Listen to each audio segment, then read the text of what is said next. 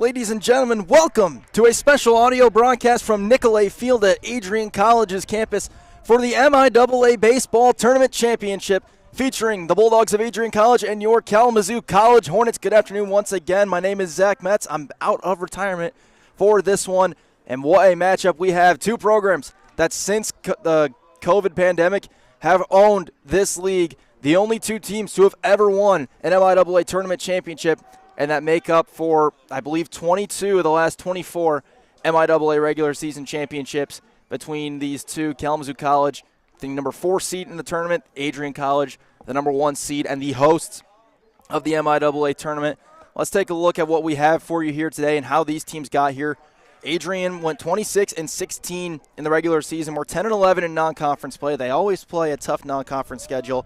They dominated the MIAA, going 16-5 in conference play, winning the regular season by 4 games, earning themselves a chance to host this tournament on their campus. Kalamazoo was 28-14. They were dominant in out-of-league play at 16-5. Had some trips along the way in league play, finishing at 12-9, but comfortably got themselves into the tournament.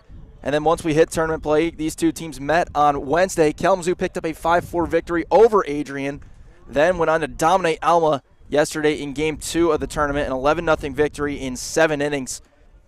Adrian, after dropping that game to the Hornets, then played Calvin in the losers bracket, came away with a 5-1 victory over the Bulldogs, or rather over the Knights, Then played Alma in a do-or-die game last night, beat Alma by a final score of 3-0 behind some dominant pitching they've had all through this tournament. The Hornets have had dominant pitching themselves, and they only had to use one arm yesterday in Jacob Davis. They've now got their full bullpen available, including their freshman starter, Carson Orvis, who has burst onto the scene in MIAA baseball. Let's look at our lineups for this game. We'll start with Adrian. Adrian is the visiting team in this game despite being the tournament hosts. Hornets are the home team, being that they only need to win one game today to become MIAA tournament champions. Adrian would have to beat the Hornets twice. However, that is not something the Bulldogs are unfamiliar with. They are the only team in league history to have come from the losers bracket to win a tournament. They did that 2 years ago at Woodworth Field when they defeated Alma twice to win the MIAA tournament champion. They are the reigning defending MIAA tournament champions, have won the last 2 tournaments. Kalamazoo won the one before that. That was the first one after the COVID pandemic. They are the only 4 seed in MIAA tournament history to win the league tournament, although that was later vacated due to NCAA recruiting violations. Adrian College's lineup will start leading off for them, and playing right field, he wears number 11, Lincoln Hayward, out of Romeo, Michigan. He is a senior, batting second for them, and playing shortstop, a sophomore from Centerville, Ohio, Centerville High School, number 5, Nick Bruder. Batting third, the pitcher and designated hitter, the MIAA MVP as a position player, a senior from Hebron, Ohio, 17, Ryan Davis. Batting fourth and doing the catching for the Bulldogs, a senior from Macomb, Michigan, whereas number 25, David Kedro. Batting fifth and playing left field, a fifth-year senior from Mason, Michigan, whereas number 26, Easton Rogers. Batting sixth and playing first base, a freshman from Tecumseh, Michigan, wearing number 23, Jake Burns. Batting seventh and playing center field, a sophomore from Manchester, Michigan, number 19, Jackson McGuigan. Batting eighth and playing second base, a senior from Columbus, Ohio, number 1, Philip Villardo. And batting ninth, playing third base for the Bulldogs, a sophomore from Tampa, Florida, number 8, Rolando Jimenez, their head coach, and he's been there for a long time. One of the great coaches in Division III college baseball, Craig Rainey. On the Hornets side of it, their starting lineup, as they are coached by Mike Ott, one of the league's best coaches as well, as we apologize for the wind coming in right now. It is a windy day here at MIAA Field, and we're sitting outside right next to the Bulldog press box, so there will be some wind coming in through this game. But the Hornet lineup, first up, a fifth-year senior out of Commerce Township, Michigan, in Orchard Lake St. Mary's High School. Wearing number 3, Cooper Mills, batting second, doing the catching for Kalamazoo, a sophomore from Pinckney, Michigan, number 13, Caleb Moore. Batting third, the first baseman, a junior from Rockford, Michigan, number 7, Ryer Reinhardt. Batting fourth in center field, the junior from Valparaiso, Indiana, Number 18, Logan Lockhart, batting 5th and in left field. A senior from right here in Adrian, Michigan. Number 10, Tanner Hawkins, batting 6th, playing second base. Another senior from Oakland, Michigan. 14, David Steckow, batting 7th, the designated hitter for the Hornets. A junior from Rochester Hills, Michigan. Number 31, Daniel Bakari, batting 8th. The third baseman, sophomore out of Niles, Michigan. Number 1, Cade Pricing, and batting 9th, playing right field for Kalamazoo College. Junior from Bloomfield Hills, Michigan. Number 23, Robert Newland, and as mentioned, doing the pitching today for Kalamazoo. Freshman from Swartz Creek, Michigan. Number 2, Carson Orvis. We are just about 15 minutes from the start of this game. We are so excited to be here. Somebody will take home a ring today. Someone will take home a championship and also clinch themselves a berth in the NCAA Division III baseball tournament. A lot on the line, a lot of records could be broken, and a championship could be won. These are the two programs, as we said when these teams met in Woodworth earlier in the year. It's the blue blood of the MIAA versus the new blood of the MIAA, Adrian and Kalamazoo. Thank you all for tuning in, and don't go anywhere as we will have the start of this game coming up soon. Again, my name is Zach Metz. The MIAA Tournament Championship on deck. Kalamazoo and Adrian.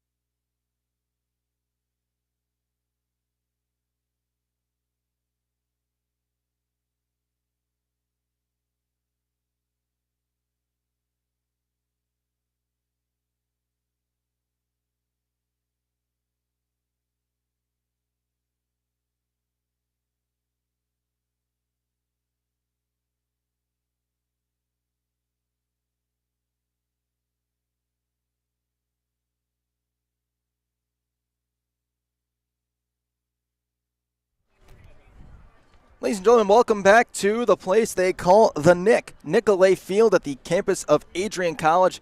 The umpires meeting with the coaches right now. Craig Rainey and Mike Ott down talking to the umps at home plate as we are just about to start this game, get an anthem, some lineups, and then get rolling for the MIAA Tournament Championship. For this game, despite it being here at Adrian, Kalamazoo College is the home team. Kalamazoo coming from the winner's bracket, Adrian out of the loser's bracket. The Hornets will be the home team for game one. Adrian must beat Kalamazoo twice to win the title. If we go to a game two, the home team will be determined by a coin flip.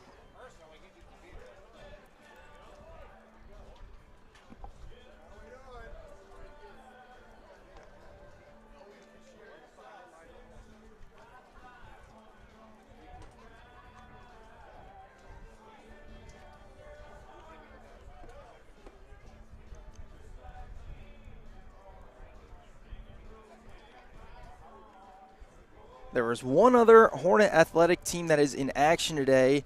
They are playing in the NCAA tournament is the Kalamazoo College men's tennis team, who is playing Grinnell College right now. Grinnell picked up the doubles point in that one, so they have a 1-0 lead.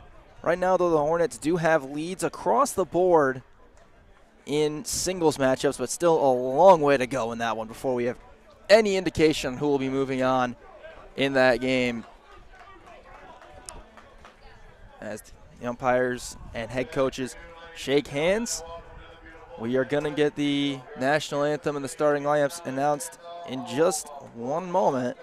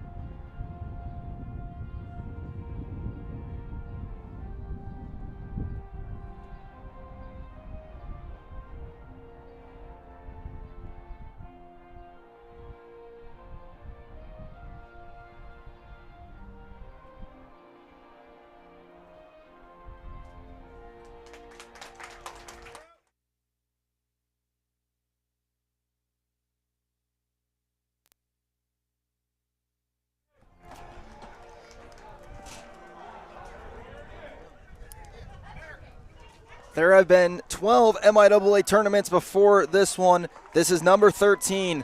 Only 2 programs have ever won it. It's these two, Kalamazoo College and Adrian College. Adrian looking for tournament championship number 11. Kalamazoo looking for what will be officially recognized as tournament championship number 2. They did win the 2016 title. It was later vacated. Their starting pitcher is the freshman from Swartz Creek, Carson Orvis. Orvis will make his 10th start of the year. He's pitched 1 complete game, has a shutout as well as a save on the year. His win-loss record, 4-3, a 1.24 whip, pitched 47 2/3 of an inning, given up 42 hits, 21 earned runs, has only walked 17, has struck out 52, an average against of 2.37, an earned run average of 3.97. If there was an all-freshman team for the MIAA, I think most people would bet you would see Carson Orvis on that list, a kid that they expect to be a stud for this program for the next 3 years following today. The Hornets in the field for this one. Orvis is on the mound. Caleb Moore is behind the plate. At first base, Ryan Reinhardt. David Steckow is at second. Kay Pricing's at third. Cooper Mills at short. Tanner Hawkins in left. Logan Lockhart in center. And Robert Newland in right. It does not get any better than this on the beautiful turf field of Nicolay Field at Adrian College. Sun is shining, the wind is blowing a little bit, but we are ready to rock from the place known as the Nick, as it says on the turf, directly behind home plate. Adrian's lineup, we'll go through it real quickly. It goes Lincoln Hayward in right, Nick Bruder at short, Ryan Davis pitching, David Kedrow catching, Easton Rogers in left, Jake Burns at first, Jackson McGuigan and center, Ryan Villardo at second, Rolando Jimenez at third. Lincoln Hayward digs in for the Bulldogs. Orvis steps onto the mound. We are about to get the championship game rolling. Clock reading 12 o'clock exactly. Orvis steps on, gets the ready to play from the umpire. The windup in the first pitch of the MIAA championship is in for a strike. It's time for Hornet baseball with a championship on the line. Orvis, the lefty, facing Hayward, the righty. Hayward, a 3.29 hitter for Adrian with 47 hits. Looks at a strike again. Hayward, senior from Romeo, Michigan, behind in the count, 0-2. Orvis will work from the windup. The 0-2 pitch is away. It's fouled straight back. Adrian College had a special run last year, winning the MIAA tournament championship, then got all the way to the NCAA Super Regional in the Division III tournament as the 1-2 is a breaking ball. Inside it hits Hayward, and that will put the leadoff guy on for the Bulldogs. I just hope everyone here has the ability to hear the energy coming from both dugouts today, as Nick Bruder will be the next to hit. He's at shortstop today for Adrian.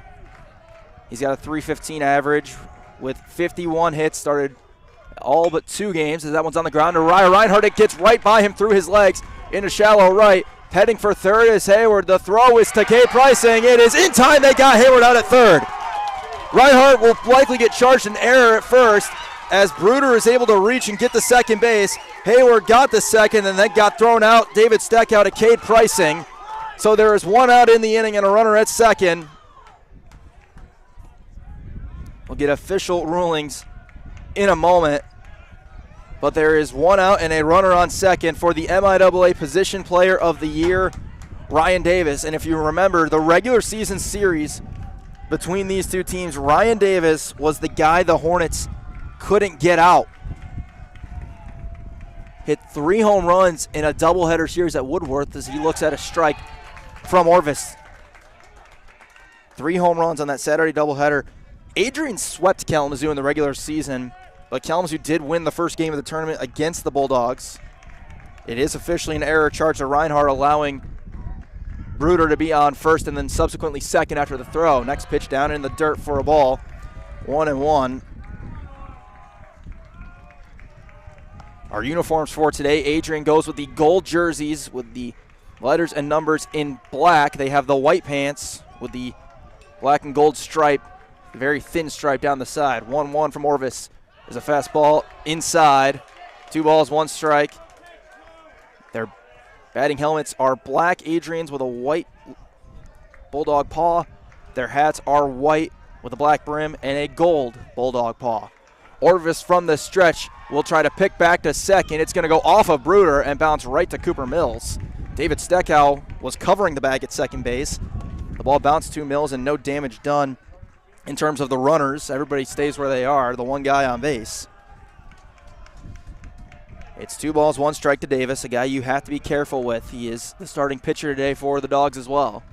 2-1 from Orvis, swung on and missed on a breaking ball in the dirt. Rather, should say in the rubber at all-turf field. It's 2 balls and 2 strikes.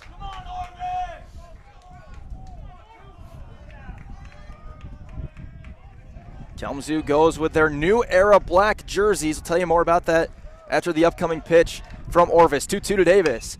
Ripped hard and foul down the third base line. That's could roll back into the road back behind us. Not far from the playing dimensions of MIAA Field. As Orvis will step back on, get the call. Pitch clock is running. 2 balls, 2 strikes. Once again, fastball just missed inside. Did not miss by much, and the count is full to Davis with David Kedro, the catcher, on deck for Adrian. Kalamazoo, the new era black. It's got the script Kalamazoo on the front in orange, outlined in white. 3-2 coming from Orvis. Hit hard and foul. Kalamazoo's got the black hats with the Hornet logo on the front, the orange brim, the MIAA patch on the left sleeve. They have the gray pants with the black stripe down the side, despite being the home team in this game. No score, top of the first. Runner on second, 1 out. 3 balls, 2 strikes to Ryan Davis. Orvis from the stretch delivers. Swing and a miss. He is out. And we have a foul ball. Davis got a piece of it. It dropped and hit the ground.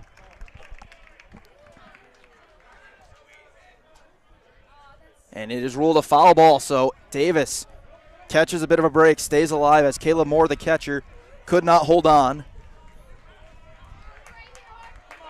We will stay 3 balls, 2 strikes. A long at-bat between Orvis and Davis. One more 3-2 is again hit foul, lunging at a breaking ball.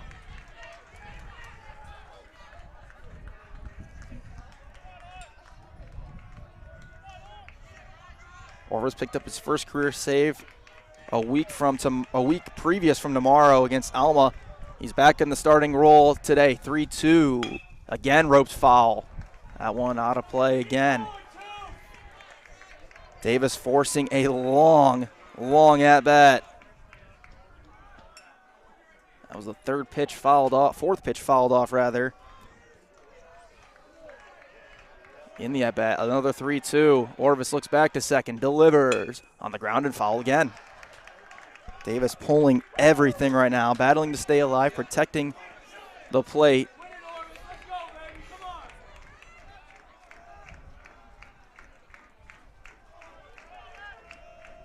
David Kedro will be the next at bat. And what situation yet to be seen. Infield playing Davis to pull slightly. Another 3-2. Again roped foul and out of play. Pulled it again. That one might have gotten to the highway. Wouldn't be home run balls, but they are being hit hard, and Davis has been out ahead of every single pitch.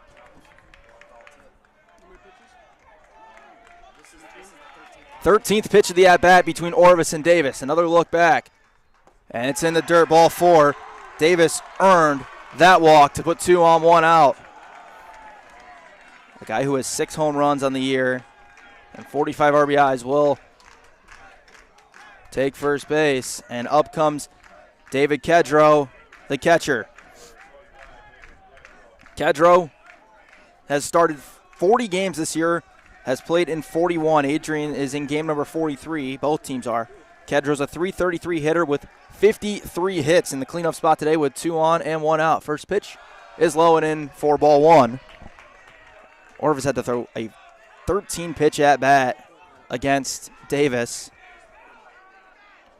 Hit Lincoln Hayward to start the inning. Then Nick Bruder reached on an error where Hayward was thrown out at third. As the 1-0 is a fastball for a strike. Davis then walked. 2 on, 1 out as we sit for the Bulldogs.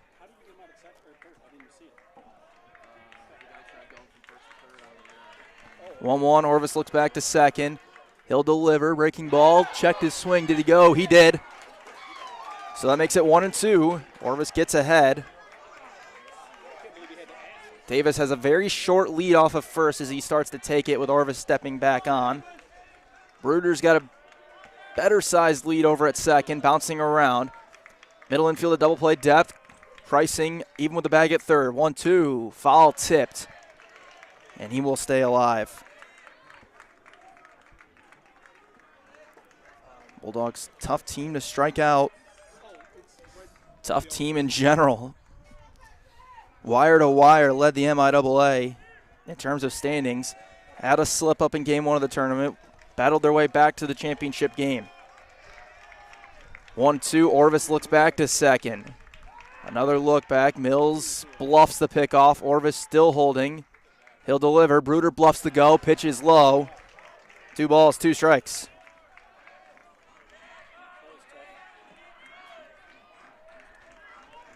A long inning in terms of pitches thrown for Carson Orvis.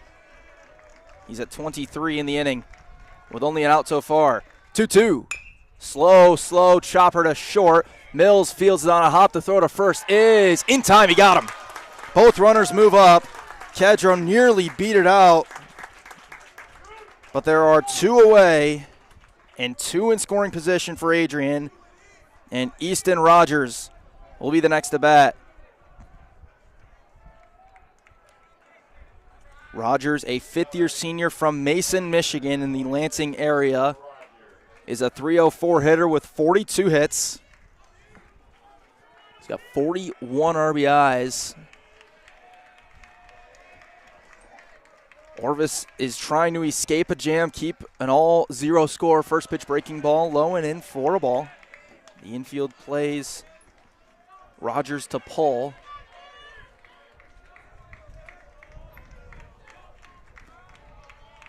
Cooper Mills is into the outfield turf right now as that's a fastball for a strike. 1 ball, 1 strike. Ryan Reinhardt is well off the bag at first. Cade Pricing was even with the bag and backs up. About, I'd say, 10 feet behind the bag at third. It's pretty tight to the line. 1-1. Bounces, and it's 2 balls, 1 strike. Top of the first, no score. Bulldogs with second and third. 2 outs. Carson Orvis trying to navigate murky waters as he's behind 2-1 to Easton Rogers, the Bulldogs left fielder. He'll deliver. That's hit hard up the middle. David Stackhouse can't field it. 1 run will be in. Getting waved around is Ryan Davis. The throw is going to be cut off. And Adrian gets a 2-0 lead here in the top of the first inning on a 2 RBI single by Easton Rogers, the 5th-year senior who has played in a lot of championship games before, puts the Bulldogs up first.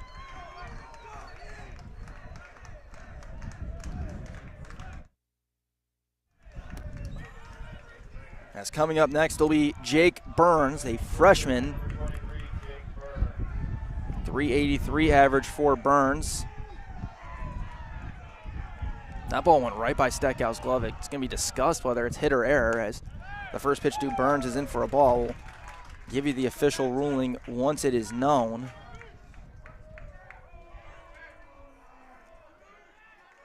As Orvis will work from the stretch, a short lead for Rogers off of first. 0-1, fastball up and in. Makes it 1-1. The Adrian dugout certainly energized. We'll expect the same from the Hornets. Burns is a 383 hitter and 107 at-bats with 41 hits. 1-1, fastball for a strike. 29 runs batted in for Burns, the freshman out of Tecumseh, Michigan.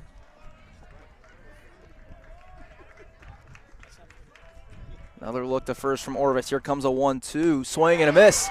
Will end the inning. Orvis gets a K to end it, but the Bulldogs strike. They get on the board with a pair of runs as we go to the bottom of the first here at Nicolay Field. It's Adrian 2, Kalamazoo 0. Hornets will bat for the first time in the MIAA Tournament Championship.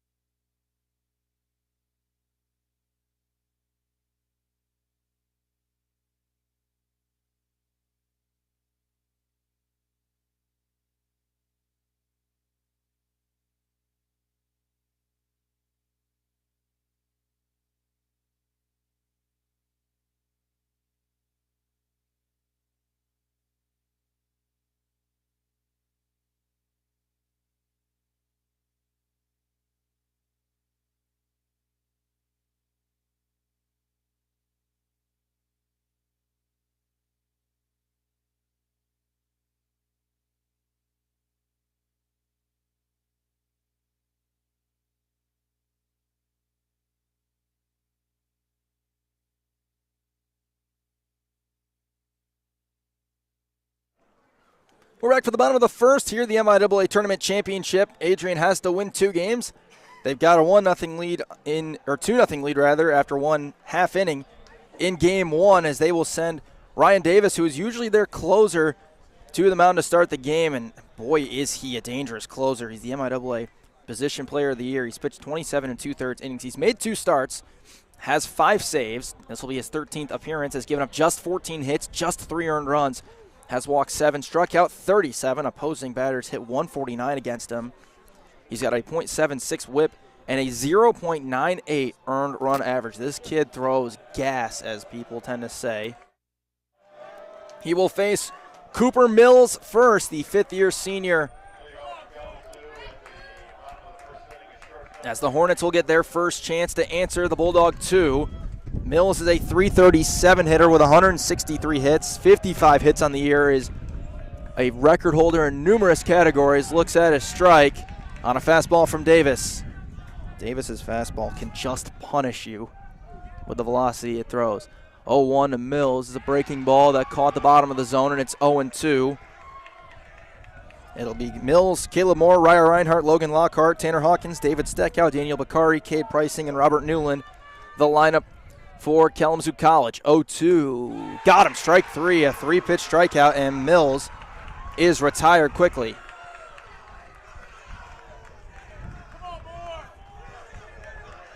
It brings up Caleb Moore, a first-team All-MIAA honoree as a catcher,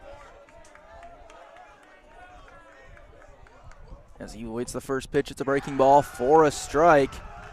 4 pitches, 4 strikes for Davis right now. Davis appeared in Adrian's win over Calvin, got 1 out as Moore flies the next pitch into right field. It is right at Lincoln Hayward, who makes the catch for out number 2.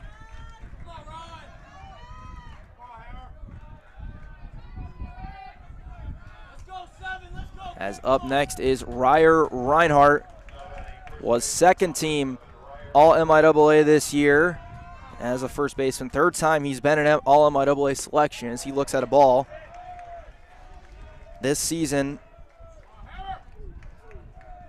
he has hit 14 home runs, including a 3-run shot, as he looks at a breaking ball for a strike. A 3-run shot yesterday that went into orbit in the win over Alma. He's a .385 hitter on the year. Flies this ball to right field. Hayward has to backtrack, but he's underneath it to make the comfortable catch, and a very, very quick and easy 1-2-3 inning for Davis and the Bulldogs. We go to the top of the second. Carson Orvis will come back out. Hornets looking for a 0. They trail 2-0 in the MIAA Tournament Championship.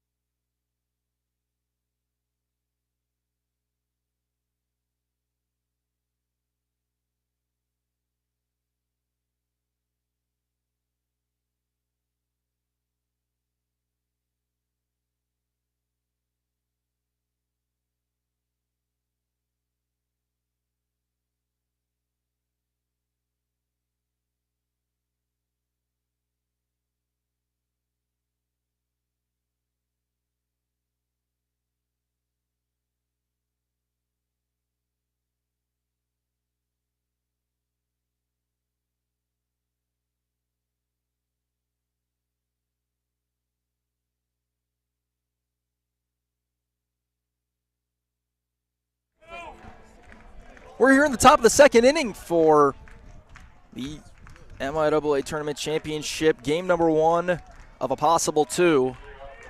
If Adrian wins, we will have a second. If the Hornets win, it will be just the 1 game, and the tournament concludes as Jackson McGuigan will lead off first for Adrian. The first pitch from Carson Orvis is a breaking ball outside for a ball. Orvis gave up 2 runs in the first inning, had to throw 32 pitches to get out of the inning. One of the runs was earned in the inning as the 1-0 is a fastball that's chopped to third base. Cade Pricing fields it at the 5-6. The throw across the diamond is in time for out number 1 here in the second. It'll be McGuigan followed by Ryan Velardo and then Rolando Jimenez for the Bulldogs. A quick inning would be preferable for Orvis.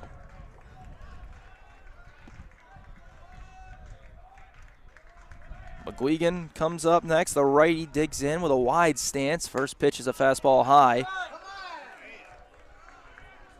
A .217 hitter. This is just his 18th game played this year, his 7th start. 23 at-bats and 5 hits. He's at the second base spot today. 1-0 is well inside. He jackknifes out of the way, and it's 2 balls, no strikes. Both of these teams filled with all MIAA honorees as they usually are, as Orvis will wind up for a 2-0 pitch. Fastball for a strike. Ryan Davis for the Bulldogs, as mentioned, honored as the MIAA Position Player of the Year. They had Jackson Clark as a first-team All-MIAA pitcher. David Kedro, first-team All-MIAA catcher. Second time he's been honored as the 2-1 is swung fouled off of himself. And it's 2-2. Jake Burns, as a freshman, picked up first-team All-MIAA honorees. Ryan Davis, obviously, gets the third base nod as his second All-MIAA honoree on the first team. And then Lincoln Hayward's first-team All-MIAA outfielder. And on the second team for the Bulldogs, Easton Rogers gets a utility nod. He had the 2 RBI single to give Adrian the lead. 2-2 to Velardo is low. 3-2. That was the first time Rogers has been honored on the Hornets side. Caleb Moore gets his first honor as a first-team catcher, as Orvis will wind up for a 3-2. That's hit hard to short off the glove of Cade Pricing. Going to roll into the corner. Staying at first and heading to second is Velardo. The throw is offline. He will be in there safely for a 1-out double for Velardo.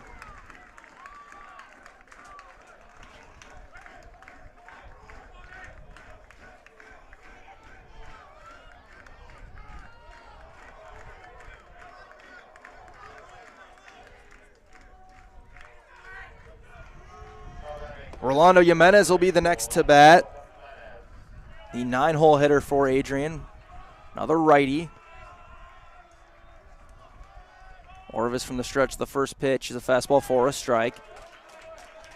Jimenez, a .268 hitter, 112 at-bats, has given up 30 hits.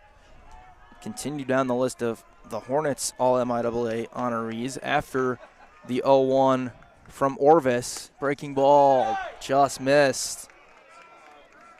Logan Lockhart, who's out in center field, was first team as a utility player. First time he's been honored. Cooper Mills got his second honoree of his career as the shortstop.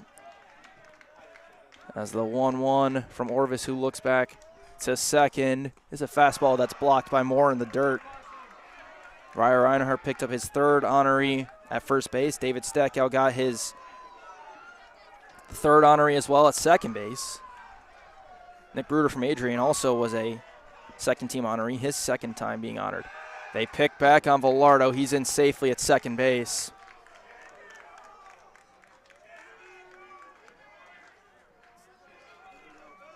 Velardo's doubled the first extra base hit of the game for either team. We're in the top of the second. It's Bulldogs 2, Hornets 0. 2-1 from Orvis is a slow roller to first. Ryer Reinhardt gobbles it up, will race Jimenez to the bag and win. 3 unassisted for the second out of the inning. Velardo moves up to third, so it's 2 outs and a runner in prime scoring position for the top of the order, and Hayward.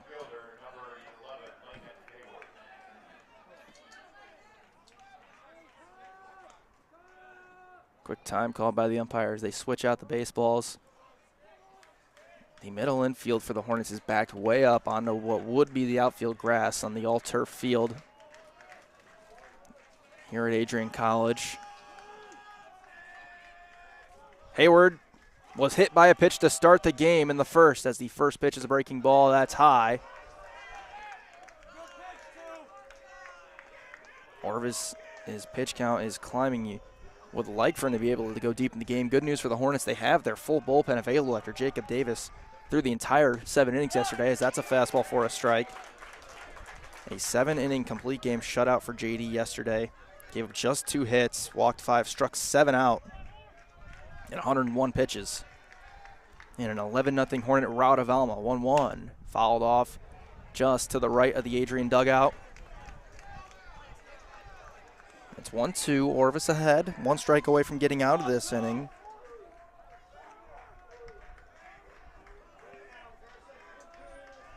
Hayward, the lefty, with the wide stance. Cocks the bat over his left shoulder. 1-2. Ground ball to first. Reinhardt's got it. Fields it on a little bobble, but then throws to Orvis, who will beat Hayward to the bag. Get the out and end the inning. A 3-1 put out to keep Adrian from scoring. Bulldogs leave 1. They get a double. They do not score. We go to the bottom of the second. No score, or rather, excuse me. Adrian no score in the top of the second. They lead at 2-0 as we go to the bottom of 2.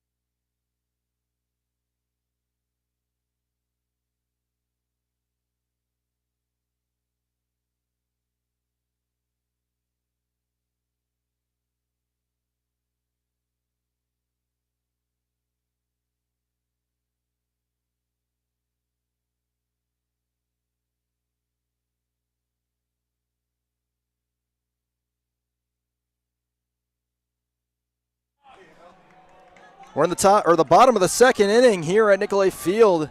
Remember, Kalamazoo College is the home team for this game. Should Adrian win and we have a game 2, the Hornets and Bulldogs home visiting team will be decided by a coin flip. Logan Lockhart will lead off the bottom of the second for the Hornets against Ryan Davis, who throws a fastball for a strike. Davis was very economical in his first inning, needing just 8 pitches to get the 3 outs, a strikeout, and a pair of flyouts. Breaking ball missed. 1 ball, 1 strike. That's the first. Now the second ball thrown by Davis in this game. Lockhart flies this ball high in the air to shallow right center field, as Jackson McGuigan will get underneath it and make the catch for the first out of the inning. Davis, who is a strikeout maestro, has so far been able to get outs, but only 1 strikeout on 3 pitches, and it was Mills looking, as Tanner Hawkins will bat next. Hawks, a .297 hitter with 44 hits and 148 appearances as he looks at a strike. Had a pretty good day yesterday, was 2 for 3 with 3 runs batted in, as this pitch is a breaking ball in for a strike.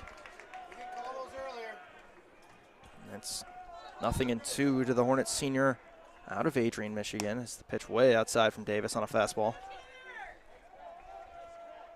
1 ball, 2 strikes. Graduate of Tecumseh High School.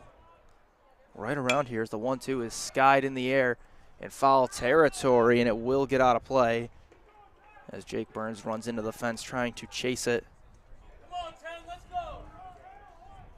We stay at 1-2. Hawkins will be followed by David Steckow in the inning.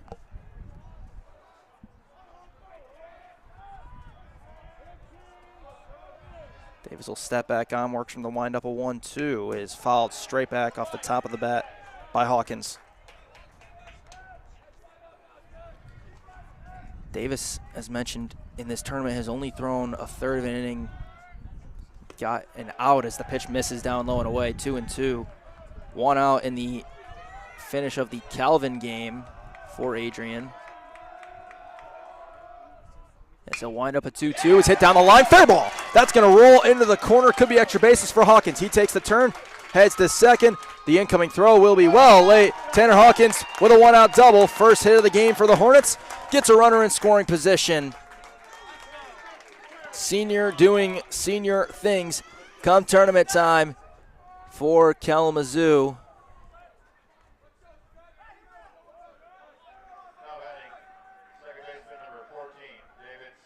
As David Steckow will hit next.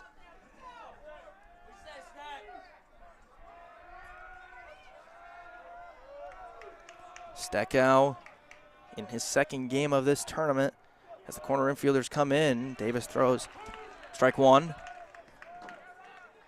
The All-MIAA second baseman is a .305 hitter on the year with 43 hits and 141 at-bats. Davis working from the stretch for the first time today. Hawkins with a good-sized lead off of first. Everybody playing pretty straight up. Breaking ball for a strike from Davis. It's 0-2.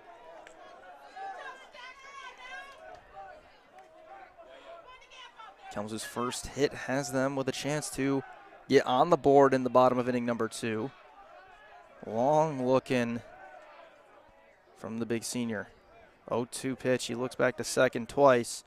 This is a chopper to third. Feeling it on a hop is Jimenez. The throw to first is in time. And there are 2 down. Hawkins was unable to move up. Means 2 down for Daniel Bakari.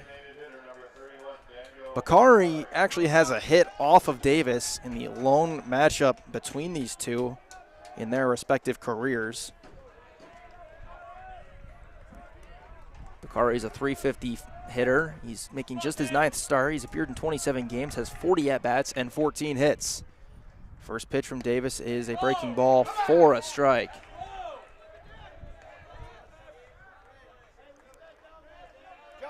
Trying to extend the inning to Cade Pricing, get a knock and bring Hawkins in, get the Hornets on the board. A little bit of momentum against the Stark two-way player for the Bulldogs. 0-1 infield back. Bakari late on a breaking ball. It's 0-2.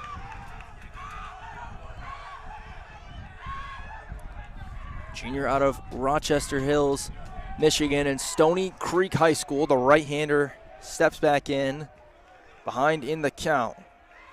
Pretty even stance. Bat over the right shoulder. Davis looks back to second. The 0-2 is a breaking ball down and away. 1 ball in, 2 strikes.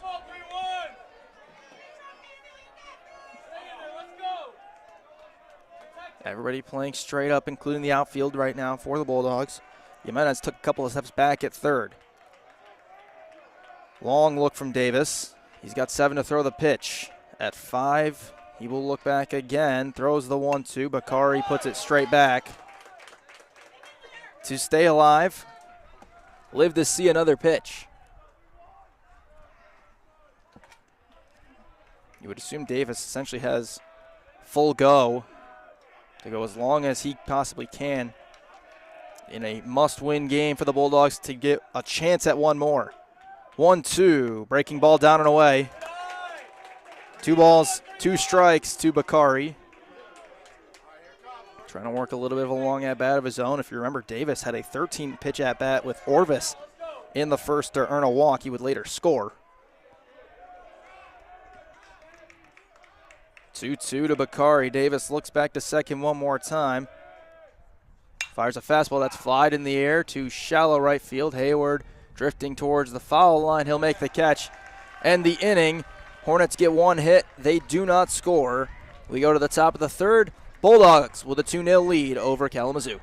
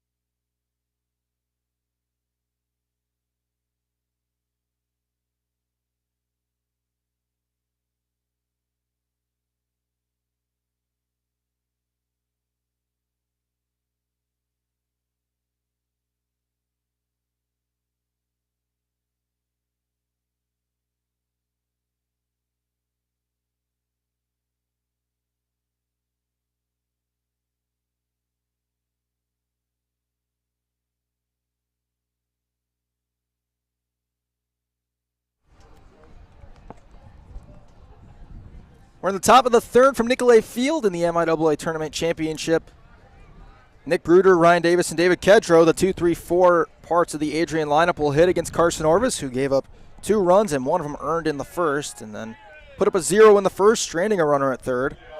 Bruder reached on an error, would score on the 2 RBI single by Easton Rogers. His home plate umpire said something to the Hornets dugout, but doesn't look like any warnings or anything were issued as the first pitch breaking ball misses to Orvis.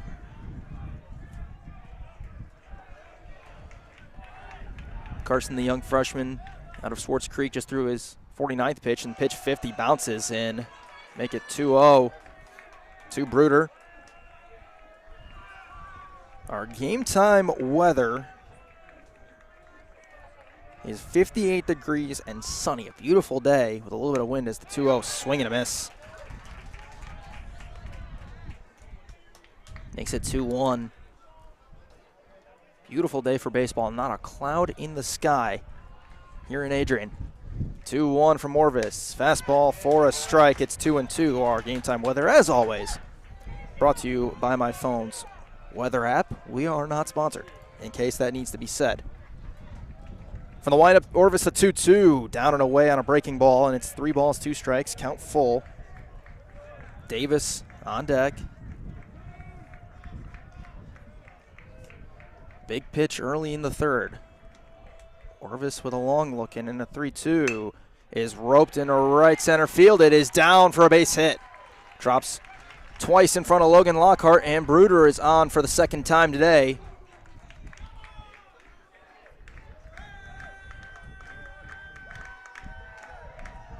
As Davis will come up next.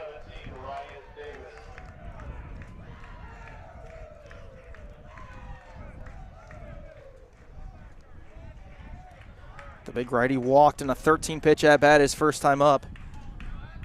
Keep an eye on Nick Bruder, a dangerous guy over at first. He was 13 for 15 on stolen bases, and they will check over on him. He's easily in safely.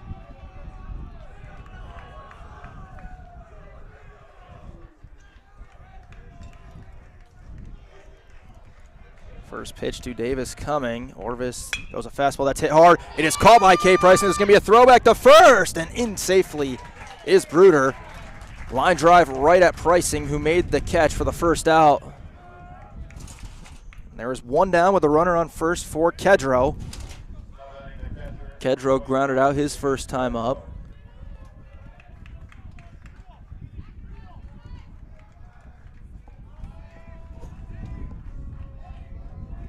Another look back to first for Orvis. The first pitch is a breaking ball. That caught the outside part of the plate for strike one. Middle infield moves to double play depth. Pricing about 3 steps behind the bag into his left of it over at third. Another throw over on Bruder. Bruder's back well safely. He doesn't have a huge lead over there at first. But Orvis likely aware of his stolen base ability. He leads the Bulldogs with 13 as that one's fouled right back at the Adrian dugout. Adrian's not a big stolen base team. In 42 games, they have 84 attempts and 65 successes. So it might seem like a giant number, but no one Bulldog really is up there as that pitch missed. And it's 1-2 now. That was an 0-2 pitch. That nearly would have been a big ring up for Carson. He's got 1 strikeout in this game and was close to another. 1-2 is lined in a left base hit. Routine single for Kedro puts 2 on, 1 out for Rogers, who's already done damage in this game. The 2 RBI single in the first to put the Bulldogs up.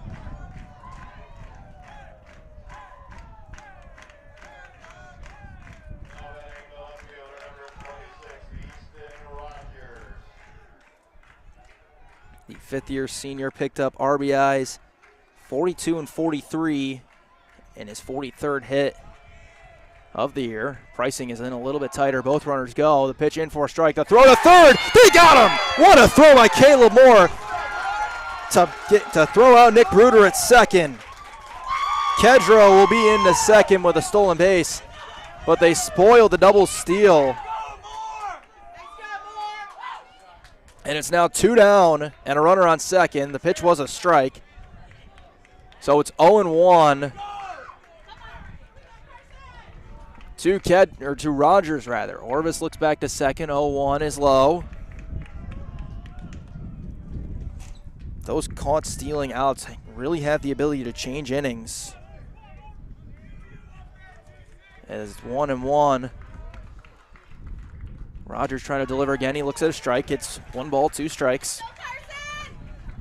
2 runs, 4 hits, no errors for the Bulldogs. No runs, 1 hit, 1 error for the Hornets in the top of inning number 3. Orvis 1 pitch away from getting out of what was a 2-on-1 out situation. It's now a 1-on-2 out scenario. 1-2, fouled straight back into the parking lot.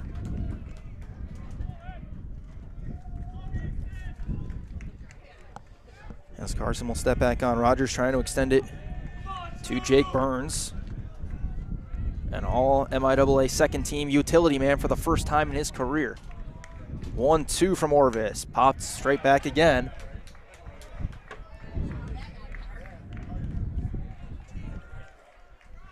And it's 1-2 again. That one actually knocked off of a truck in the parking lot.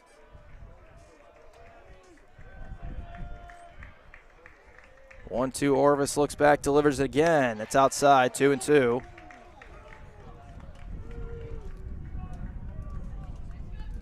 He's up over 60 pitches. Nobody throwing for the Hornets. Orvis will at least, assuming he gets the out, get the 4th.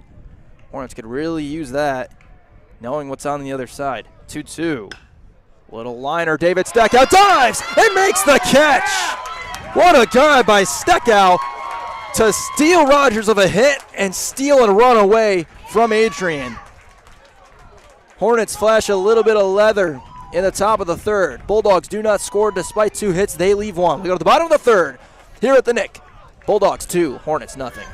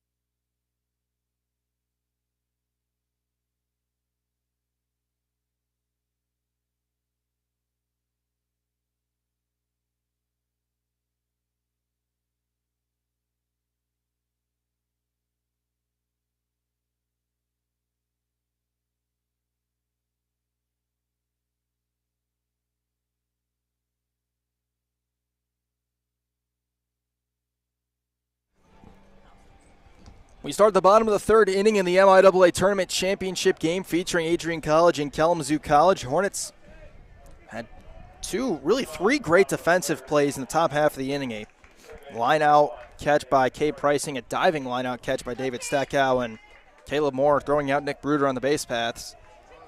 As Cade Pricing, Robert Newland, and Cooper Mills will bat in the bottom of the 3rd against Ryan Davis, and the first pitch up and in, and it caught Pricing, I believe, in the shoulder. Didn't hit him by much. Pricing perfectly fine, walks down to first with ease, but it's a hit by pitch to put the leadoff runner on for Kalamazoo. And bring up Robert Newland. Newland, the big right fielder, turning into a utility player for the Hornets, can play pretty much anywhere in the outfield. First pitch inside to him, nearly hit him.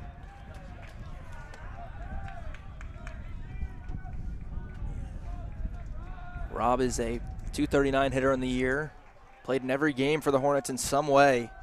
Started 39 of them. This is number 40. 1-0, hit hard, 5-6, base hit. And the Hornets with 2 on, nobody out, at the bottom of the order doing damage. Not enough to bring any runs in, but they've got 2 on and nobody out in the top of the order coming up in the form of Cooper Mills. And you wonder if the bunt is on. Mills is one of the best bunters, if not in the league, just in the country. The middle infield is going to stay back for Adrian. The corner infielders are in tight.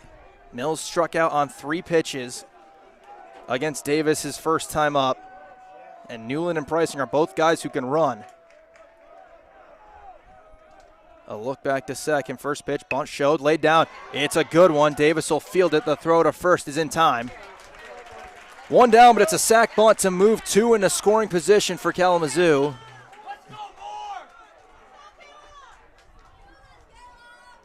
And it brings up Caleb Moore.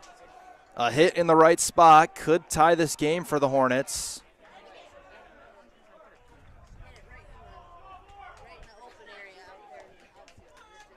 Newland's single was the second hit of the game for Kalamazoo, and this is the best scoring threat they've had on the star-studded closer turned starter for Adrian this year. Moore 0 for 1. He flew out his first time up to pretty deep right field. Would have been good enough to, if he hits that again, it would be good enough to score Pricing. As Davis from the stretch, the first pitch is a fastball well away. 1 ball, no strikes. The Bulldogs have an arm starting to get loose in their bullpen.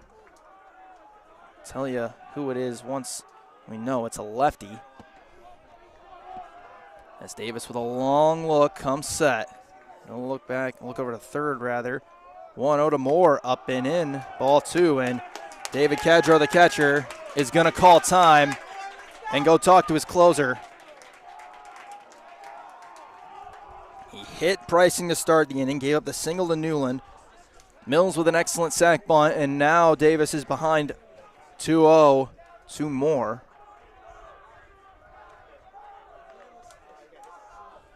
Looks like the arm up for the Bulldogs.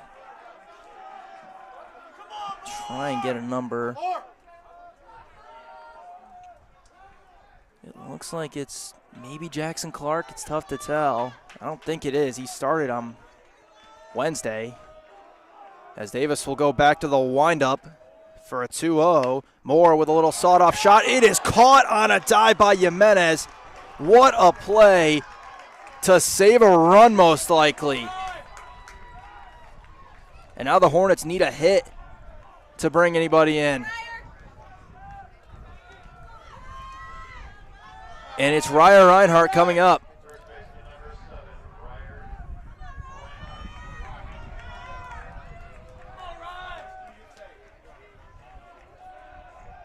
Reinhardt flew out to right field his first time up. First pitch, a check swing, and he didn't go on a breaking ball down and away. Ball 1. An update on the arm that's throwing for Adrian. It is Brock Shoemaker. Lefty getting loose. 2 on, 2 out. 1-0 count to Reinhardt. Davis to the windup. 1-0. Reinhardt with a little slow roller to third. Jimenez has it. The throw to first is in time. He got him.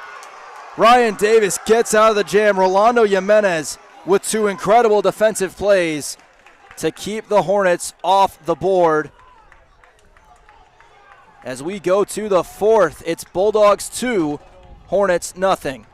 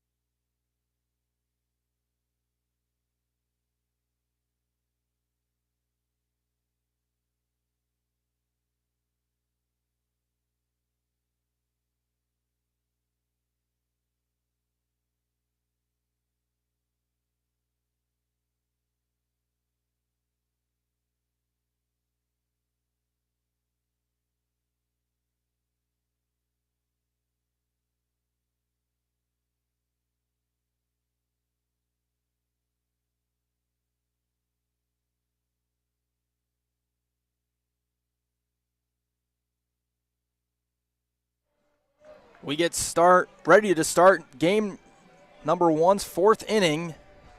Game one of a possible two today if Kalamazoo wins game number one. They are the MIAA tournament champions. They do go to the NCAA tournament. If Adrian wins game one, we play a second one as Jake Burns will lead off. It's a 2-0 Bulldog lead. They scored 2 in the top of the first. Nobody has scored since then. Burns holds the bat high over his head and swings and flies this ball to pretty deep right center field, but Logan Lockhart is backtracking and makes the catch for out number one on one pitch for the Hornets. Carson Orvis is still out there. That was his 67th pitch of the game. A quick inning would likely allow him to be out for the fifth. A little rocky start for him, but he's settled in and able to keep the Bulldogs from scoring. Adrian's left one on base in every inning this game so far, as the first pitch fastball is a strike to Jackson McGuigan. McGuigan's 0 for 1. He grounded out to start the second inning. This is a big moment for Orvis. Freshman in the MIAA championship gets a swing and a miss on McGuigan. And it looks like he's settled in a little bit. Starting to locate his pitches a little bit more. Starting to get some swings and misses as the 0-2 gets a swing. Foul tipped into the glove for strike three. Second strikeout of the game for Orvis, and it will bring up Ryan Villardo.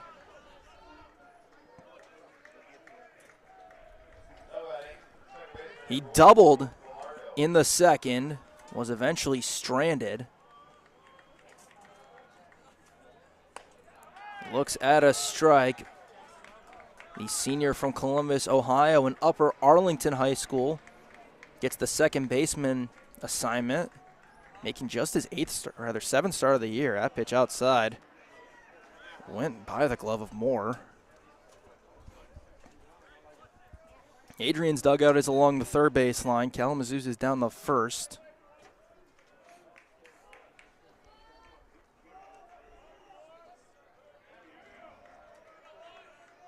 As Orvis will wind up for a 1-1. Fastball's too tall. It's 2 balls, 1 strike. Stackhouse and Mills, the middle infielders, back on what would be the outfield grass. 2-1 is a breaking ball for a strike. A good-looking breaking ball. And it's 2 balls, 2 strikes.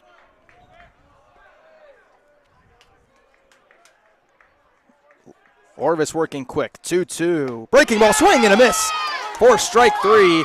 Pair of strikeouts for Orvis gives him a 1-2-3 top of the fourth. We go to the bottom of inning number 4 from Adrian. Bulldogs still leading it 2-0.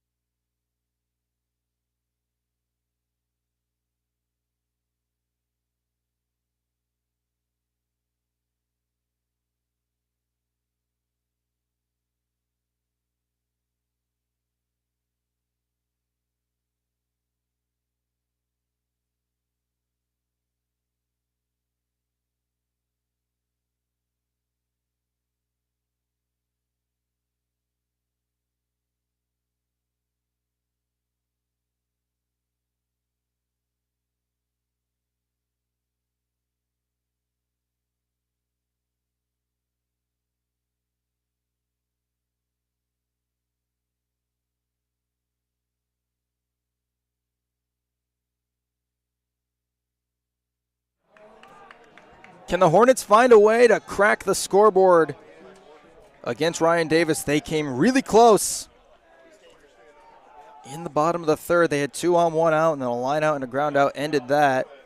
They will have Logan Lockhart, Tanner Hawkins, and David Steckow up against Davis here in the fourth. First pitch breaking ball outside for ball 1. Lockhart, the junior from Valparaiso, Indiana, is 0 for 1 with a flyout in the second inning. 1-0. Fastball caught the outside part of the plate. 1 ball, 1 strike. Davis is a guy who can get outs quickly. He's at just 38 pitches right now as Lockhart swings and saws it off the inside part of his bat towards the Hornet dugout. Adrian had Brock Shoemaker up and throwing when Davis started to get into trouble in the third, but he's since sat down as the 1-2 is flied out of play over the first base line. It stays 1-2.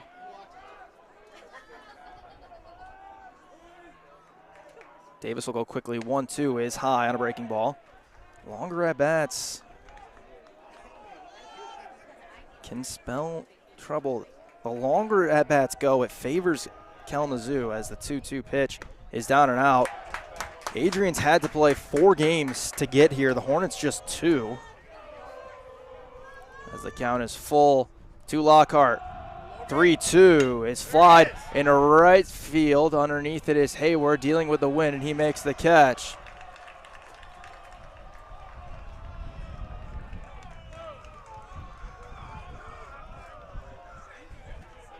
Up comes Tanner Hawkins. Had the Hornets' first hit off of Davis. It was a double down the left field line.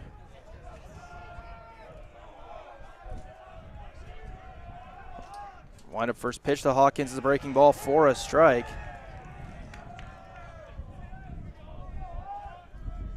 Wind starting to blow a little bit harder here as pitch up and into Hawkins.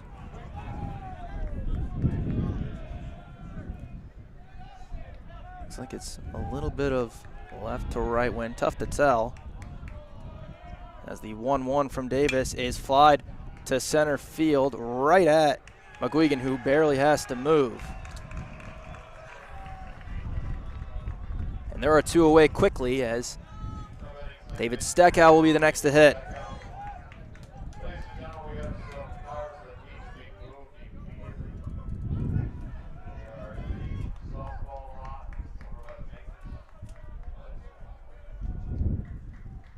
First pitch to David Steckhouse on the ground, gloved by Davis, who will jog over to first and flip it to get Steckow out.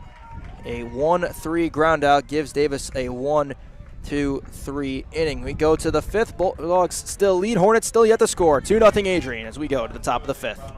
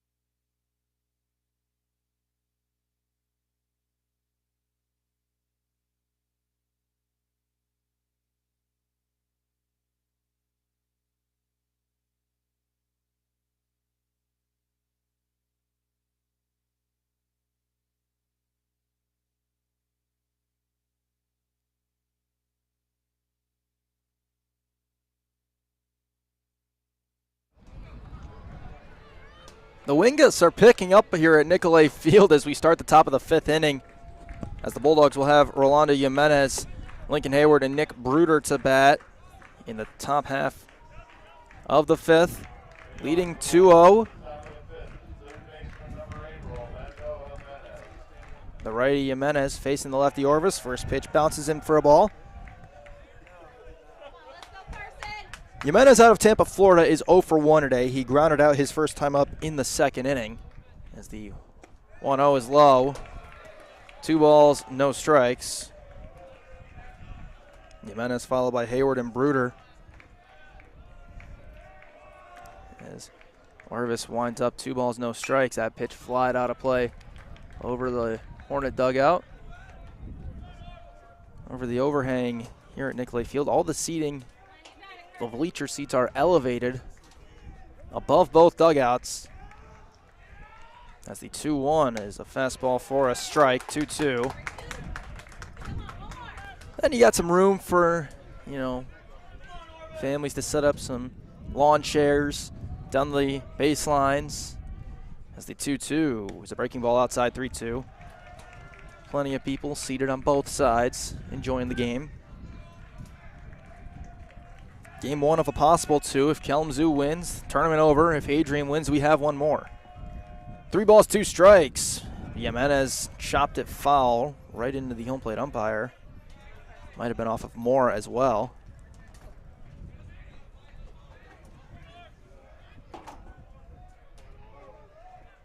And we'll do the 3-2 again. Orvis has had to work through a number of long at-bats. His pitch count before the AB was at 75 as the 3-2 is fly foul out of play again. And the ball, I believe, was caught by somebody. The Adrian dugout let out a cheer. Usually that's a sign of someone caught the ball. Another 3-2 from Orvis. Little roller to first. Reinhardt's got it. There's a race to the bag, and the throw is away from Orvis. Jimenez is going to take the turn and hold at first base. We'll see how that one gets ruled. It could go either way. Jimenez might have beaten it out anyway. But it puts a runner on with nobody out for the top of the order in Hayward.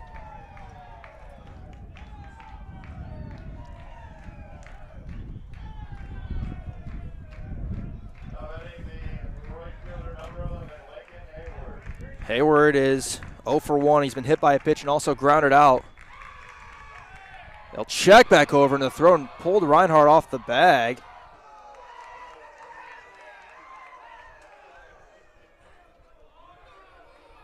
Reinhardt tried to give a little fake out and act like he didn't know where the ball was, and then instead, in an effort to get Jimenez to start running, who did not. Hayward shows bunt, lays it down. It's going to roll foul. It was a beautiful bunt down the third base line that did not go very far and likely would have been a hit. But Caleb Moore put his arms up, said nobody touch it, and on the turf it rolls foul. And it's 0-1 to Hayward. 2 runs on 5 hits for the Bulldogs. That last one is ruled an infield single for Jimenez. No errors for them, no runs, 2 hits. Kalamazoo has 1 error in the game. 0-1 to Hayward, who you would imagine will try and bunt again. Pricing's in tight. He shows it, and it's laid down. Foul again. So 2 strikes. This is usually where you see the bunt come off. Hayward has missed twice on his bunt attempts to move Jimenez over to second base. With Bruder, who the Hornets have struggled to get out all year, on deck. 0-2 from Orvis. Fouled off, straight back. All right, come on, 2. Let's go. Finish it off. We stay at 0-2. The Hornets, I believe, do have an arm up and throwing, but it is tough to see because the Hornets bullpen is behind the right field wall. As another 0-2 from Orvis. Drops in, and it just misses low. It looked like a beautiful bending breaking ball for Orvis, but a heck of a take by Hayward to make it a 1-2 count. Another delivery from Orvis, 1-2. Little flare popped up. David Steckow is under it. He makes the grab. 1 down. P4 the putout, and up comes Nick Bruder, who continually gives the Hornets issues. Shortstop number 5, Nick Bruder. Bruder, in the 4 games the Hornets have played against the Bulldogs this year, I'll tell you about the numbers in a moment. As time is going to be called in, Matt Ellenbest is going to come out, and he is going to make a signal to the dugout. So we'll tell you about that in a little bit. We are going to get a pitching change coming up. Carson Orvis's day is done.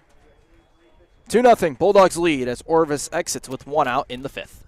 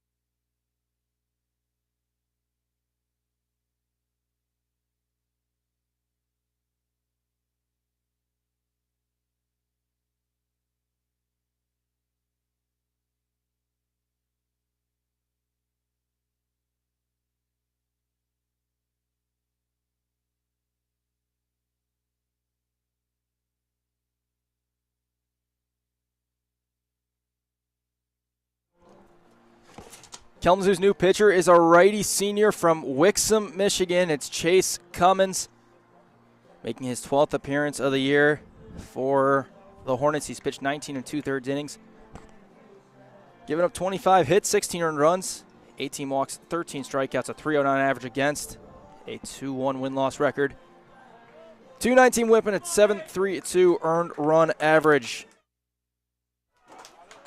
He will face Nick Bruder with a runner on first and 1 out. Just talking about what Bruder's done against the Hornets this year. Game 1 they played, walked, got a hit, scored a run. That's the first pitch from Cummins, the breaking ball down and away for a ball. Game 2 they played the year at Woodworth. Bruder 2 hits, an RBI, including a double, a walk. As Cummins will go from the stretch with Jimenez on first. 1-0, fastball fouled off straight back.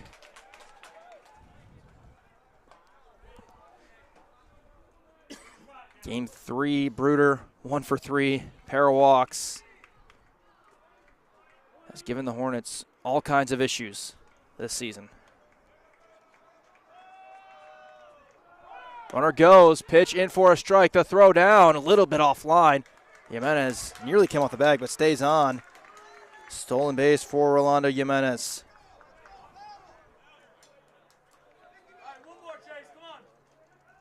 That's his 6th stolen base of the year on his 10th try. Cummins is ahead of Bruder 1 and 2. Bruder, a sophomore who has done damage to the league since he walked in. 1-2, bounces. 2 balls, 2 strikes, sophomore out of Centerville, Ohio. Everybody plays regular depth as Cummins searching for a crucial out, especially with Davis on deck. 2-2, breaking ball just outside. Count is full.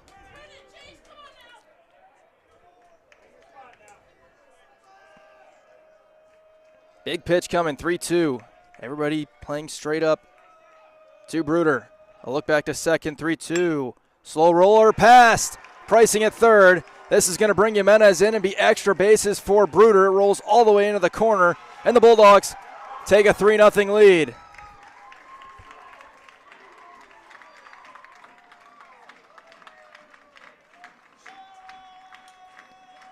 Nick Bruder is 2 for 2 today with a single and a double.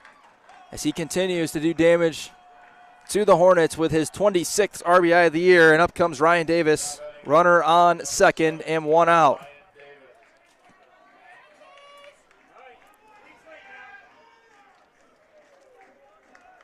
Davis is 0 for 1. He has walked and lined out. Hornets will play him to pull. He shows bunt, lays it down, and foul. Bulldogs' bunt attempts have not gone well today. That's the third time this inning they've tried to lay one down, and it's gone foul down the third base line.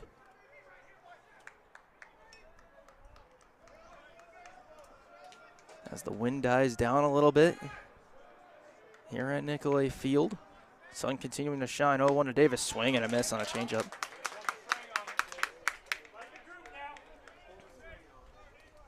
It's 0-2. Reinhardt is almost a third of the way to second base from first as Ward Kalamazoo's playing Davis. 0-2, just low. And it's 1-2 to Davis with Kedro on deck. Bulldogs scored their first run since the first in this inning to take a 3-0 lead here. Cummins looks back to second. 1-2 to Davis. Fly ball in a shallow center, but Lockhart will get a little help from his trusty friend, the wind, to blow that ball out to him, and there are two away.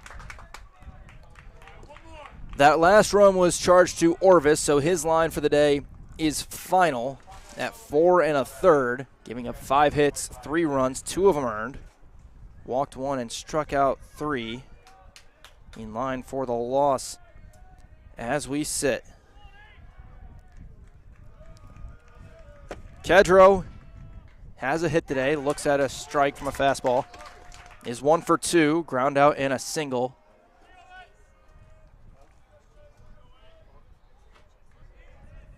Cummins looks back to second, working from the stretch. 0-1. Breaking ball fouled right into the netting, protecting the fans sitting up top.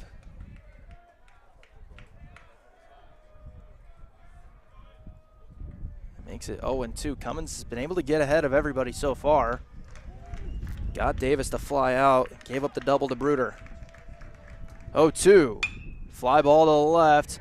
Hawkins drifts back a few steps, makes the catch, and it ends the inning. So Cummins comes in, gets a couple of flyouts, and gives up a hit. But the Bulldogs put a run on Orvis's total, leave a runner stranded. We go to the bottom of the 5th. We're halfway home here at the Nick in the MIAA Tournament Championship.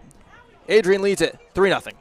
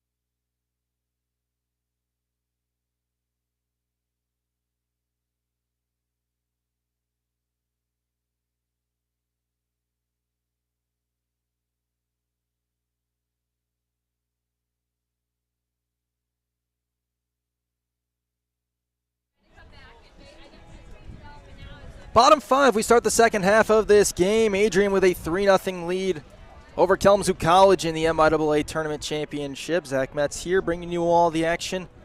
We thank you all for tuning in as Ryan Davis, who has thrown 47 pitches through 4 innings, will continue to deal. He will face the bottom of the Hornet order, Daniel Bakari, Cade Pricing, and Robert Newland. Bakari is 0 for 1. He flew out. Adrian just got Brock Shoemaker back up, the lefty, as the first pitch up and in, nearly hit Bakari. It's ball 1.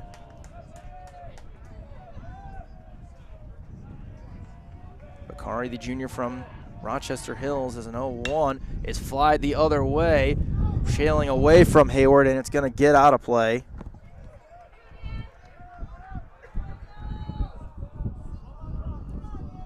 Makes it 1-1.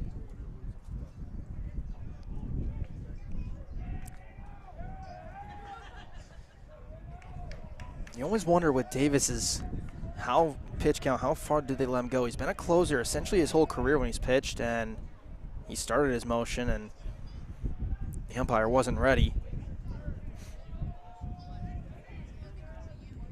So now he's good to go, and it's the 1-1-2 Bakari on the way. He saw it off, lands foul. Burns, the first baseman, couldn't get to it. It's 1-2. The only real trouble Davis has faced was the third inning, first and second. Nobody out, which turned to second and third, one out. He got a line out from Moore, and Reinhardt to ground out. 1-2, breaking ball outside. It's 2-2.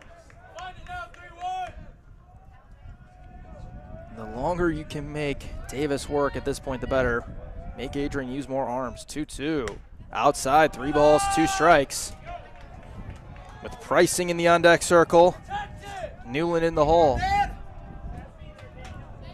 The designated hitter for the Hornets digs back in. 3-2. He fouls it off into the Adrian dugout.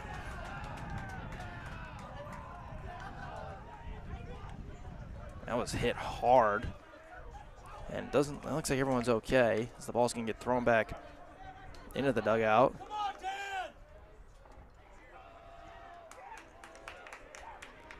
Davis will step back on.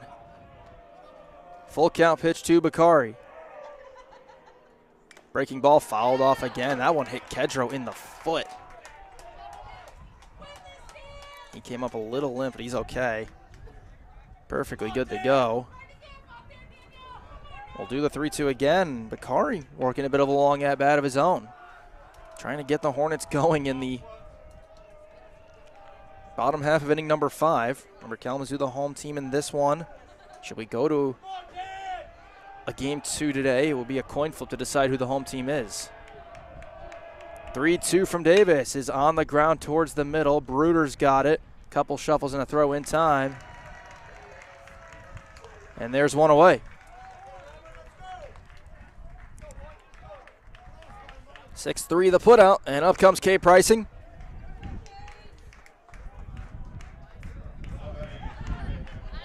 Pricing was hit by a pitch his first time up.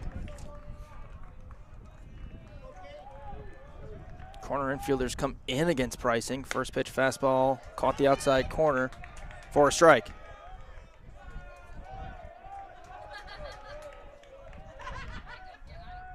Corners in, middle back in the infield for Adrian. 0-1 is down and out from Davis.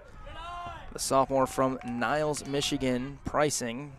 Just saw a pitch 57 from Davis as Shoemaker sat back down. They're going to let Davis roll here. 1-1 is outside, and it's 2-1. Davis started this game pounding the zone with that fastball. He's using the breaking ball more here as this game's going on.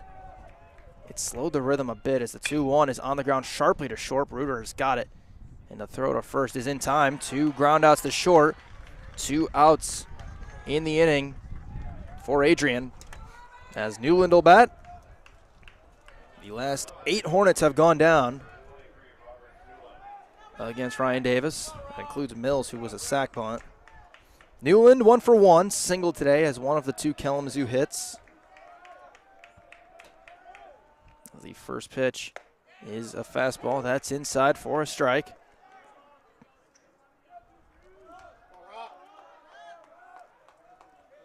Wind up 0-1. That's up and out with a fastball. They're starting to put together some longer at-bats, but if you want to get out of here in game 1, you're going to have to do it as the pitch misses down and away 2-1. You got to get runs eventually. You can only rely on chasing a guy and working counts for so long until you got to get hits. Newland has one today as he awaits a 2-1 and a fastball down and in. It's 3 balls, 1 strike. Newland in a good hitter's count with Mills in the top of the order in the on-deck circle. 3-1. caught the inside corner for a strike. Newland started to walk down the first, and the count is full. Now it's the Adrian's Bulldogs dugout starting to make a little bit of noise. 3 balls, 2 strikes from Davis, and it hits Newland right in the arm. Second batter to be hit today. Newland reaches for the second time today. As Mills will bat, he is 0 for 1. He has struck out looking against Davis, and then he had the sac bunt in the third. Bats in the 5th.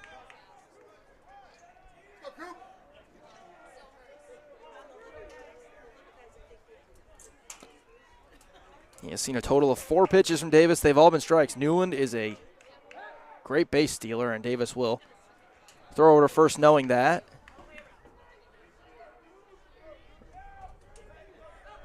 Yes, he's forced to work in the stretch now. Robb is 18 for 19 on stolen bases this year. First pitch to Mills is a fastball for a strike.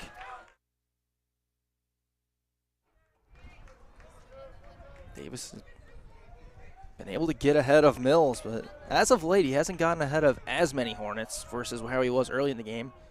Can Kalamazoo take advantage? Newland's got a big lead off of first. Davis looks back. 0-1 is fly down the right field line. Foul territory, out of play.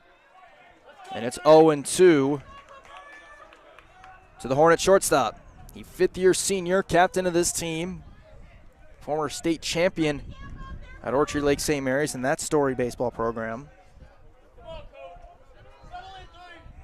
He's behind 0-2.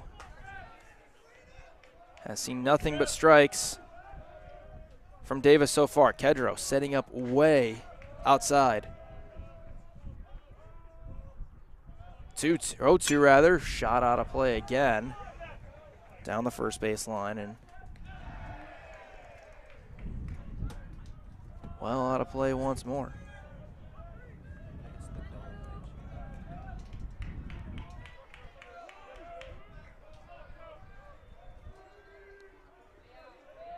Oh, 2 again. Davis looks back and will throw back on Newland. They almost got him. He slides in safely.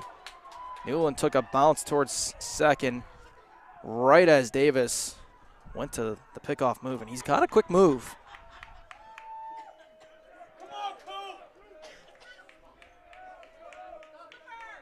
Another 0-2 coming from Davis to Mills. And again, he flies out of play. That's going to be into the dome back behind first base. That's what's drawing the cheers from Adrian. They're waiting to see if it hits the dome. It stays 0-2. Davis from the stretch looks back over to first. Newland's bouncing. 0-2. Slowly chopped to third, and it will roll foul. Newland is looking for a chance to run, and Mills is just battling, trying to stay alive right now. Trying to give Caleb Moore a chance with a runner in scoring position. It's been heavy dosage of fastball to Mills from Davis. Another look back. And an 0-2 again. Again fouled out of play. That one will not hit the dome, so Adrian's dugout will not let out a cheer.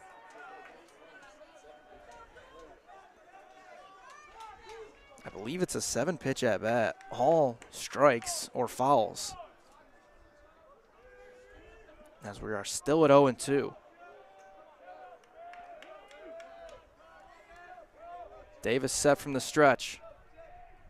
Newland inches the bigger lead. 0-2 again. That's outside for a ball.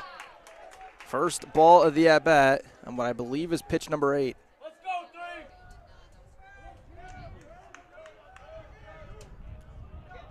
3. Everybody playing straight up to the right-handed leadoff hitter. He's been in this role nearly every game this year for Kalamazoo.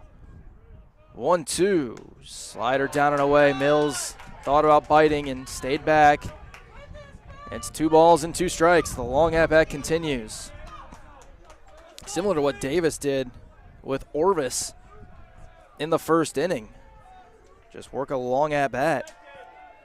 It worked to the victor of Davis as again they throw over, and again Newland's in safely by just a touch. Getting picked off, not a situation you want to find yourself in right about now. Davis set again. 2-2, down and out, 3 balls, 2 strikes. Mills has worked all the way back to a full count, which will send Newland on the move. Caleb Moore is on deck, just hoping for a chance to hit. 3 balls and 2 strikes. They check back on Newland again, and again they almost have him. Ryan Davis's pickoff move is incredibly quick. Let's go,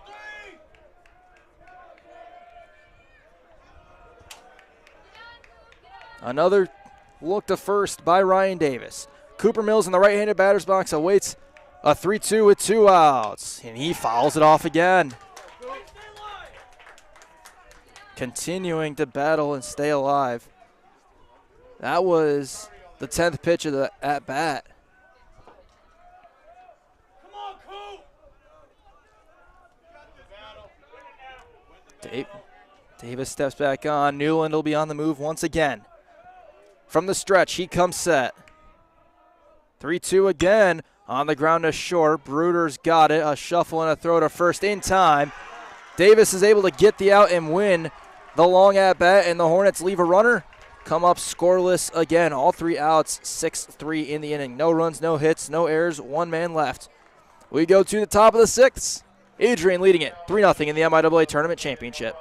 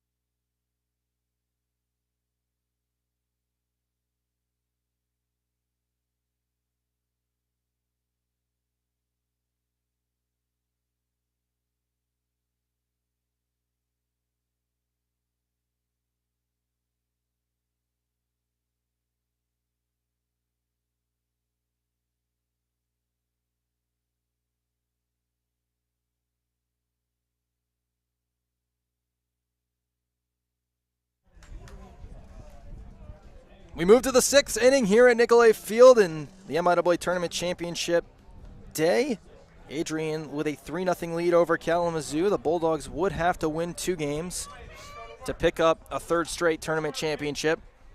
The Hornets need just 1 win of a possible 2 to win what will be officially recorded as their 2nd ever MIAA Tournament Championship. Chase Cummins still on the mound. He faces Easton Rogers.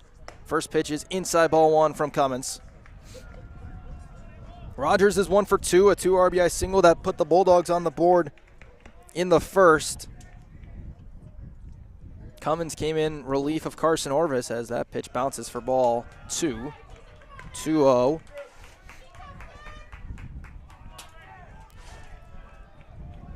Gave up an RBI double to Bruder that was charged to Orvis and then got a pair of flyouts to end the inning as the 2-0 is a fastball for a strike.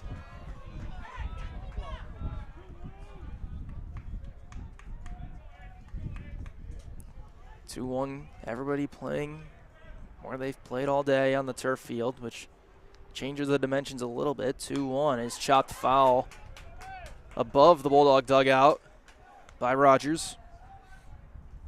It'll be Rogers, Jake Burns, and Jackson McGuigan in the inning for the Bulldogs.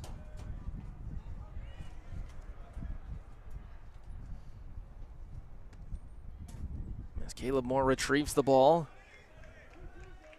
3 runs, 6 hits, no errors for the Bulldogs. No runs, 2 hits, 1 error for the Hornets. 2-2 from Cummins.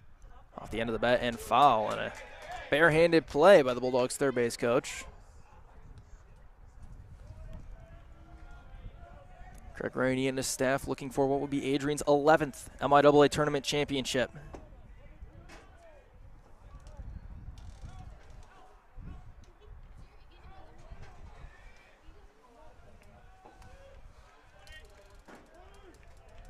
Cummins gets the ready to play. 2-2. Low in the dirt. 3 balls, 2 strikes. Rogers got ahead. Cummins battled back, and now we're full.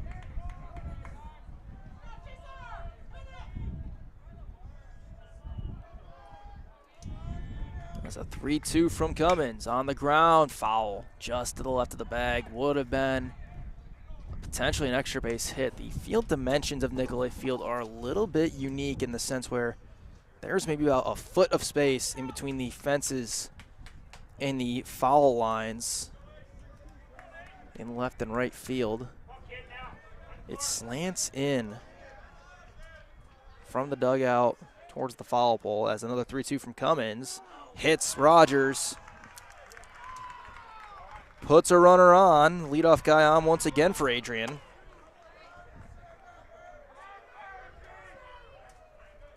This will be the 4th time in 6 tries they've gotten the leadoff guy on. They've scored twice when they've done so, as Burns comes up 0 for 2 in this game. Strikeout, fly out.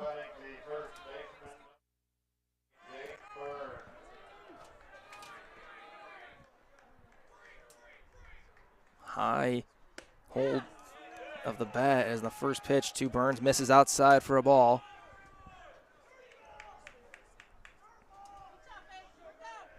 Burns is an all-MIAA first-team selection. His first year, that bounces, and it's 2-0.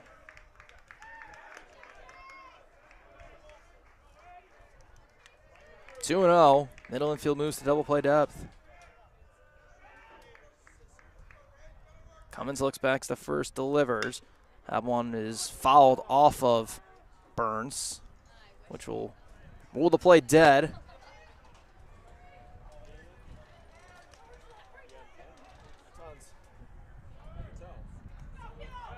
It's 2-1.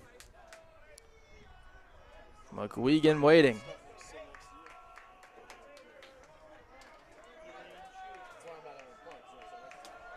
Cummins looks back. That's in for a strike, and it's 2-2. So once again, he fell behind 2-0 and then worked back to a 2-2. Last time resulted in him hitting Rogers in a 3-2. They shift to play. Burns to pull slightly. That bounces, rolls away from Moore, all the way back to the wall. And a wild pitch will put the runner in scoring position with nobody out.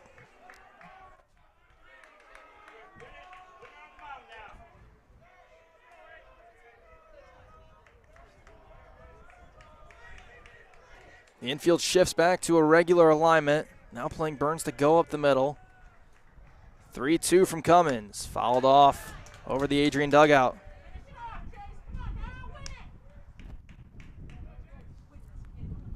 We'll do the 3-2 again. McGuigan on deck, and then Villardo will get a chance to hit. Barring and out on the base pass. They go pick off second, and Rogers is in safely. He doesn't get a stolen base, but Easton Rogers does have one on the year. He's 1 of 2, not a big stolen base threat.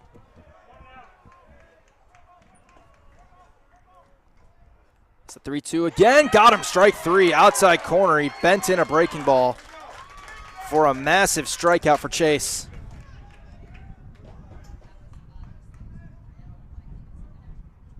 As we're going to get a pinch hitter for the Bulldogs. McGuigan will exit the game, and in comes Christian Oliver. He's sophomore from Tampa, Florida. Ladies and gentlemen, your attention, please. Now pitch batting for the Bulldogs, number 35, Christian Oliver. Sophomore from Tampa, Florida. Wiregrass Ranch High School in. Will be the first Bulldog substitution of this game. Has appeared in 19 games, has started 15. Looks at a strike from Cummins.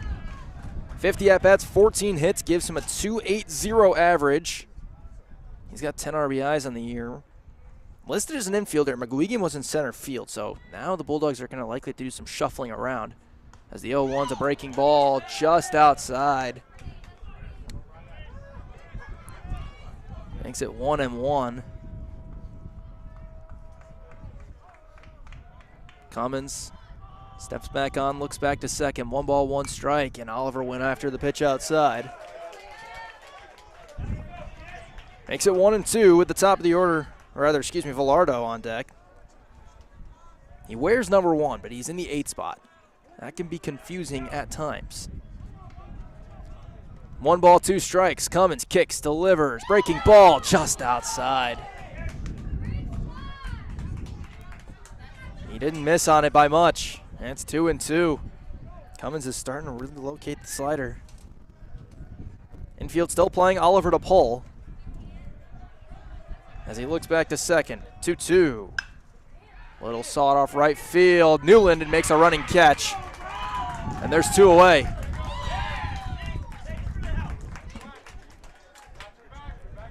Oliver is out and Velardo will bat. 2 outs and a runner on second.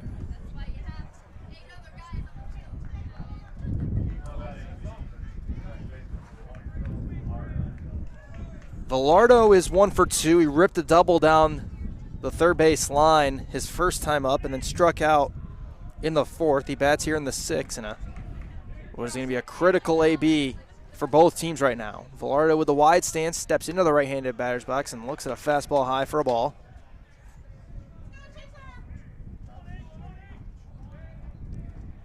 As we sit in the top of the 6th, Adrian is going to burn Ryan Davis until he can't go any longer. As the 1-0 popped up. Foul territory. It's over our heads and into the parking lot. Moves our count even, 1-1.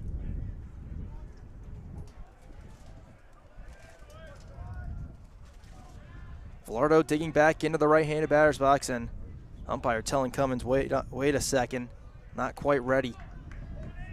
Now Velardo steps back on. Cummins goes from the stretch. Even count delivery. Fly ball, left field line, hooking and foul into the Adrian bullpen. And Cummins 1 strike away from stranding the leadoff hit by pitch in the inning here in the 6th.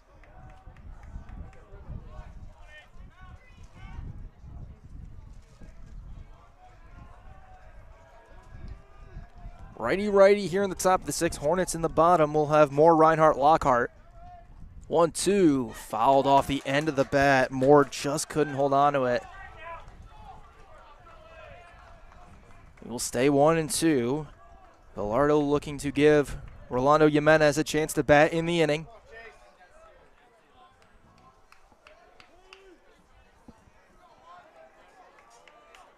One-two again, or rather 2-2 is outside. Excuse me, that was 1-2, and that makes it 2-2. Counts can be confusing at times.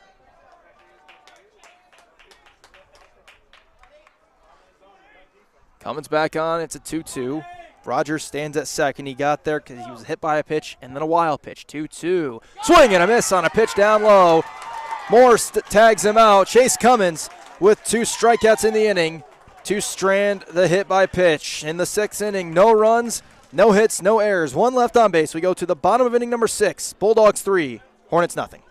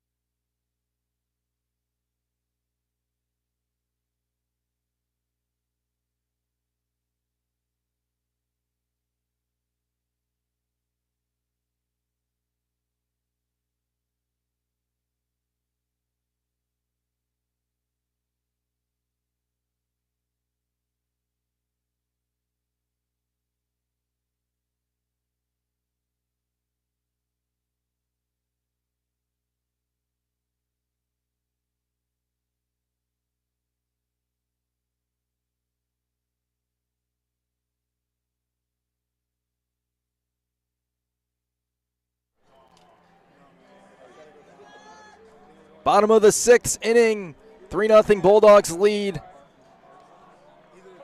Caleb Moore, Ryer Reinhardt, Logan Lockhart facing the closer turned now ace, as he's been today for Adrian College, Ryan Davis. 74 pitches. The furthest he's ever gone in a game this year is 7 innings, as he fires strike 1 on a bending breaking ball to Moore. Moore is 0 for 2. He's flown out and lined out. As the 0-1 is a fastball that's outside. Adrian's got an arm starting to get loose again. It is still Brock Shoemaker, as that's on the ground to third. Jimenez has it on the backhand. Long throw is in time. Burns is able to stay on the bag. And 1 down here in the bottom of the 6th for Reinhardt.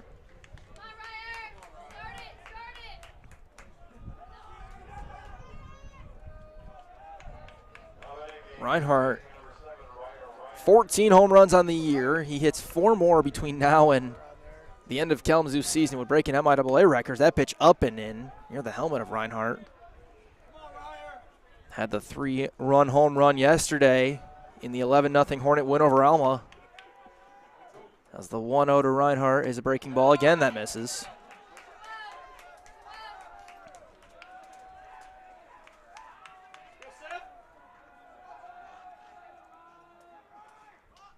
Showed bunt, pulled it back. He's not afraid to do that, as the pitch was in for a strike. It's 2-1. He has laid him down before. In fact, he has 1 bunt single this year. Davis working quickly, 2-1. Swing and a miss on a high fastball. The furthest Davis has gone in a game this year was 7 innings against Calvin back in mid-April. As the 2-2, swing and a miss. Reinhardt down on strikes. That's just the 2nd strikeout of the day.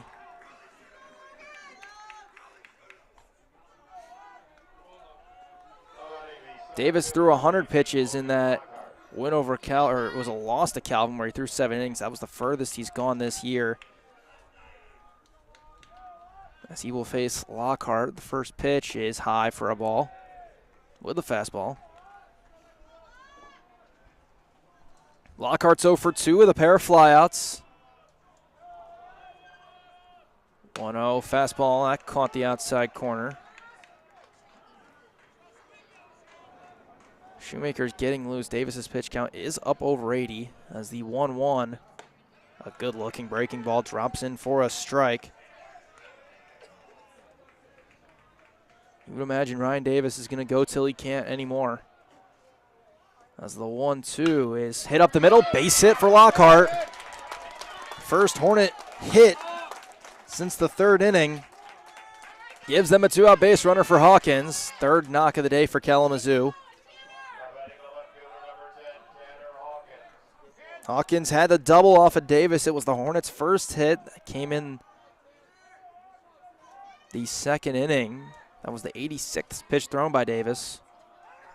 A check on Lockhart. He's in safely. Lockhart's a guy who certainly can run. As a two-way guy, really does it all. He's 11 for 12 on swiped bags this year. Davis back to working from the stretch. First pitch to Hawkins is a strike.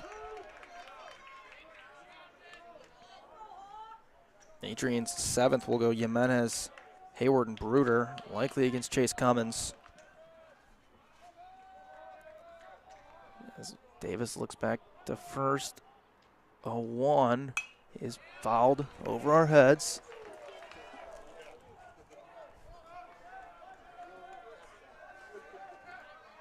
Davis again ahead. When he's been able to get ahead of the Hornets, he's been able to get quick outs. Very much a pound the zone mentality. 88 pitches, 57 strikes. Swing, foul, tipped into the glove for strike 3.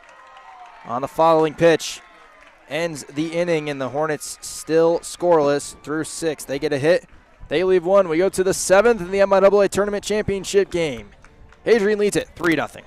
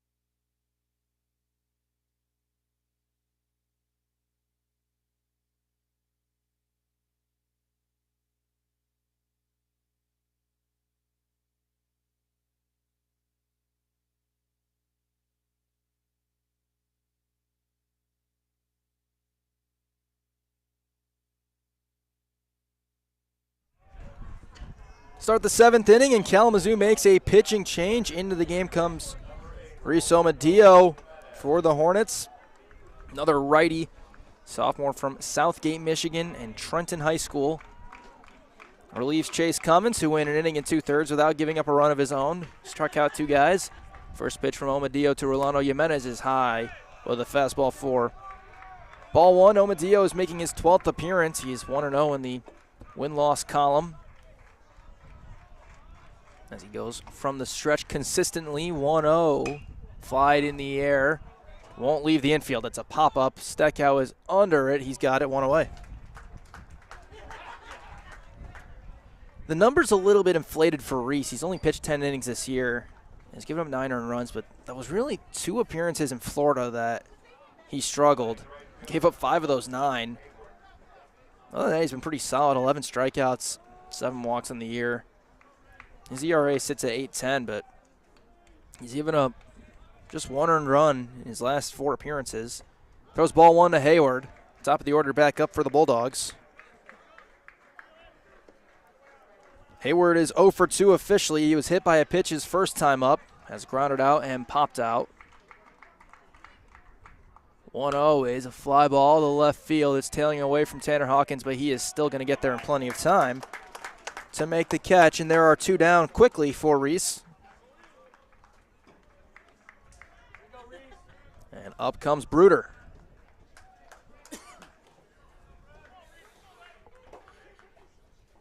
The Hornets are going to face Nick Bruder. They would most likely, not most likely, they are happy to be doing it with nobody on base. He has reached all 3 times today.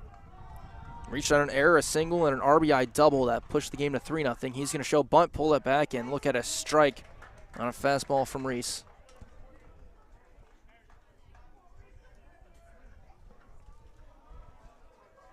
Everybody playing straight up across the infield. Likely looking at Bruder to go the other way, which he does with a fly ball down the right field line, and it's just foul over that fence. Mentioned in the last inning, the kind of unique dimensions of Nicolay Field with that about foot-long gap between the fence down the right field line, about halfway to the wall between the fence and the foul line. Means a ball like that, landing in the same spot, even if it's hit super high, it's not going to get caught. Omadillo's ahead of Bruder 0-2. On the ground to short, Mills comes in, fields the turf hop, throws the first in time. A great inning for Reese Omadillo, a very quick 1-2-3 to put the Bulldogs down in order. It is 7th inning stretch time in the MIAA Tournament Championship game. Kalamazoo trailing 3-0. Looking to get the bats going.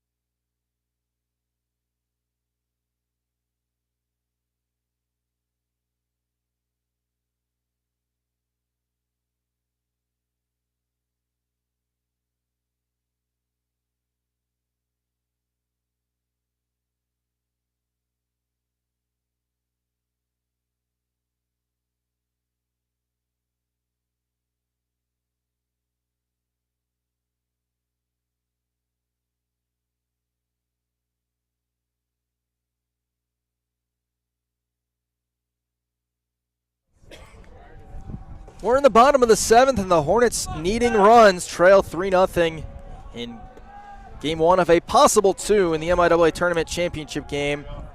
Ryan Davis, who's at 89 pitches, still out. His season high in pitches is 100. He will face David Steckow, Daniel Bakari, and Cade Pricing. Steckow has grounded out twice today. Looks at a fastball for a strike.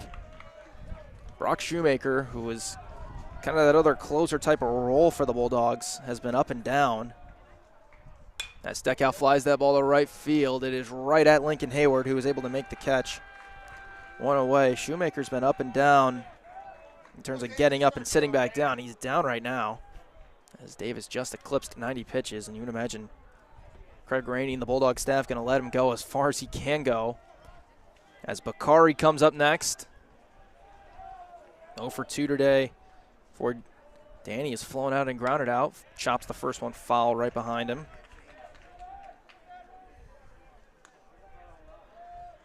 He does have a hit off of Davis in his career. So at least in Bakari's mind, it can be done. Hornets have just 3 today, 0-1, well outside. 3 runs, 6 hits, no errors today for the Bulldogs. No runs, 3 hits, 1 error for Kalamazoo. 1-1 from Davis is fouled straight back. Right into the overhang.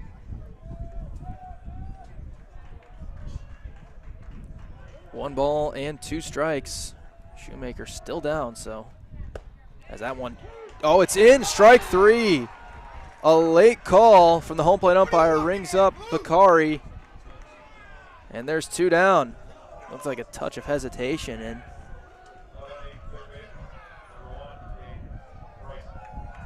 now 2 away. 3rd strikeout for Davis. 2nd one looking as Pricing comes up. Pricing is 0 for 1. He was hit by a pitch his first time up. Fouls that one straight back. He grounded out the next time up. And the only Hornet to reach more than once so far is Newland, who has singled and been hit as well. 0-1. Slider down and away.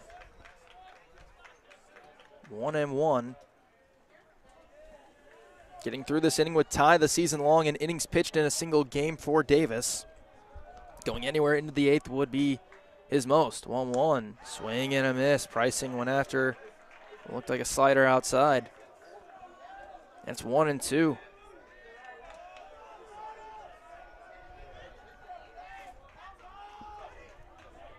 Davis from the windup. Kedro sets up outside. 1-2. Just outside.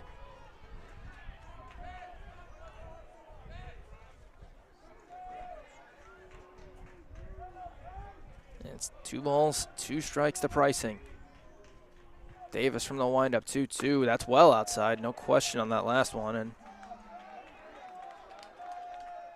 we move to a full count.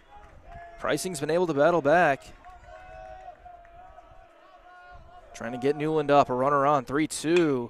On the ground, Bruder makes a diving play, gets up and throws. It is in time. What a play by Nick Bruder. Over at short to pick up the 3rd out of the inning. And the Hornets go 1-2-3 once again as we move to the 8th. In a 3-0 ball game, Bulldogs still lead in the tournament championship.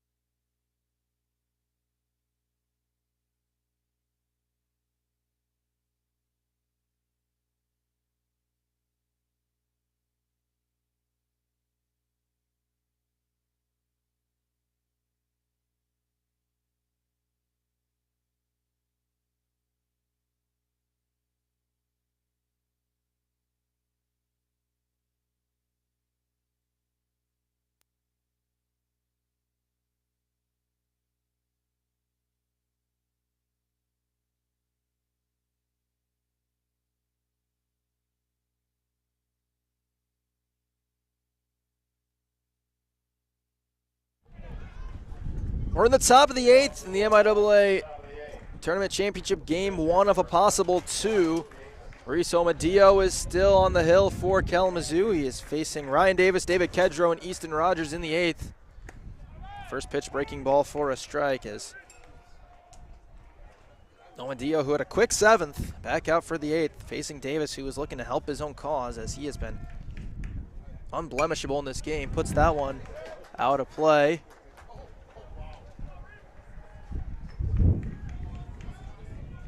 Omadillo's ahead 0-2. Davis has walked in the game and is 0 for 2 otherwise.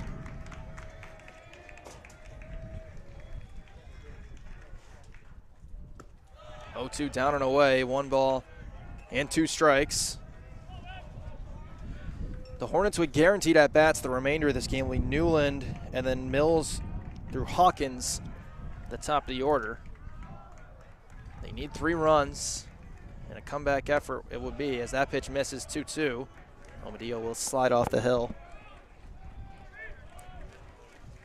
Everybody straight up, the infield playing slightly to the left, and rather now they shift over to play Davis to pull. Not as aggressive as they've been playing. That's 2-2. Omadillo delivers a 2-2. Hit high in the air. Pretty deep left center, but Lockhart is camped, and there is 1 away.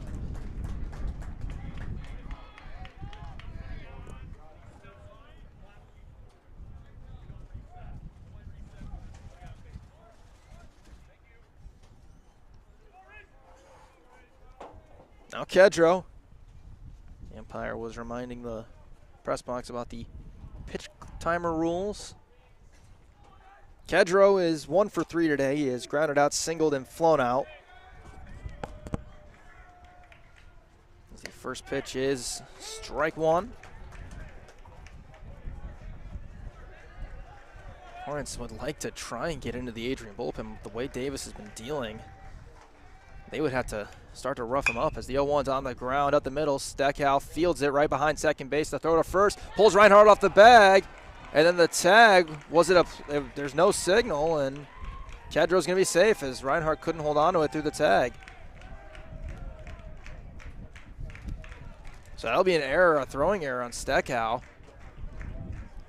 The throw pulled Reinhardt off the bag, who caught it and tried to get the tag on and then lost it. So E4, the second Hornet error of the game, puts a runner on, 1 out. And it'll bring up Burns. Rather, Rogers, excuse me, comes up. Rogers gave the Bulldogs the lead in the first. A 2 RBI single. They've let it wire to wire. The first pitch, breaking ball for a strike.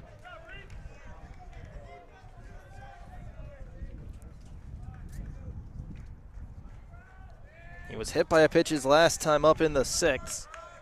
Infield heavily playing Rogers to pull a huge gap in the 3-4. That's in for a strike again. It's 0-2.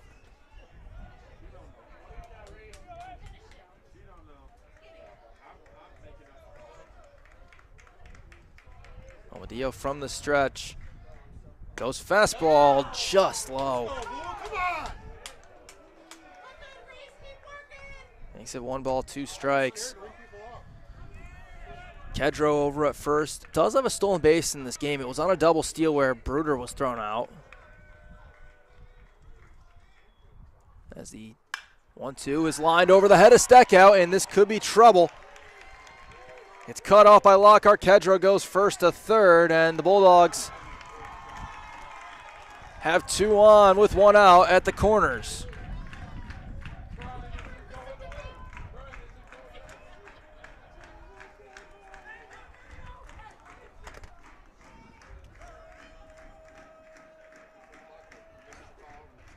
Burns will be the next to hit. He is 0 for 3 today. He has struck out twice and flown out. He struck out against Cummins and Orvis and has flown out. That was against Orvis. Omadillo's the 3rd pitcher used by the Hornets in this game. As the wind picking up, again the Hornets play the batter to pull. First pitch fastball, that missed, down and out.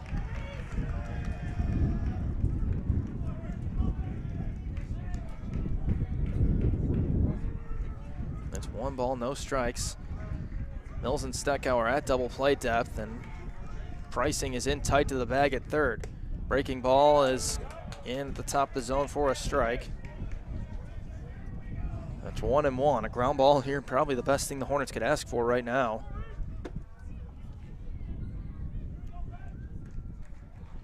As a 1-1, Omadillo delivers. Fastball on the ground, heading towards the middle. Past the diving Steckow. Base hit and a run's coming in to score. It'll be an unearned run, and it's 4-0 Bulldogs. Here in the top of the 8th inning, an RBI for the All-MIAA first baseman, Jake Burns.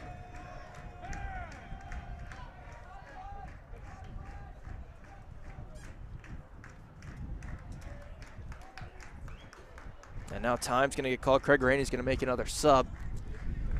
He's going to make a switch, bring in a pinch runner for Rogers, who will leave with having had a pretty good day.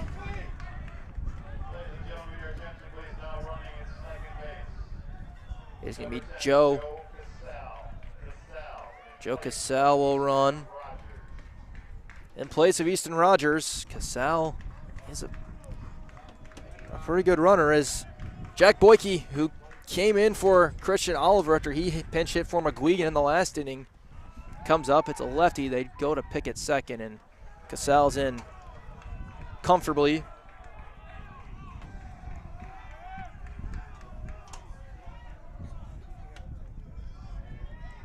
Boyke on the year is appearing in a game for the 38th time as he shows bunt, pulls it back, looks at a strike. .254 average for the junior from Bloomfield Hills, Michigan. 29 hits on the year for Boyke. Has won some form of championship every year he's been here. As the 0-1 from Omadillo is just outside. It's 1-1. 4-0 Bulldog lead here in the top of the 8th. Hornets got to find a way to rally on Davis. It's got to come soon. As the 1-1. Back up the middle, another base hit. Casal is going to get waved around. There's going to be a throw to the plate, not in time. Moving up to third is Burns, and the Bulldogs go up 5. Boyke comes off the bench, picks up an RBI, and Adrian extends the lead to make it 5-0.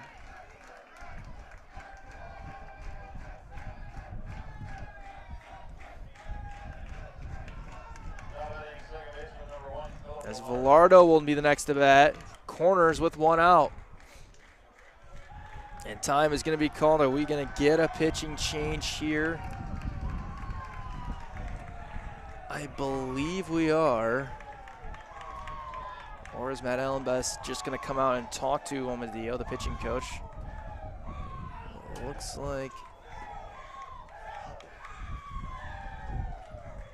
they're going to leave Omadillo out there for now, as we are trending towards a winner-take-all game for the MIAA Tournament Championship. Not something new, but it would take Omadillo, for 1, getting out of this jam, and then 2, the Hornets rallying to avoid that situation.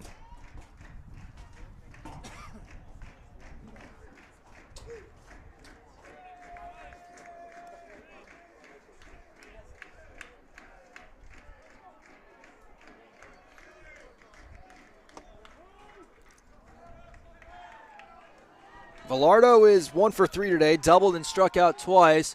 Reinhardt comes charging in from third in case of a squeeze, and Velardo looks at a ball.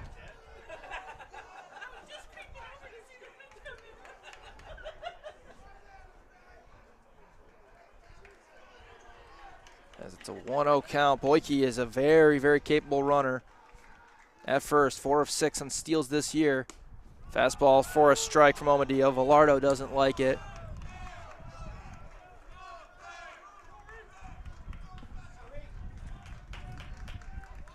One ball and 1 strike. Long hold by Reese. Boyke with a short lead off of first. 1-1's outside. 2-1.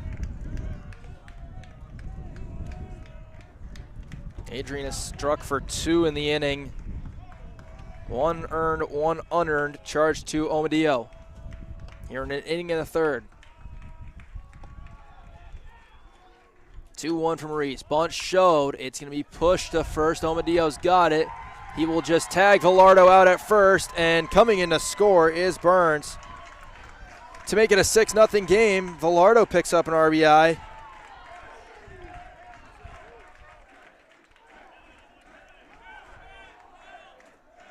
A 3-run eighth puts the Bulldogs up 6-0.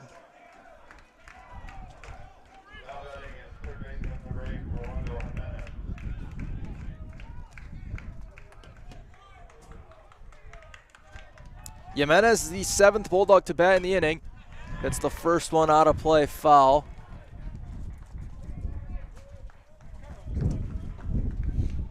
He's 1 for 3 in the game.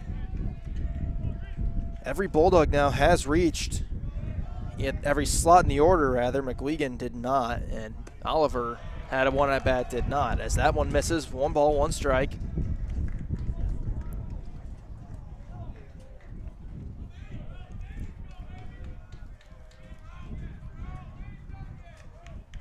Everybody playing fairly straight up. Corner infielders about where the dirt would turn to grass. As the 1-1 flied in the air to left center field. A long run for Lockhart, but he will get there to make the catch and end the inning. But it's a 3-spot for the Bulldogs as they now have a real comfortable lead.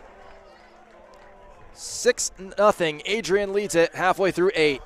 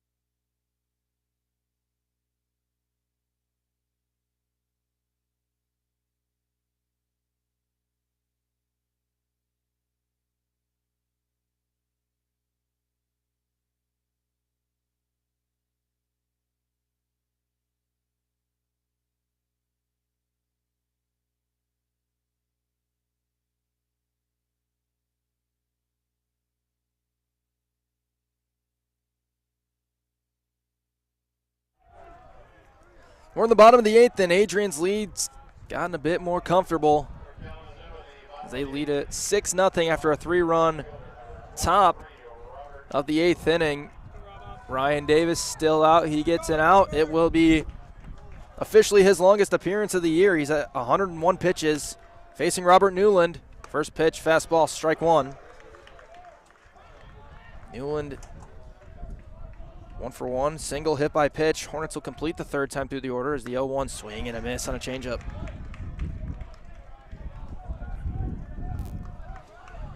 Brock Shoemaker is getting loose now for the Bulldogs. You would expect, unless Davis can really do this thing quickly, he'd be in at some point in this game. 0-2, Newland flies it the other way.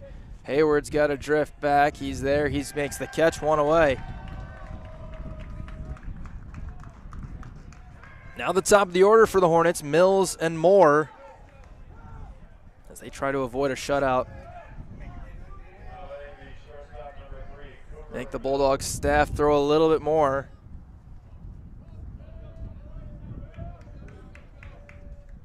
Corner infielders in against Mills. First pitch fly, but foul out of play. Mills had a really long at-bat. 11 pitches, I believe, was the number. The last time he was up against Davis, but he ended up grounding out. Looks at another strike. It's 0-2. Mills 0 for 2 today. Strikeout, sack bunt, and a ground out. As the 0-2 from Davis is well inside.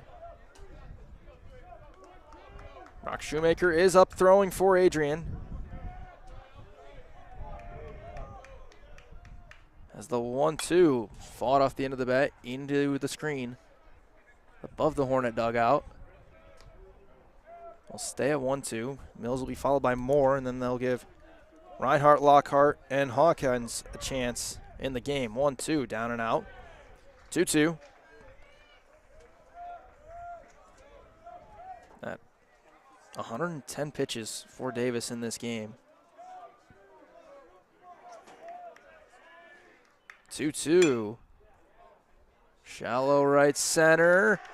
And the ball will be caught by Boyke out there. By the way, Adrian kept Joe Casale in the game. He was in place of Rogers, who he pinch ran for. As Moore comes back up.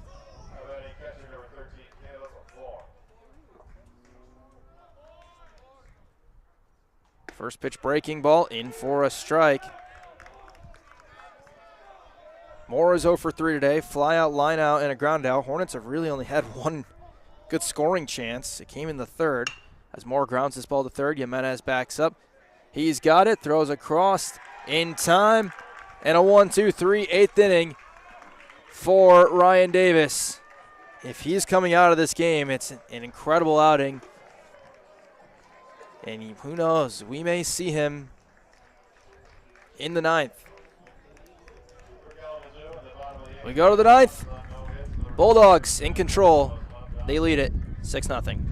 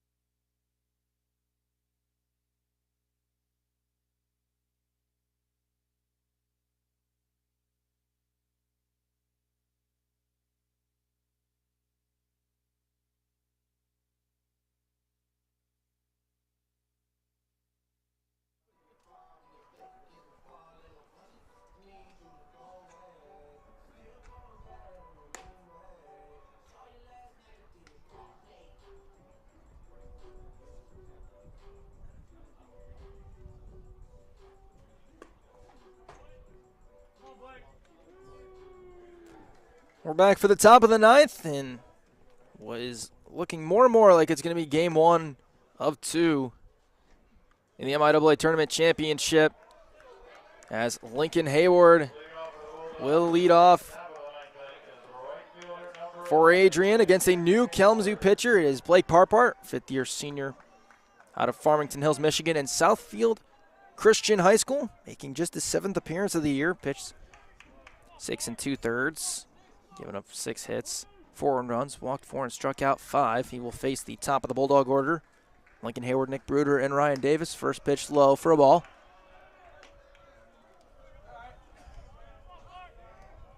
Hayward in the game is 0 for 3. He's been hit by a pitch, grounded out, popped out, and flown out. 1 ball, no strikes from Parpart. It's a fastball roped into right field, but right at Robert Newland, who takes a couple of steps in, and there's one down.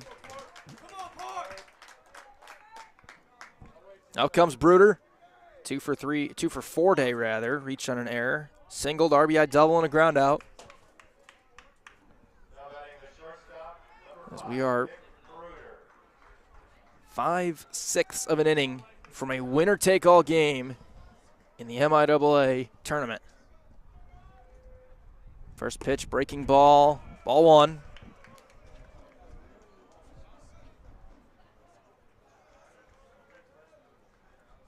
Parpart, the 4th Hornet pitcher today, following Orvis, Cummins, Omadillo. Pitch in for a strike. It's 1-1.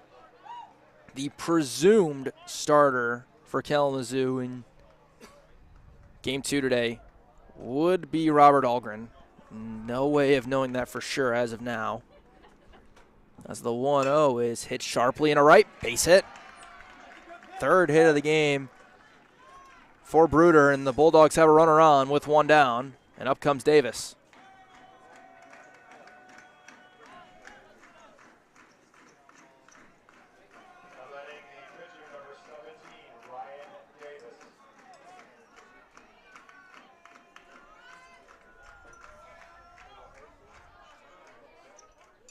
Davis does not have a hit today, even though he is on track to likely pitch a complete game, barring getting hit in the 9th as the first pitch misses inside to him.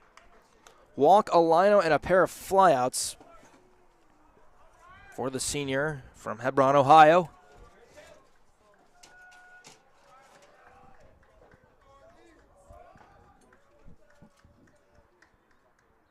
Bruder takes off, pitch low, the throw down way offline and into center field, and Bruder will move to 3rd.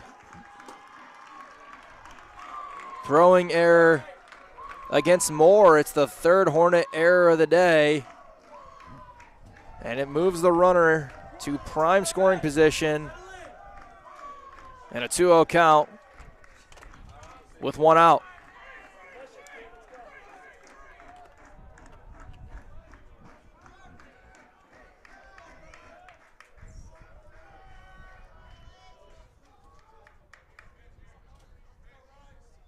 From Parpart. That's popped up in a foul territory, and it will be on top of the overhang and out of play.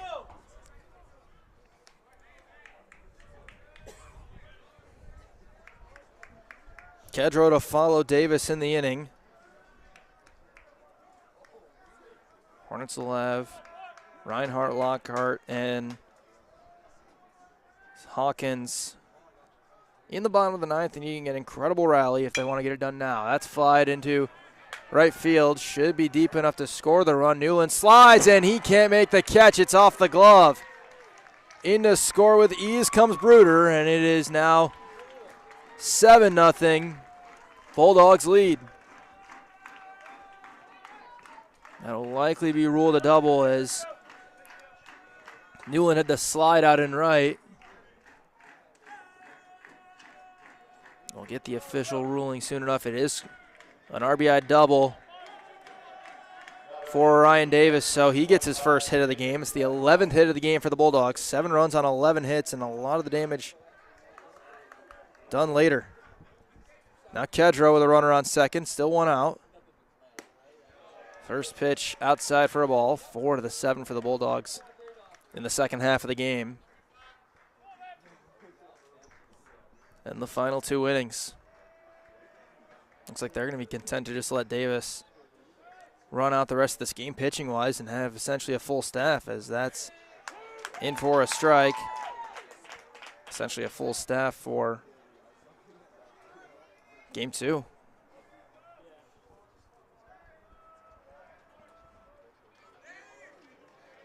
Parpart set, looks back. 1-1, bounces way in front. A really nice pick by Moore in the other batter's box to keep that from rolling back. And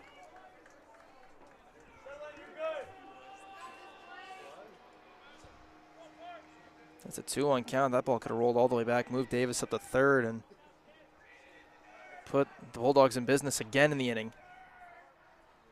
2-1. That one does go by Moore. And moving up to third is Davis. That could be ruled a pass ball as it didn't hit the dirt and it went off the glove of Moore.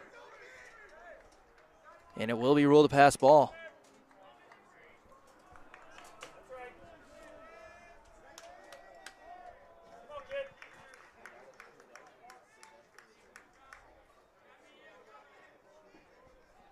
Three balls, one strike. Parpart delivers, down and out, ball four. It gets away from Moore. Davis comes home, and he will score. That's not you, 2-7.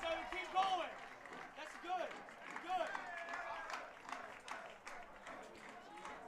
Good. Wild pitch brings a run in, and it is 8-0 Bulldogs in the top of the ninth of game one.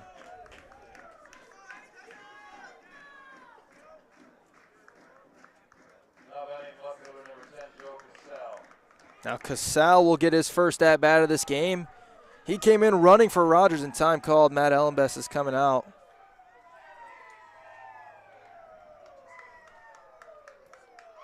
It feels like the last two innings, Kalamazoo was just unraveled. 2 of the 3 errors in this game have come there. Momentum rolling towards the Bulldogs right now, and you'd like to see if they can pick up a few hits in the bottom of the ninth, maybe swing things a little bit back their way ahead of game two.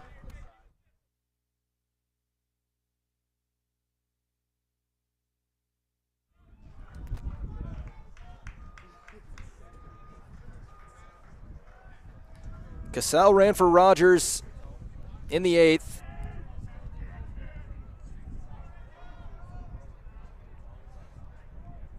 He has 54 at-bats this year. Swings and misses through a fastball. There we go. Keep going. He has 6 hits in those 54 at-bats. Primarily used as a defensive as well as a running substitution. 0-1. Parpart with a long hold. Runner goes, pitch down and out, and Moore won't even be able to throw it down as Kedro gets his second stolen base of the game. It's 1-1. Casal will bat with a runner in scoring position. Adrian in position to get win number 4 over Kalamazoo this year. Set up one game for an MIAA tournament championship and a trip to the NCAA tournament. That's straight back out of play. Parpart ahead of Casal, 1-2.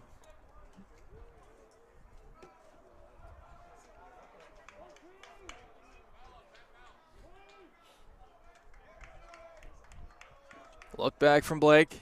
He comes set. 1 ball, 2 strikes. Way high. Went fastball, and it's well upstairs, 2-2 with Burns on deck. The run that is Bruder is unearned for now. Now I believe it will be earned. It could become earned if any advancements happen. As the 2-2 from Parpart. Fastball, 4 strike 3. Casal is down looking. And 2 down for Burns. RBI single his last time up. That started the frenzy of scoring for Adrian.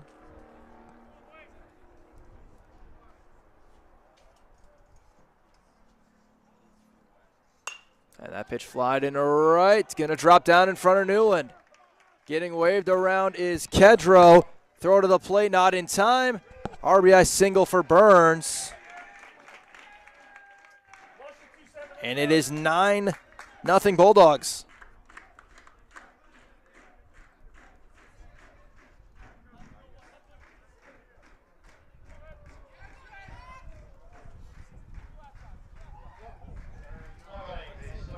Boyke will bat next. Runner on first. And a lefty to the plate.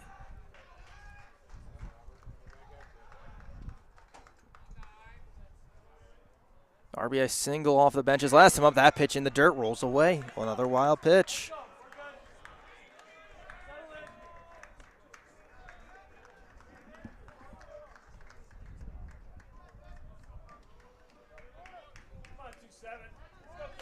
Adrian's got another arm beginning to get loose. Likely either the Game 2 starter or a guy who could hit here as Boyke puts that out of play.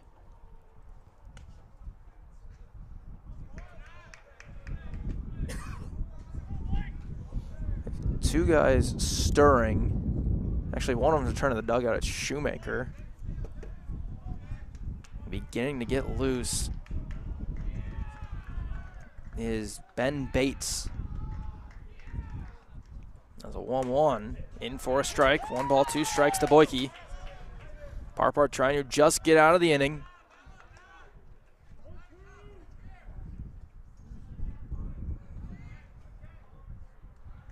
Let the game end where it's at.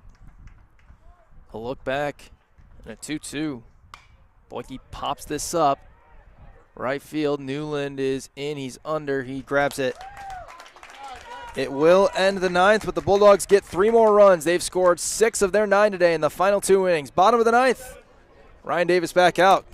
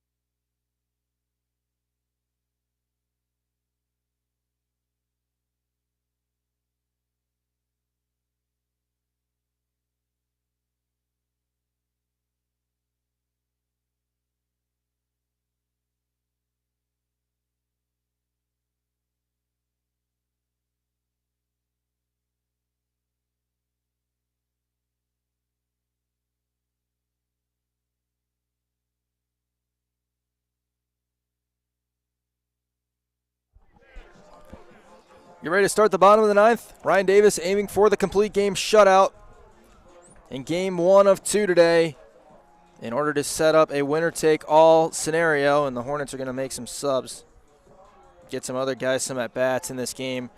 The first one will be Alex DiDio, who will replace Ryer Reinhardt.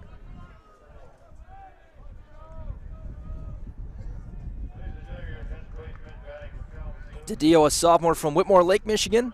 Whitmore Lake High School has 32 at-bats this year, appearing in a game for the 24th time this year, has 8 hits. So here's how we will work here for game 2. This stream will not stop at all as DiDio swings and misses on the first pitch. This stream won't stop. It'll continue to roll through the break, however long that is, and then we will continue on with game 2. That'll be what follows. 0-1 fastball strike again from Davis, who continues to just deal.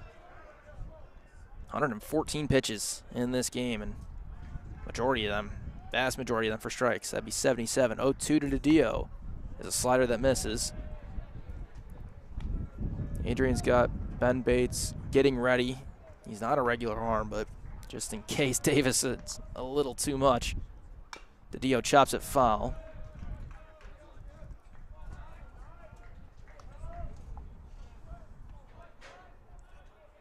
Hornets have what looks like Alex Fankel on deck. That's the 1-2. DiDio fights it off again.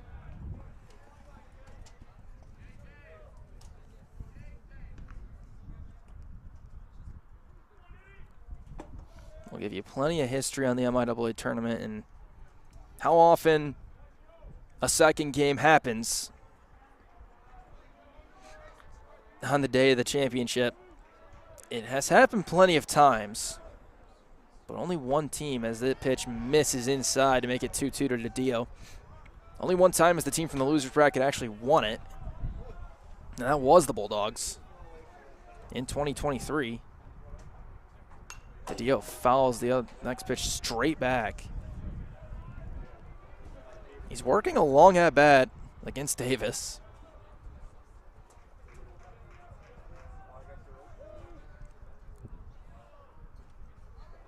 As the 2-2 is outside, 3 balls, 2 strikes. To DiDio.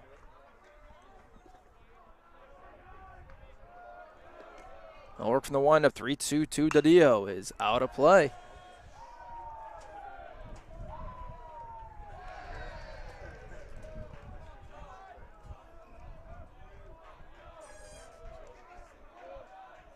Davis brings the glove back up. Everybody playing DiDio straight up. 3-2. Swing and a miss. He went after a high fastball. 1 away.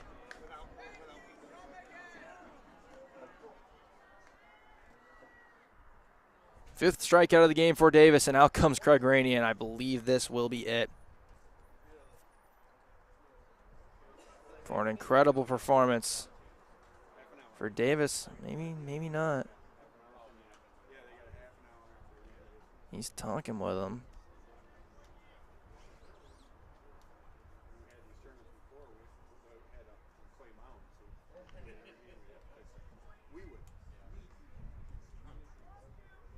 Davis steps off, and they might be trying to buy some time for Bates to get warm. And they are, and Davis will leave the game. An unbelievable outing for Ryan Davis, a season-high, career-high in innings pitched. Probably pitches thrown as well. But he will exit this game, and the Bulldogs will make a pitching change when we return.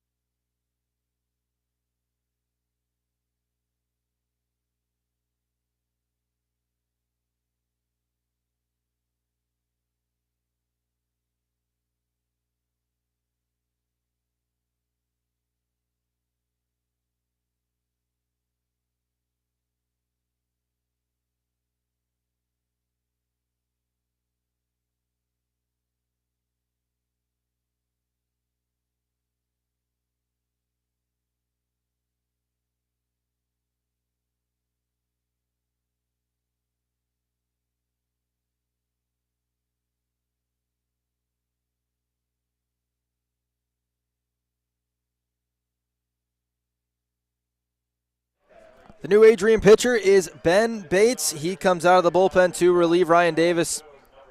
A stellar day for him. Talk about his line in a moment. Davis is a sophomore from Berlin Heights, Ohio.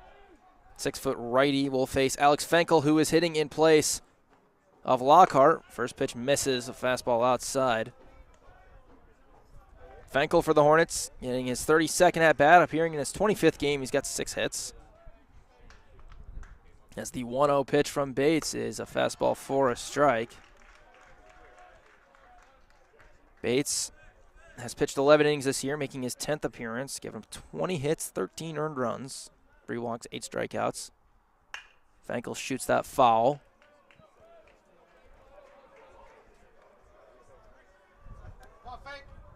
Adrian's got another guy getting loose. I'm going to presume that's the Game 2 starter. Bates will work from the windup. Here comes the 1-2 to Fankel. Chopper heading towards second base. Fielded. The throw is in time. Villardo made the play, and Fankel is out.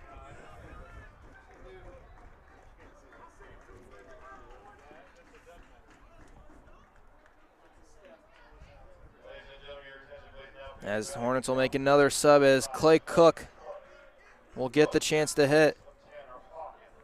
He's in place of Hawkins. Cookie, freshman out of Lake Fenton, Michigan, looks at a strike. Game 2 will be up in about half an hour.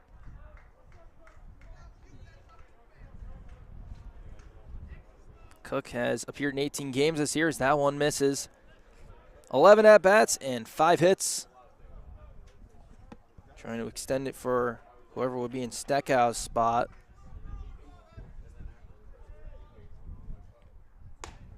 One upstairs, 2 balls, 1 strike. The line for Ryan Davis.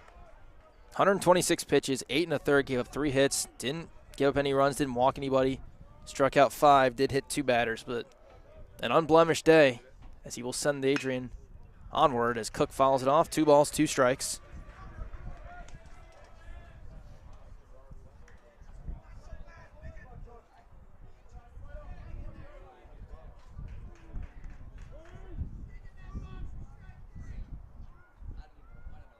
One ball, 2 strikes. Bates delivers. Cook slowly chops this to short. Bruder's got it. The throw to first won't get out of his hand. And Cook picks up an infield single. Extends the inning to Steckow, who will stay in the lineup and hit.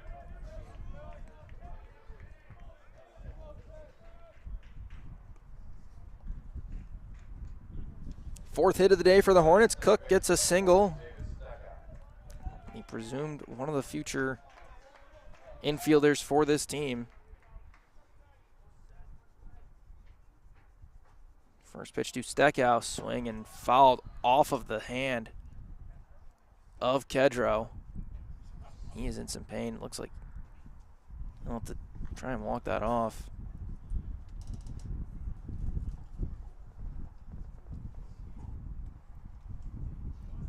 Those can sting. Not being looked at by a trainer right now or anything is.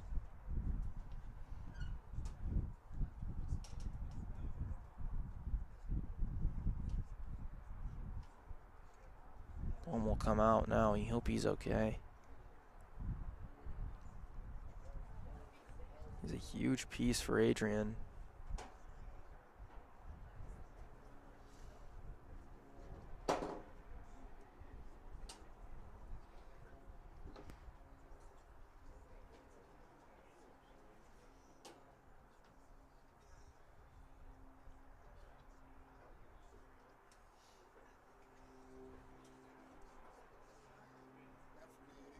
Kedro gets a couple of smiles from the Adrian staff, and trainer as well as the coaches will head back. Kedro's okay.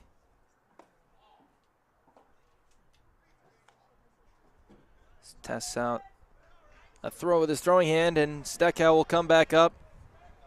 No balls and 1 strike.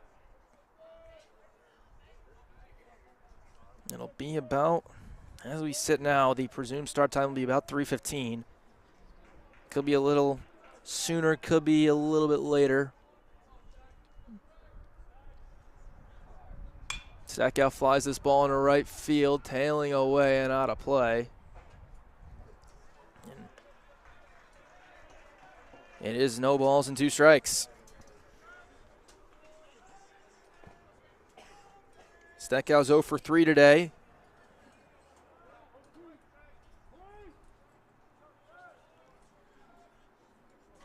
Adrian led 2-0 after 1 on a 2 RBI single by Easton Rogers. As Steckow looks at strike 3. Game ends, and we will have one more game to determine the MIAA Tournament Championship. As the final line score, Bulldogs 9 runs, 12 hits, no errors. They left 7 on base. And on the Hornets side of it, no runs, 4 hits, 3 errors. They left 6 on base. A 2-hour and 42-minute game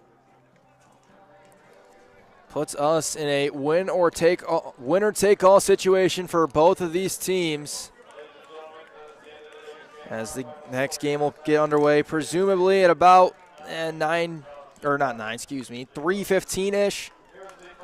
Winning pitcher for Adrian, Ryan Davis. He is now 2-1. The losing pitcher for Kalamazoo, Carson Orvis. He is now 4-4. Game 2 will begin in about half an hour. It's a winner-takes-all game. Can the Hornets regroup, or will the Bulldogs become the second team ever to go from the losers bracket to the tournament championship? Coming up next, and sooner rather than later, the MIAA Tournament Championship Final. Winner takes all.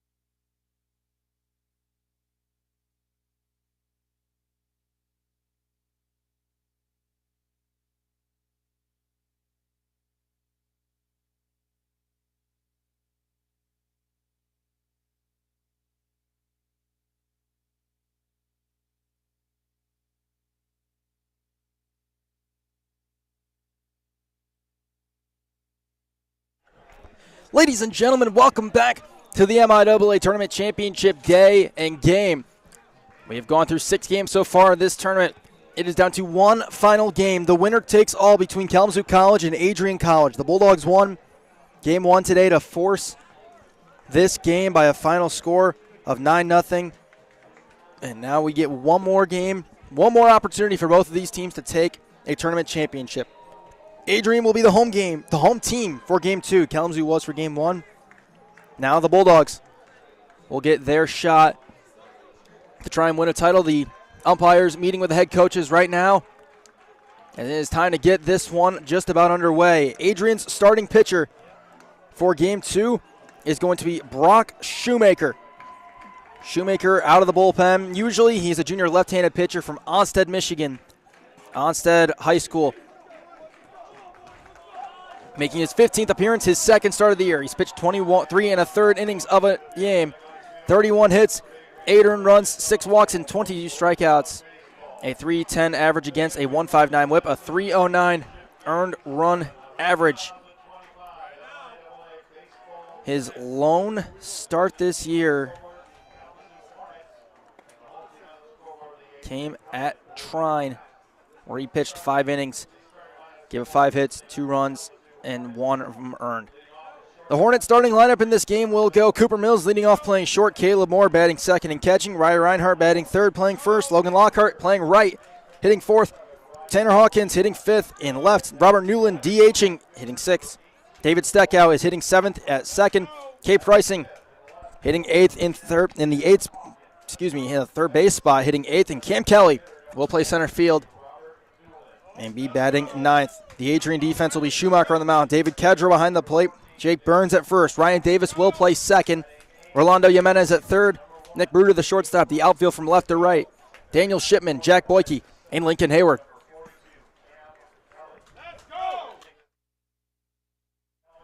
Good afternoon again. My name is Zach Metz. Special audio broadcast today for the championship game.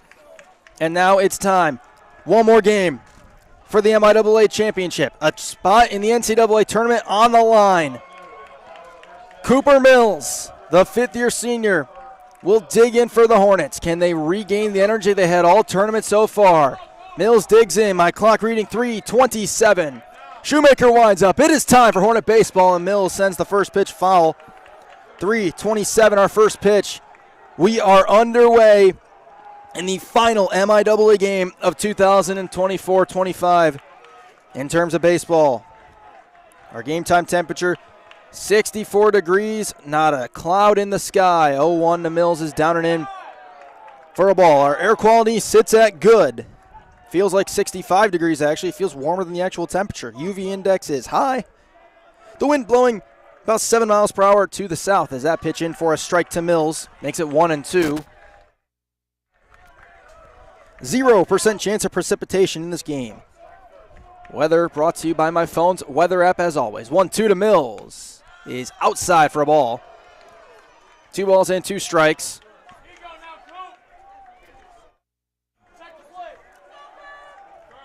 Mills was 0 in game 1 as the 2-2 is outside again. And the count is full.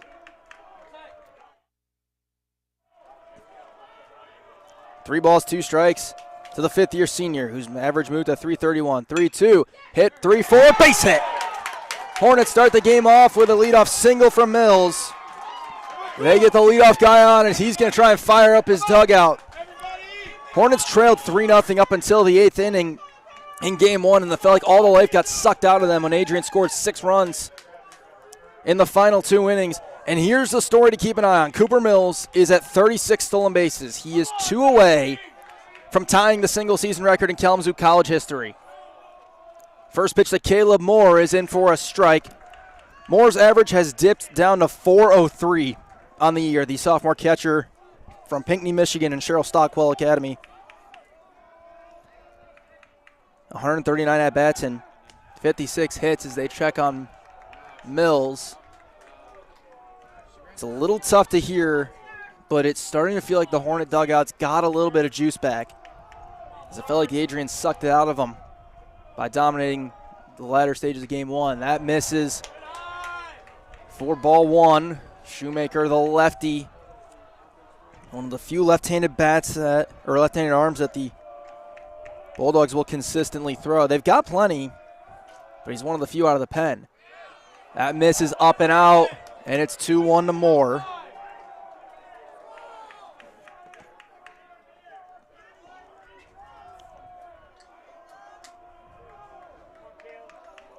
Shoemaker from the stretch. Moore flies that right at Ryan Davis, who won't be able to throw back and get the out at first. Moore lines out for the first out of the inning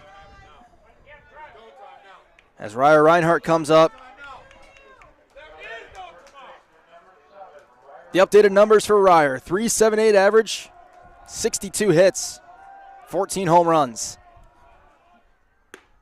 Looks at ball one low. Kedro tried to frame it back up. They're in the other batter's box. And Craig Rainey is furious, yelling at the umpire about balls and strikes as that one bounces for a ball. And Kedro's going to come out, and now time's going to get called.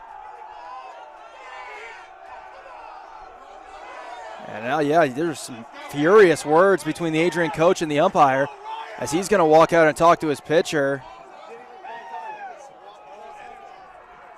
An early time being called. It's a 2-0 count to Reinhardt. The entire infield's in to talk, and I wonder if Rainey's going to wait for the umpire to come out to give it to him a little bit more. Mike Gott did this on Saturday, and home plate umpire's coming out. And he's still yelling. Rainey's getting head back to his dugout. Might be an effort to try and fire up his team a little bit as Adrian's dugout responding. Kalamazoo's is as well. This is the MIAA championship. 2-0 count to Reinhardt, and Shoemaker will throw over.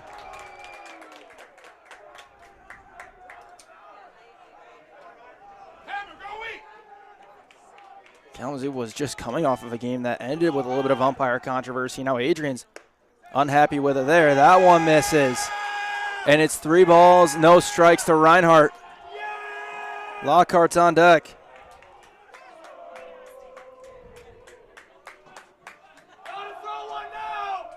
3-0 is in for a strike. Mills with the good size lead off of first. Shoemaker gets one into the zone. Lockhart in the on deck circle. A good hitter's count for Ryer Reinhardt.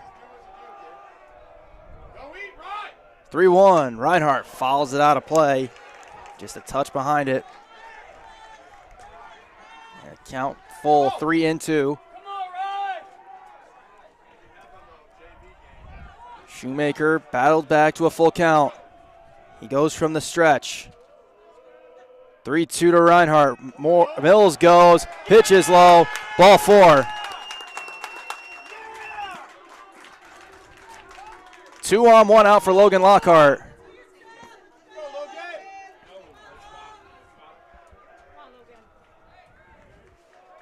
Lockhart picked up a hit in game one of 4 that Kalamazoo had all day. He digs in with an updated average at .338. First pitch from Shoemaker. Chopped foul towards first base. Lockhart's got 142 at-bats in the year, 48 hits, 33 runs batted in, including 1 long ball. He's in right field today. He's pitched on Wednesdays in center field earlier today and now in right field. An all-conference utility player. Big leads for Mills and Reinhardt. That's outside. It's 1 ball, 1 strike.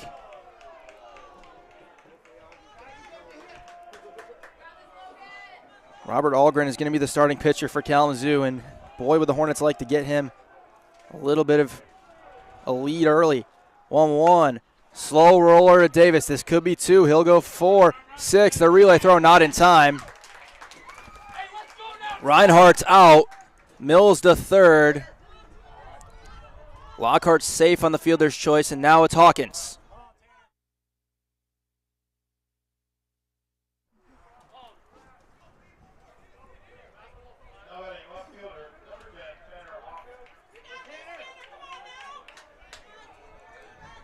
The question, Mike Ott's always got tricks ready. Does he send Lockhart against the lefty? First pitch to Hawkins is in for a strike with a fastball.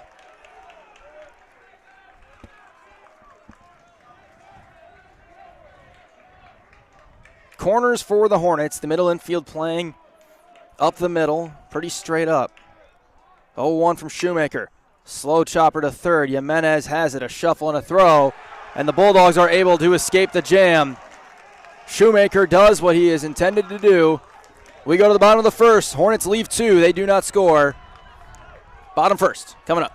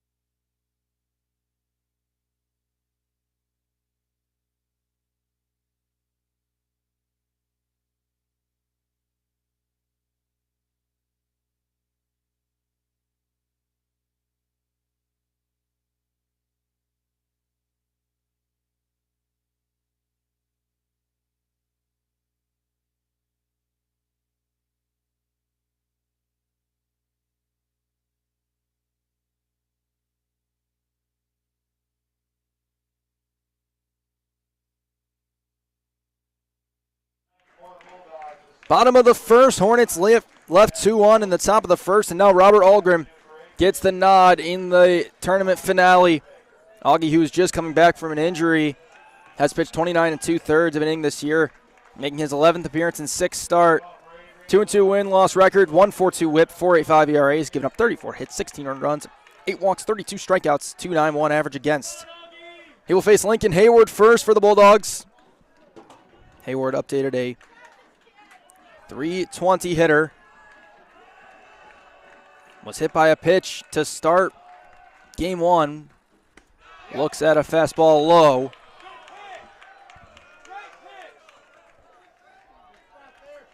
The Adrian lineup goes Hayward leading off in right, Bruder batting second at short. 1-0. In for a strike with a fastball. Davis hitting third at second. Kedro hitting fourth catching. Rogers hitting fifth the DH. Burns sixth, the first baseman, as the 1-1 is chopped foul right back in front of him. Shipman, the left fielder, hitting seventh. Jimenez, the third baseman, eighth. And Boyke, the center fielder, is in the ninth spot. Talk with the Hornet defense after the pitch. 1-2 to Hayward. Just missed outside. Augie's going to go hard at the zone. There's going to be a lot of borderline pitches today. 2 balls, 2 strikes from Algren to Hayward. Delivers, and it bounces in. Count full. The Hornet defense, Algren on the mound. Moore is behind the plate. Reinhardt at first, Stackow at second, Pricing at third. Mills at short, the outfield left to right. Hawkins, Kelly, and Lockhart. 3-2 from Algren. Comes set, deep breath, 3-2. Little sawed-off ball in a shallow right. It will drop down for a little bloop single for Lincoln Hayward. Both teams with hits to start the game, start their innings, as Nick Bruder will be the next to hit.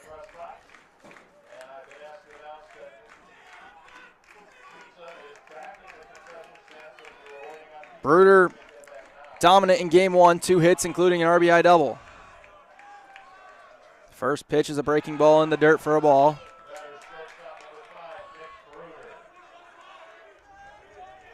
All conference player for the second year in a row is Nick Bruder, as the middle infield moves to double play depth. Bruder puts that into the screen.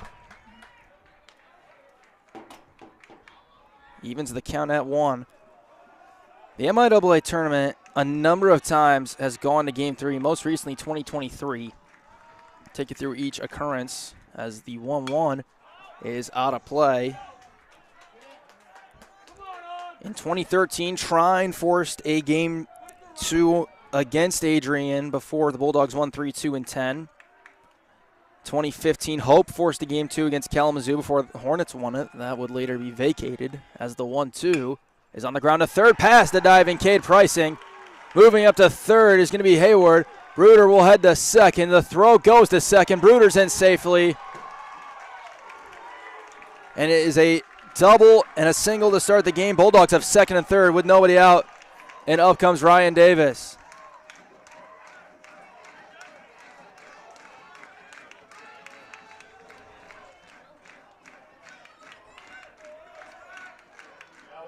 Davis pitched 8 1/3 in game 1. Dominant in the shutout. He comes up to the plate now. He picked up a hit in game 1. First pitch from Algren is a breaking ball, popped up out of play.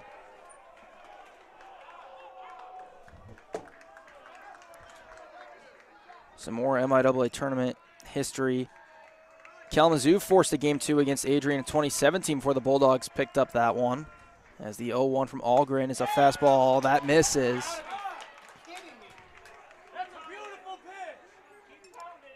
2019, Hope forced the game 3 against Adrian as that one's on the ground heading to second base. It's going to get one run in. Stackhouse gathers, throws. Davis is out. A run in. The Bulldogs strike first. An RBI ground out for Davis puts the Dogs up 1-0.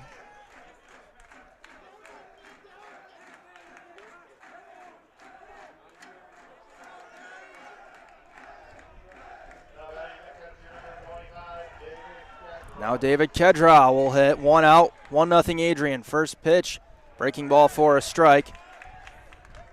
2021 tournament was a little bit different because of the pool system and how it was handled.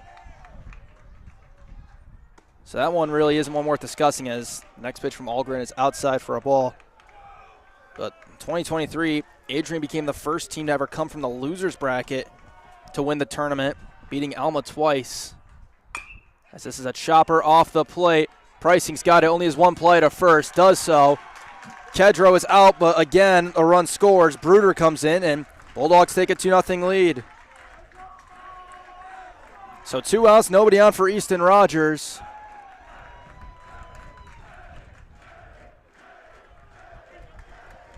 The Bulldogs have an early lead once more.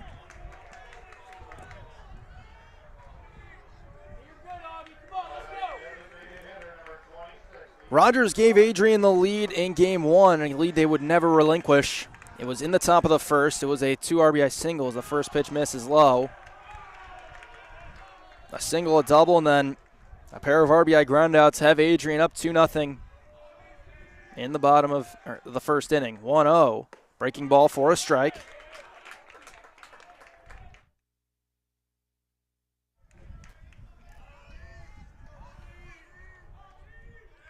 One ball, one strike. Rogers, the designated hitter today after starting in center field, looks at another strike. 2-2. Updated numbers, a .312 hitter and 141 at-bats, 44 hits on the year for the fifth-year senior out of Mason, Michigan. 1-2, did he go? He did not. And it makes it 2 balls, 2 strikes.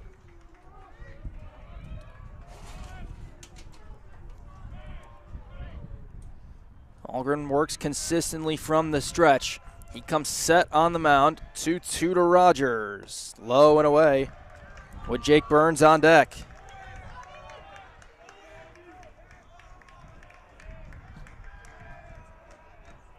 A full count for Easton Rogers. Algren delivers. Ball 4. Just a touch outside. And Rogers reaches.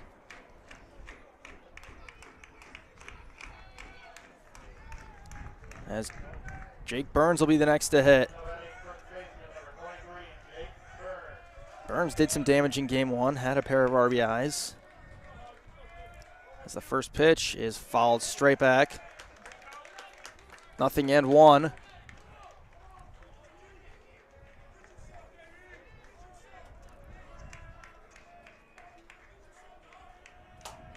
Algren delivers. Fastball down and out for a ball. Makes it 1-1.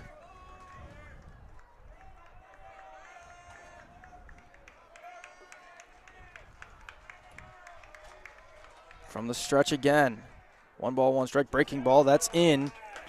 1-2 to Burns. The season series between these two teams now sits at 4-1 Adrian. The Hornets' 1 win was on Wednesday to start the tournament. Algren looks back.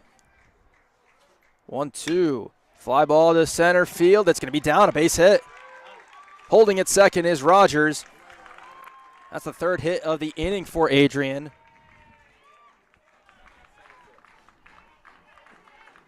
They continue to swing a hot bat early in this game. As Daniel Shipman will bat. Didn't play in game 1. Has started in just 4 games this year. This will be his 10th appearance. He's got 14 at-bats and 5 hits. Sophomore out of Lansing, Michigan, and Lansing Catholic High School looks at a strike.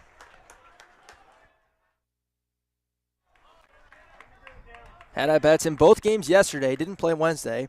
Has not faced the Hornets yet this year. As the 0-1, swing and a miss. He's behind the breaking ball from Algren. Algren now has to find his way out of another jam after getting a pair of groundouts that brought in 2 runs. It's a long inning for him as he sits now at 24 pitches. 0-2, breaking ball down and away.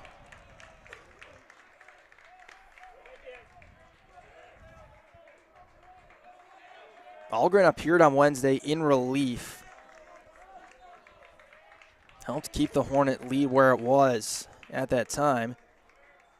As the 1-2 from Algren, swing and a miss.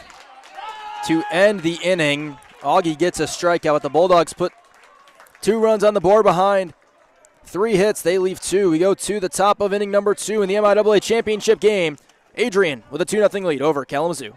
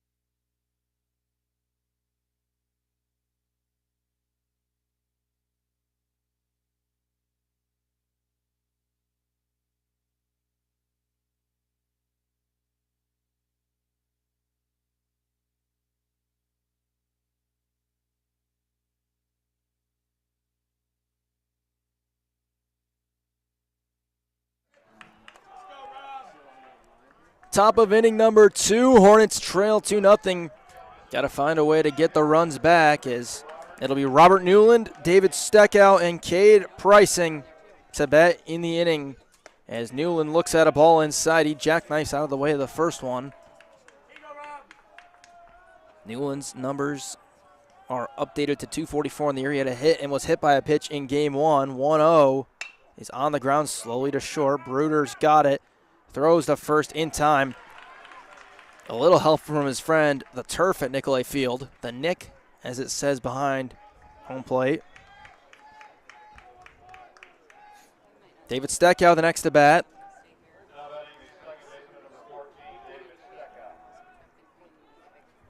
Steckow, a .297 hitter, is an all MIAA second baseman. Looks at a strike.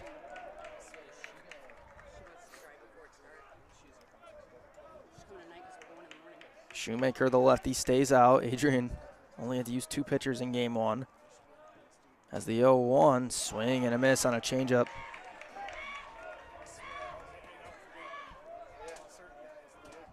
And Stack's behind in the count, the senior from Oakland, Michigan, UD Jesuit High School. Shoemaker from the windup delivers. That's down the line and foul.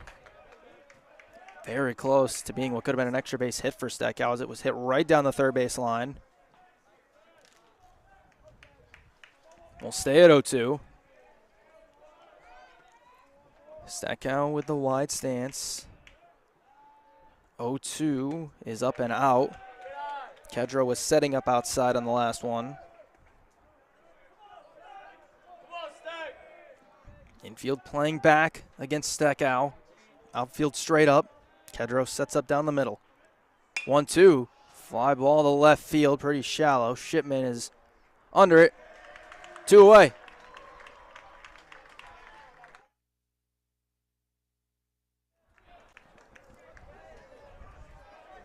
Up comes Cade Pricing next. Pricing was hit by a pitch in game 1 as he will look to start the 2-out rally that the Hornets could use here. First pitch strike from Shoemaker.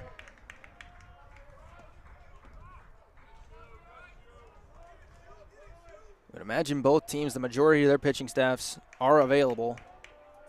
As the 0-1 to Pricing is a little line drive left field. It's going to drop down for a base hit. A 2-out knock for Pricing. Gets another base runner for the Hornets, their second hit of the game. And it'll bring up Cam Kelly.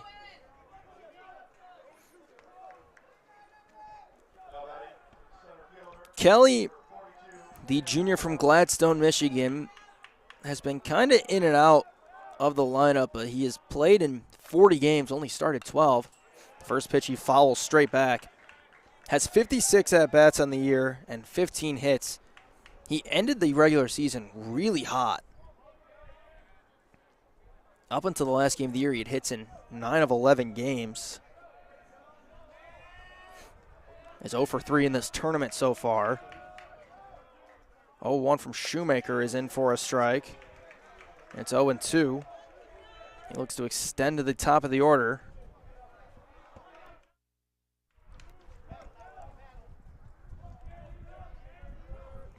Righty versus lefty matchup here. Shoemaker delivers. That's outside. Kedro set up all the way out there. That's 1-2.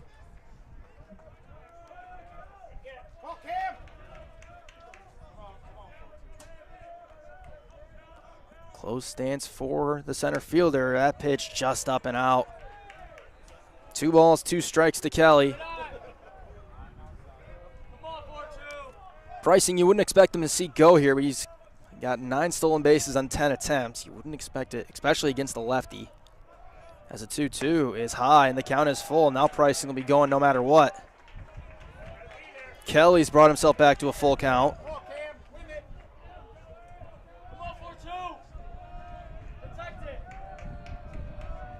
3-2, there he goes. Swing and a miss. Shoemaker gets his first strikeout of the game. And Shoemaker will strand the 2-out single from Pricing. We go to the second. Adrian College with a 2-0 lead over Kalamazoo.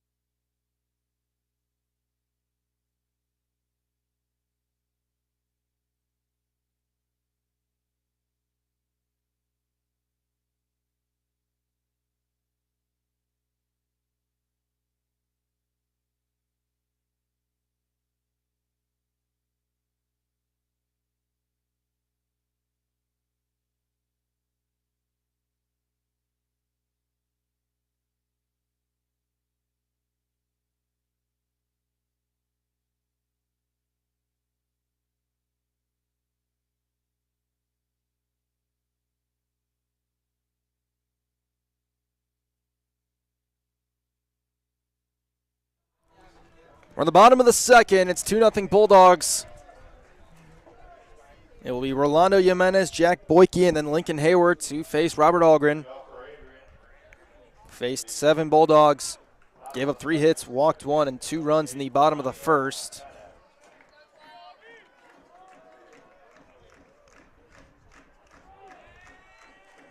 Jimenez takes back in. He had a hit in game 1. First pitch from Algren is flied foul.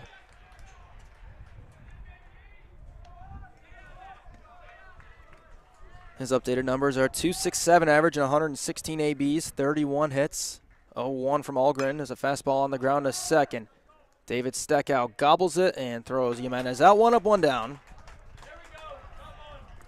Here to start the second inning as Jack Boyke will be the next to hit.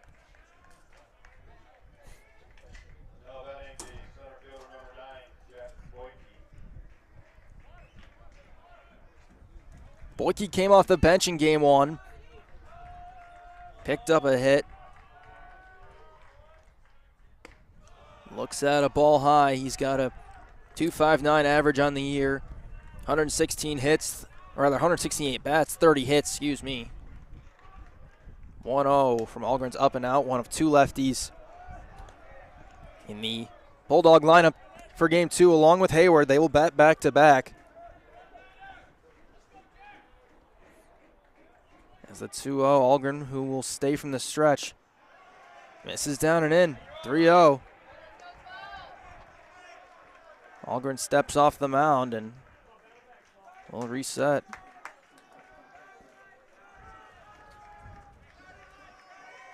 Hayward on deck, 3-0. Algren delivers fastball for a strike. Boyke thought he had ball 4.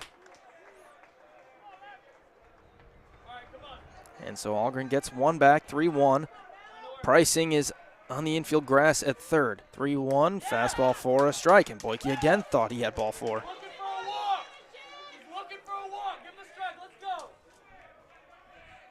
The infield slightly playing Boyke to pull as a left-handed batter. 3-2. In for strike 3. Back-to-back-to-back strikes for Algren. Boyke looked at every single pitch. As Hayward comes up. Single to start the bottom of the first. Came in to score on the Davis RBI ground out. Swing and a miss. On the pitch down low was a breaking ball that came in low and inside and swung on and missed it. 0-1. Same pitch, bounces. This time Hayward lays off. That's 1-1.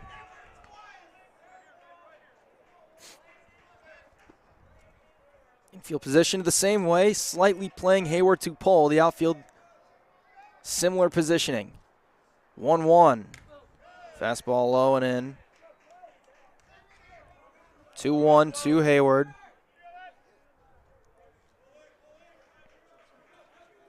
Hornets at the top of the order in the third against Brock Shoemaker.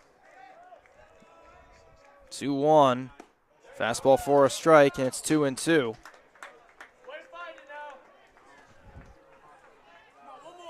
Hayward, the lefty, a 6'2" utility player from Romeo, Michigan in his senior year.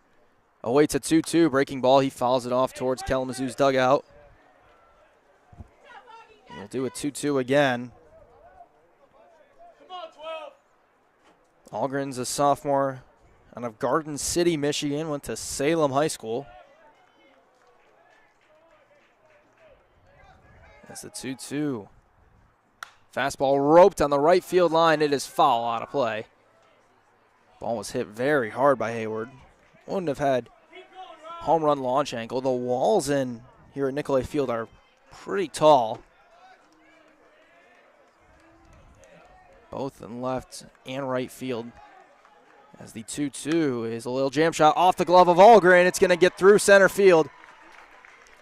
Back-to-back singles in Hayward's 2 at-bats, and the Bulldogs have a man on with 2 out for Bruder.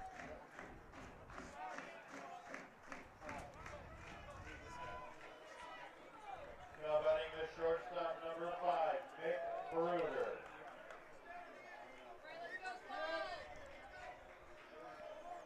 double run scored his first time up. Hornets were only able to get Bruder out once in game 1 in 5 tries. Puts us on the ground. It's going to be off of Reinhardt. Still a chance to get the out, and he won't.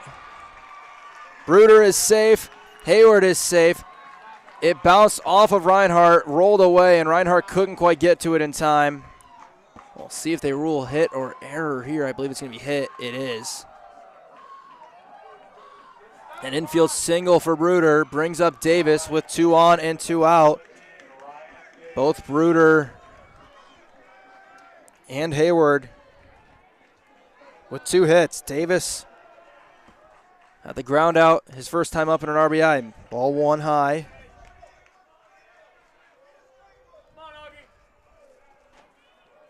Bulldogs already with a 2-0 lead here in the bottom of the second, threatening 4 more in the championship game. 1-0, breaking ball low, or no, in for a strike.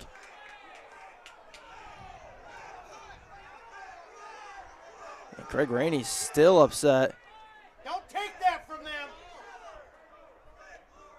Multiple Adrian coaches yelling at the home plate umpire as the 1-1 is a fastball low.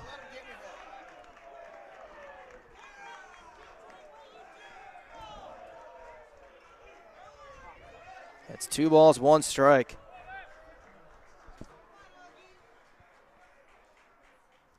Breaking ball hit over the glove of Pricing. Base hit will bring a run in. Davis makes a wide turn, stays at first. 3-0 Bulldogs. 2 RBIs for Ryan Davis in the early part of this game. Hayward comes in to score.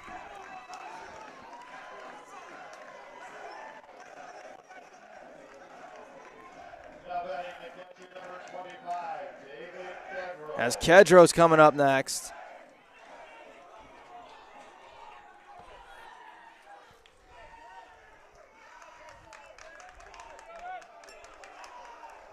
Kedro had an RBI ground out his first time up.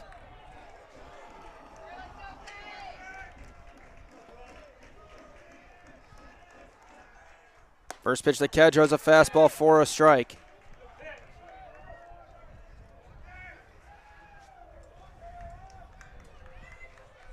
A 1. Davis at first and Bruder at third. Runners at the corners, that's fouled. Right back into the fence. It's 2-2. Rather 0-2. Algren trying to get out of the inning, limit damage, keep the Hornets in it with the top of the order coming up. Davis started to go, and now Algren will step off. He did it once, and Moore's going to come out.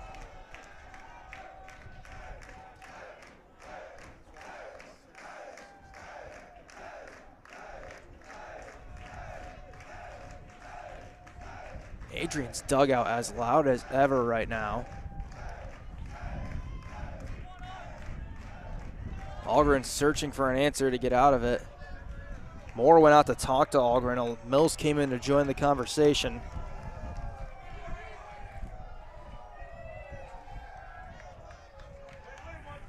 Algren steps back on. 0-2.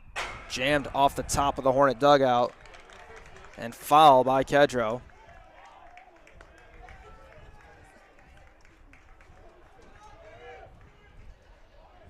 Let's go, Augie. Get out of it. Let's go. 0-2. Fly ball left field. Hawkins is camped. Doesn't have to move much at all. He makes the catch. Inning ends. Algren strands 2, but the Bulldogs add 1 more as we go to the top of the 3rd inning. It's Hornets 0 and Bulldogs 3.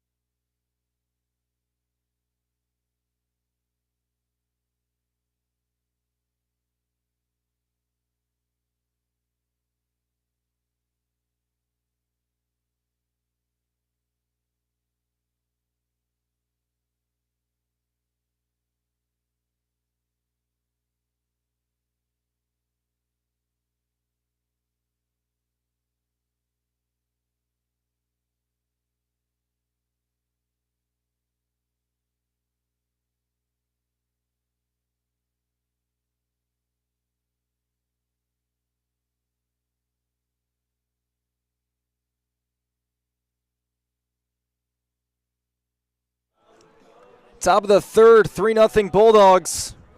Kalamazoo yet to score today. They are in need of some answers. They will have the top of the order up to do it. Cooper Mills will lead off, singled to start the game. Got as far as third, but didn't score. Still Brock Shoemaker for the Bulldogs. First pitch to Mills on the ground to third. Jimenez has it, and Mills is out in one pitch.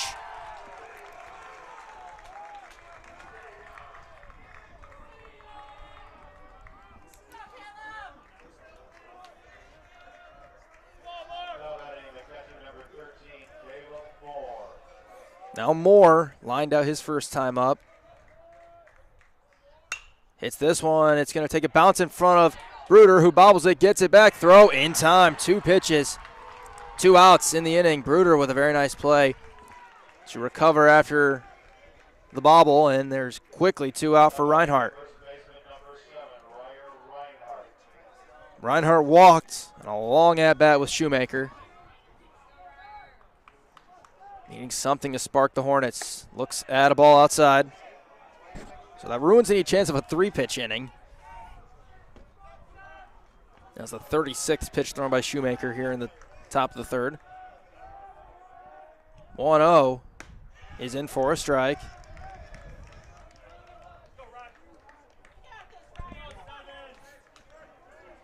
Didn't pick up a hit in game 1. Is going to wait to look.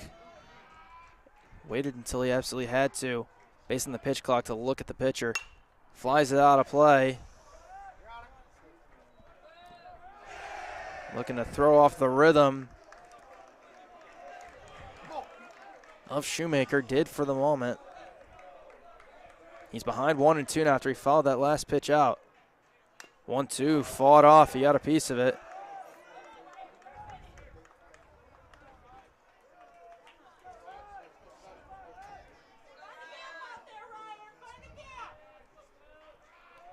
Hornets got a 2-out single in the last inning. Shoemaker looking for his first 1-2-3 of this game. 1-2 to Reinhardt outside for a ball.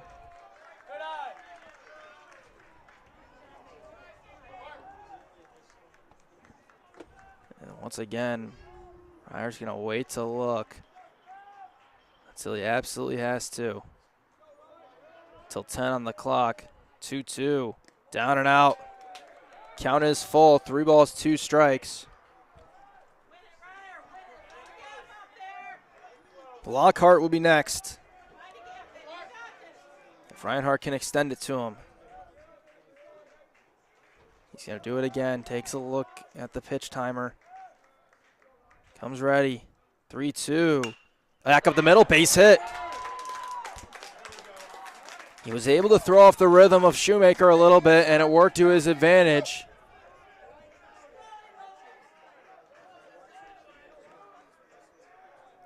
And the Hornets get their 3rd hit of the game. They've had a hit in every inning so far. So far, nobody able to score. As Lockhart comes up, he reached on a fielder's choice his last time. First pitch is down and in for a ball.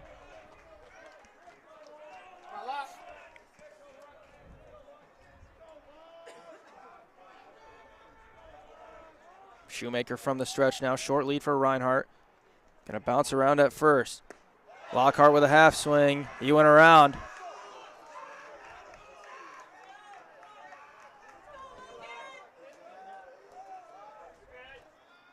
One ball, 1 strike. Middle infield playing at double play depth. 1-1. This is ripped down the left field line and foul into the Adrian dugout, or bullpen rather. Hit hard and could have been a run scorer, but just a touch foul.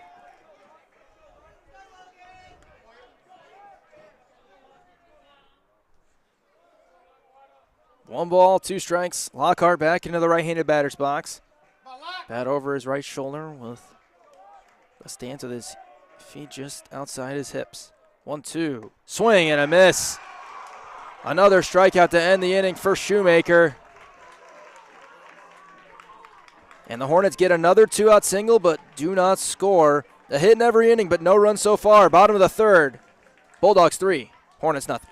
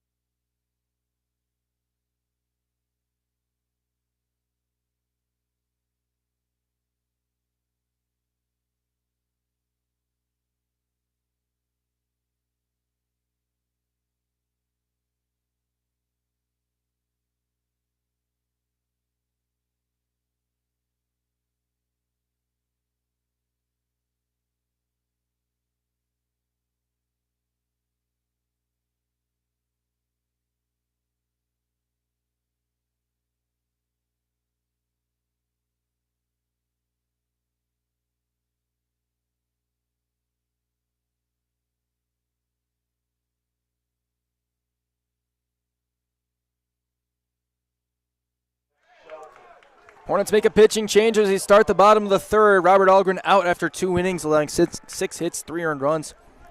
A walk and 2 strikeouts. In comes the fifth-year senior, Steven Shelton. 6'2" righty from South Lyon, Michigan, making his 18th appearance, all out of the bullpen. He will face Easton Rogers first. 1-1 win-loss record for Shelton, 1.31 whip, 3.80 ERA. Has a save this year in 23 2/3. First pitch, fastball high. Give him 19 hits, 10 earned runs, 12 walks, 23 Ks. 216 average against. Shelton will work consistently from the stretch. He's behind 0-1, or rather 1-0 to Rogers. Fastball up and in, and he hit him.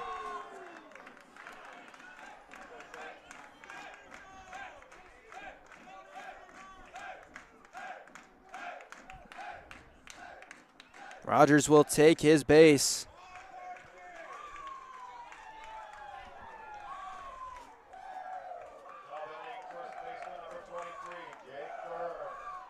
As up comes Jake Burns.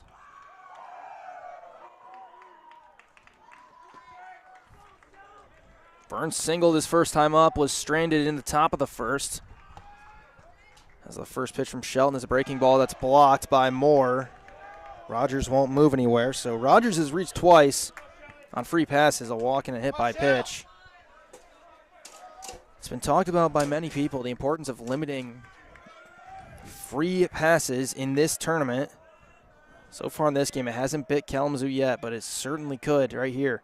1-0, fastball upstairs.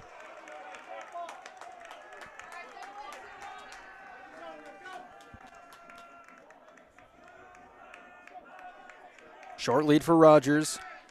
2-0, Shelton steps back on. He comes set, he's got 5 on the pitch clock. 2-0, fastball low. Shelton's yet to find the zone. As it's 3-0. Where's the clock going? Where's the clock going?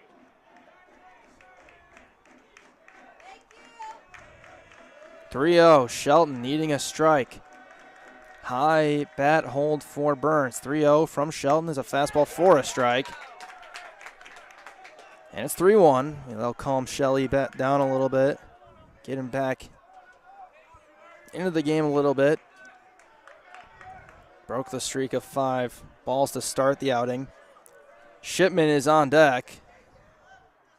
As the 3-1, fastball in the dirt, ball 4. Back-to-back free passes issued.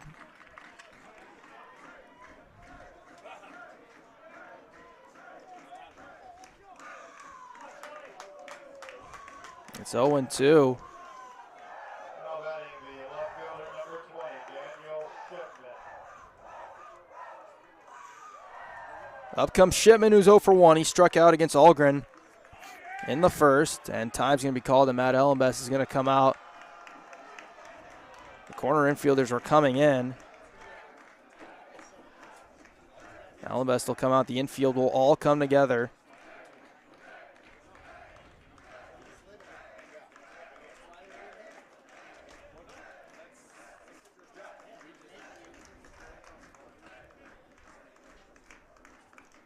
Ellenbest talking to Shelton. Gotta find a way to keep the Bulldogs off the board here.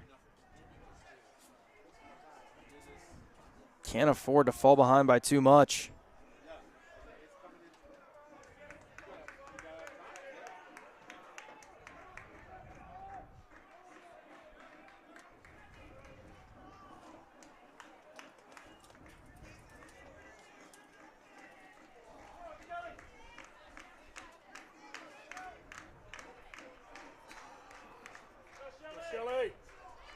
Shipman digs back in, the righty.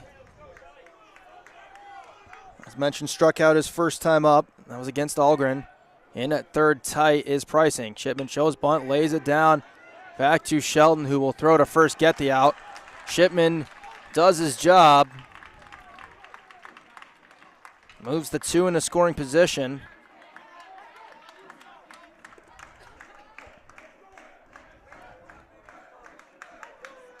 Now batting third baseman, number 8, Now Jimenez will bat. Grounded out his first time up as the infield all comes in for Kalamazoo.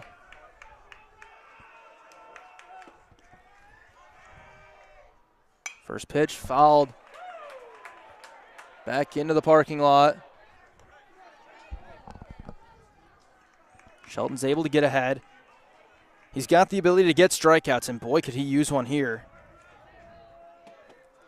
Adrian threatening to go up 4 or 5. 0-1, breaking ball, just missed.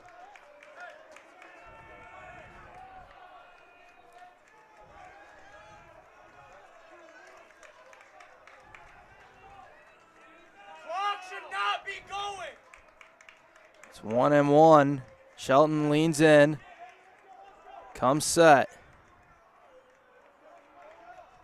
Infield really tight. That's straight back.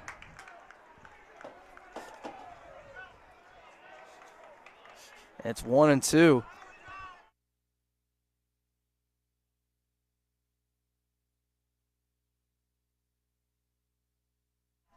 One ball, 2 strikes. Shelton to Jimenez from the stretch. Steve delivers on the ground. Mills makes a diving play. Won't be able to come home. He'll throw Jimenez out at first, but a run scores, and the Bulldogs are up 4-0. Good play by Mills to keep the ball going in the outfield. Elevating center fielder number 9, Jack Boyd.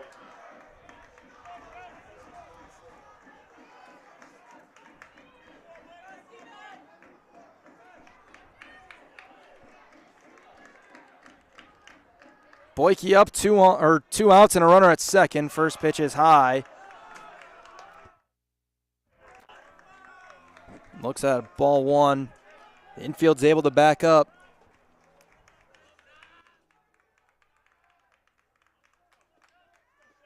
Shelton's behind 1-0.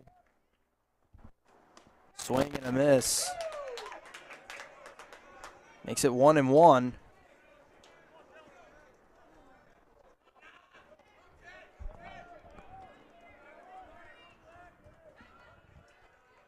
He steps back on. Even count at 1. Fastball in for a strike. 1 ball, 2 strikes.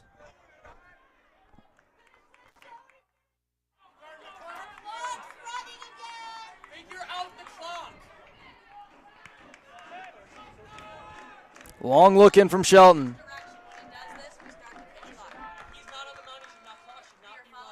That's on the ground. In the center field, a base hit. And a run will come in to score. Burns goes second to home. Bulldogs have 5 and a 2-out single from Boyke. Adrian in firm control of this championship game.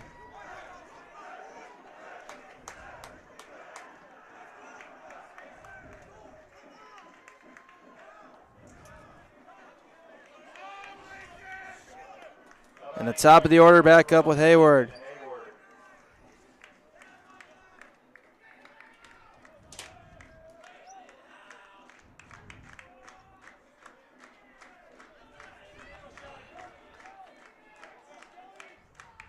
Shelton steps back on. Hayward's 2 for 2, a pair of hits. Fastball in the dirt for a ball. And I think they called a balk. Shelton gets called for a balk.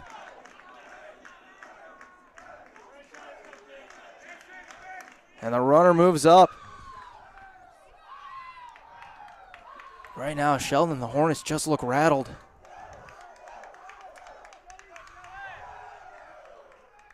So no pitch. There's no count, and now a runner on second. Fastball up and out. It's a long inning for Shelton.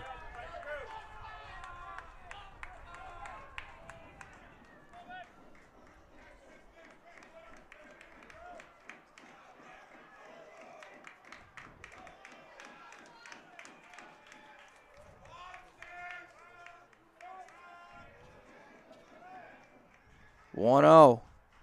Up high, way high, off the glove of Moore, but it's not going to roll far enough for Boyke to advance. He will stay at second base.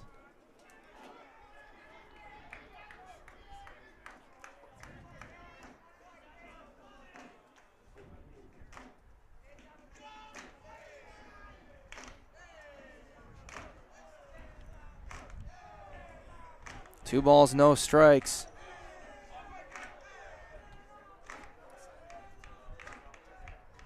Shelton looks back to second. He'll kick and deliver. Fastball fouled off by Hayward.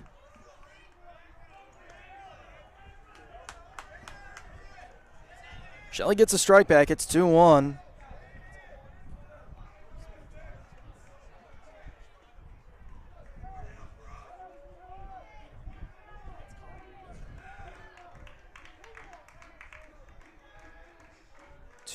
Shelton looks back. Delivers a little jam shot into foul territory. It'll land a little bit to the right of Pricing.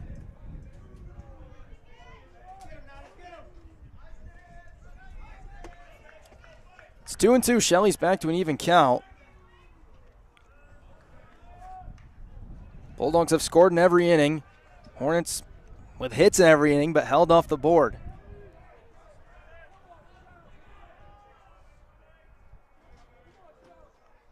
2-2, breaking ball, that's high, and the count is full with Bruder on deck.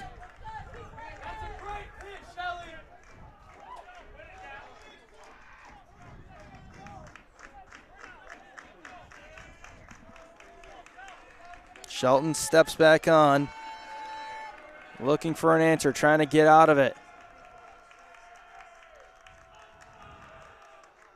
3-2, fastball fouled off by Hayward.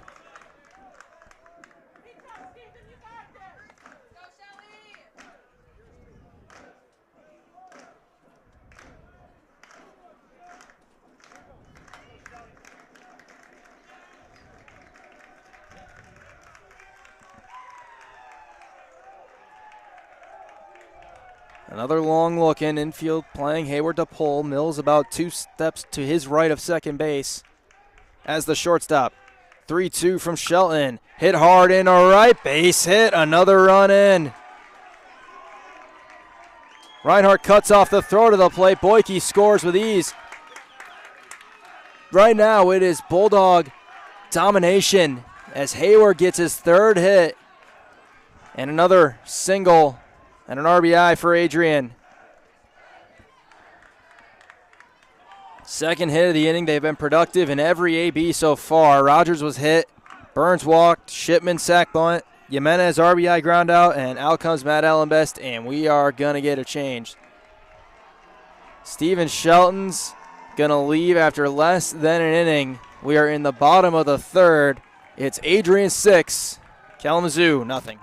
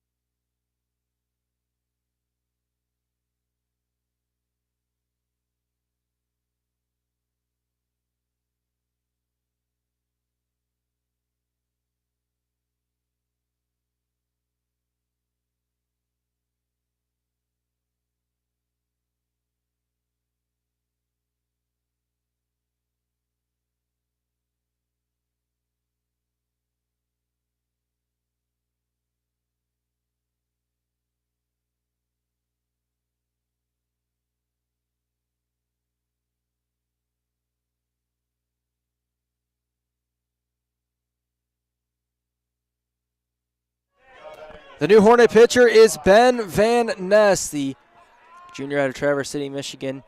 Relieves Shelton. Van Ness is making his 17th appearance, and he has to face Nick Bruder with a runner on and 2 outs, just trying to get the Hornets out of the third. Give themselves a chance to come back in this game. First pitch fastball low and in. Van Ness has a 2-0 win-loss record. Has pitched 13 1/3 of an inning, giving up 15 hits, 6 earned runs, 6 walks, 12 strikeouts, 2.73 average against. Rather, 2.22 average against. 16 walks and 35 strikeouts, I should say, as that's a strike. 18 hits and 12 earned runs.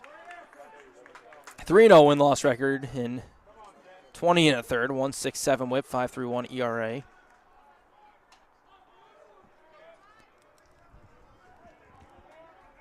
One ball and 1 strike. Short lead for Hayward.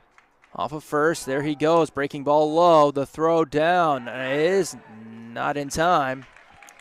Stolen base for Hayward. It's 2 balls, 1 strike to Nick Bruder. For Lincoln Hayward, that's stolen base number 2.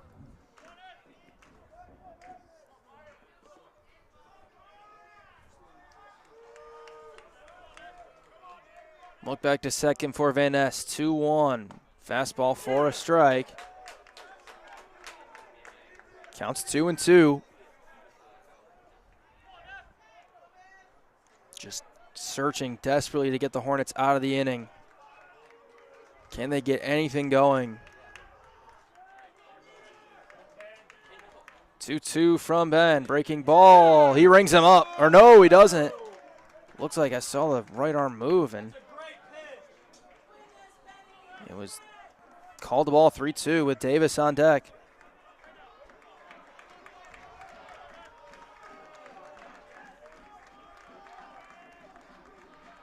Van Ness delivers a 3-2. Down and in, ball 4. Bruder reaches for the 3rd time today, and now Davis will come up.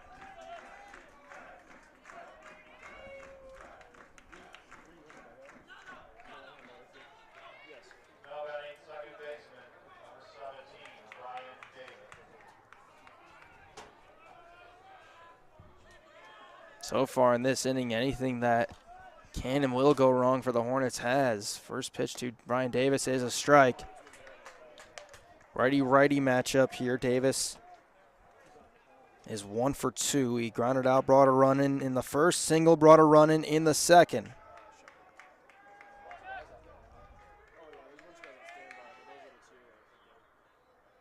Oh, 1 slow chopper back to Van Ness. He fields it, will toss to first, and Davis is out. Van Ness gets out of the inning, gets the Hornets out of the inning, but 3 more for the Bulldogs. Make it a 6-0 Adrian lead. The Hornets have a lot of game left, but they got to start getting some runs on Brock Shoemaker as the top of the 4th coming up.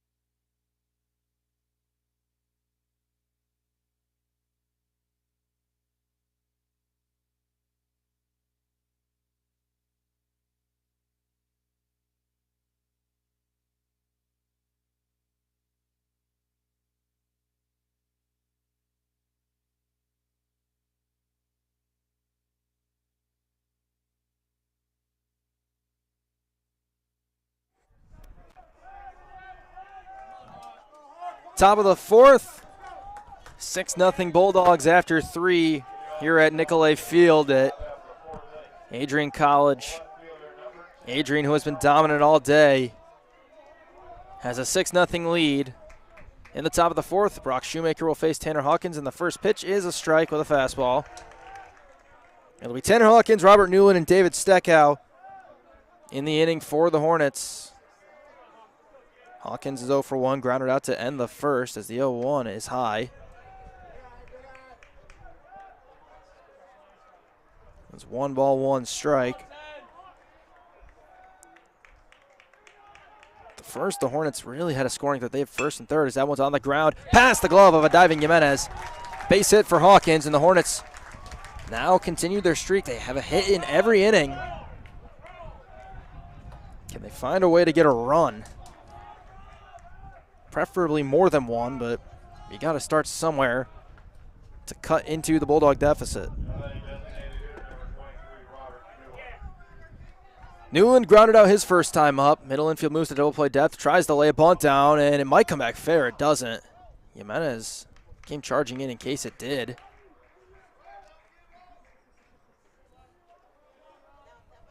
Newland thought it was foul for sure and then had to take back off after the possibility of a fair ball. Jimenez grabbed it. It's foul. And it's 0-1. Rob's got great speed. He certainly can bunt for a hit. Won't hear as the 0-1 is in for a strike, and it's 0-2.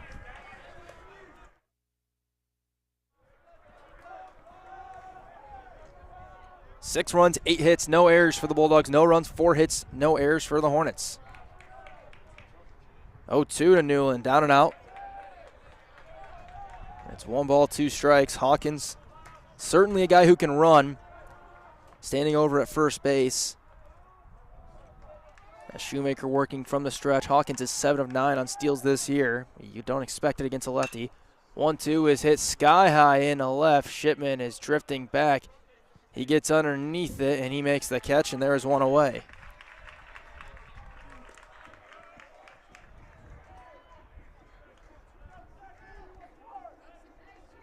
Up comes Steckow.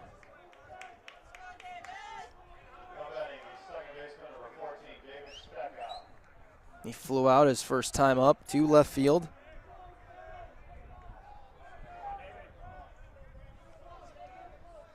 Now Shoemaker will throw back over to check on Hawkins. He's in safely. Everybody straight up to Steckow. As Hawkins came up a little. He might have caught his hand on something, whether it was the bag or burns his foot or whatever it was.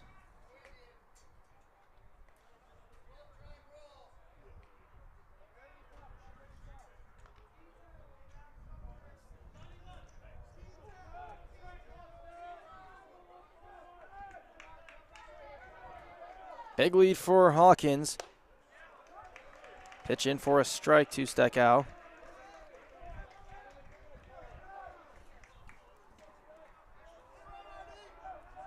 It's 0-1. Shoemaker delivers. Steckow shoots that well out of play.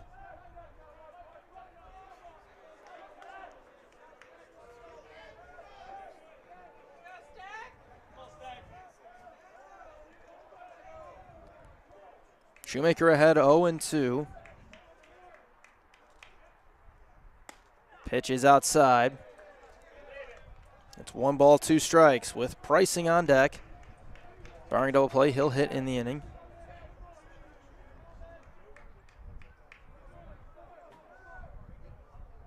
One, 2. Outside again. 2 balls, 2 strikes. Shoemaker's had some long at-bats. He's obviously kept the zeros intact, but has had to work for some of them. So he'll do a 2-2 to Steckow. This could be 2. It's on the ground to Bruder. 6, 4, 3, a double play. And the Bulldogs again keep the Hornets from scoring in the inning, despite them getting a hit.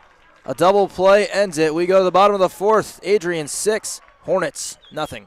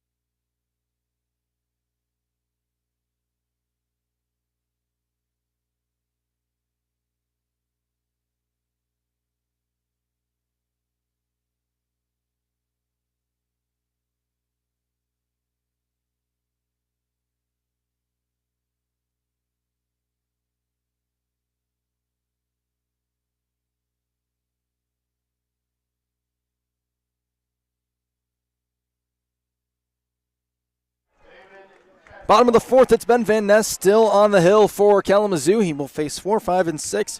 David Kedro, Easton Rogers, and Jake Burns searching for something the Hornets have yet to do in this game, get a 0.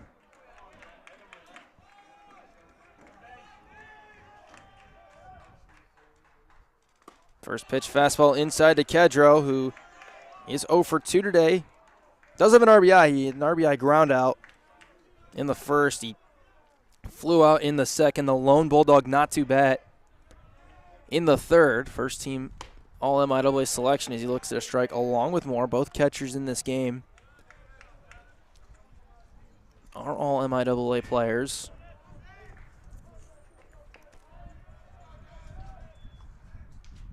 The 1-1 breaking ball flied in the air to left center field. Cam Kelly's chasing it, gets under it, makes the catch. 1 up, 1 down in the fourth. Brings up Rogers, who is 0 for 0 today. The old no at-bats recorded.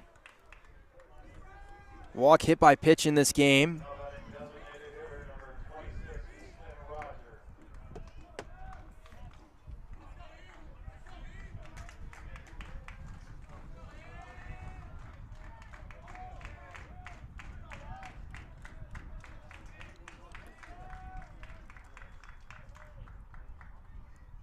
First pitch fastball, low, ball 1 to Rogers.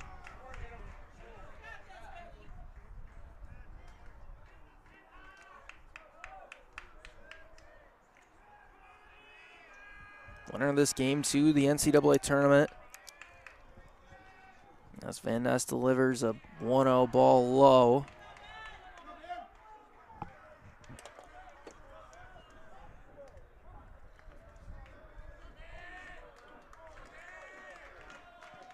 Van Ness has stabilized the ship for the time being for the Hornets, but Adrian has a big swing and a miss from Rogers, makes it 2-1. A loud swing and a miss on a fastball. Adrian has put together a 2-out rally in this game for at least 1 run. Hornets have shown they can hit Brock Shoemaker, but haven't been able to get timely hitting as the 2-1 is popped up in foul territory. It's going to be really close to playable, and Moore can't find it as I think the shade affected him on that one.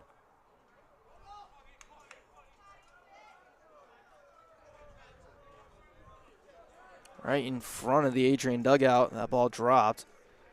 Bulldogs do have an arm getting loose.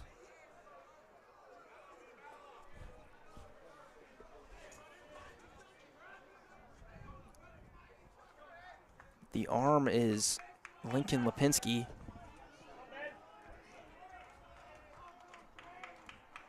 As Van Ness will work from the stretch as he always does. 2-2. In for, no, inside. That pitch looked real close. And it got called ball 3. Must have been inside. Jake Burns on deck. He will hit no matter what. 1 down here in the bottom of the fourth. Bulldogs 6, Hornets 0. 0-2 from Van Ness. Fly ball, center field, and shallow. Cam Kelly calls off both infielders. He's got it 2 away. Now Burns. He's scored a run today as well as a single and a walk.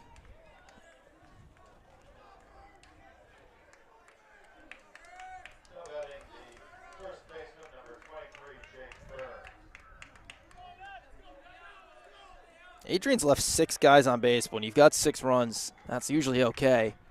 That's the first pitch that Burns is chopped foul.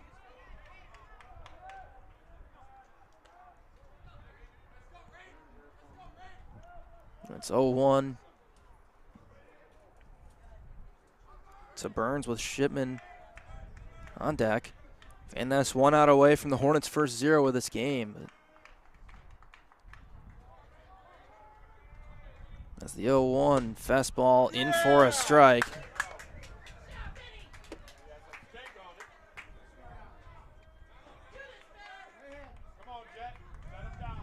That's nothing in 2. Van Ness, a long look again. Comes set from the stretch. Burns holding the bat high. 0-2 is low. Looked like it was a changeup that dropped in a touch low.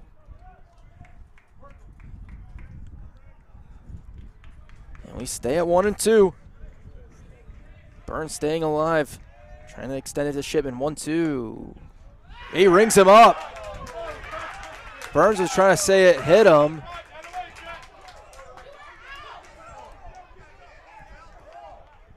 Burns was trying to argue that it hit him.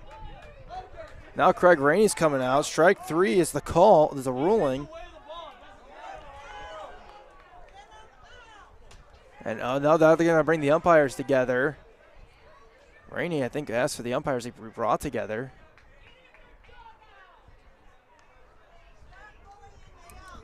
Adrian's defense is nearly out on the field, and now they're being told to hold on. They're still making their way out. I would be very surprised if any ruling gets overturned here.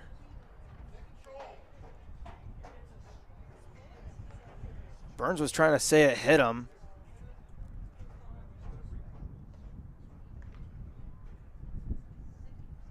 The Hornets are ready to hit. Everyone's ready to just go to the next inning.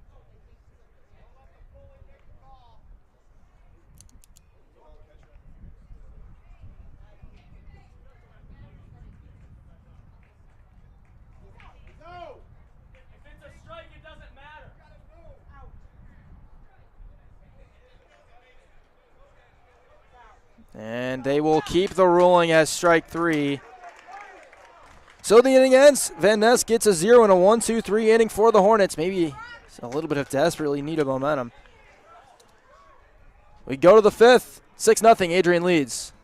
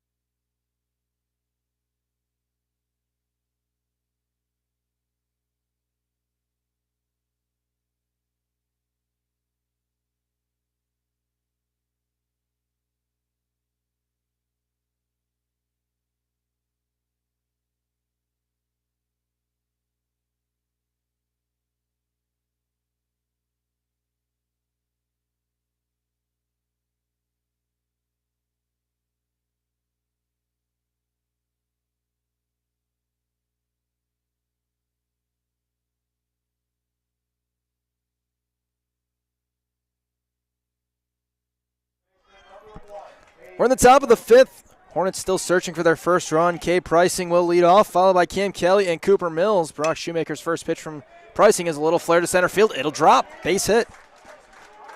2 hits today for Pricing. They once again have a hit in every inning, but just haven't been able to push any runs across as Kelly comes up next. Now batting the center fielder, number 42, Cam Kelly.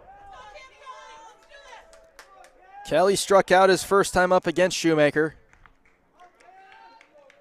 Pricing with the 5th hit of the day for the Hornets. First pitch is up and in, ball 1.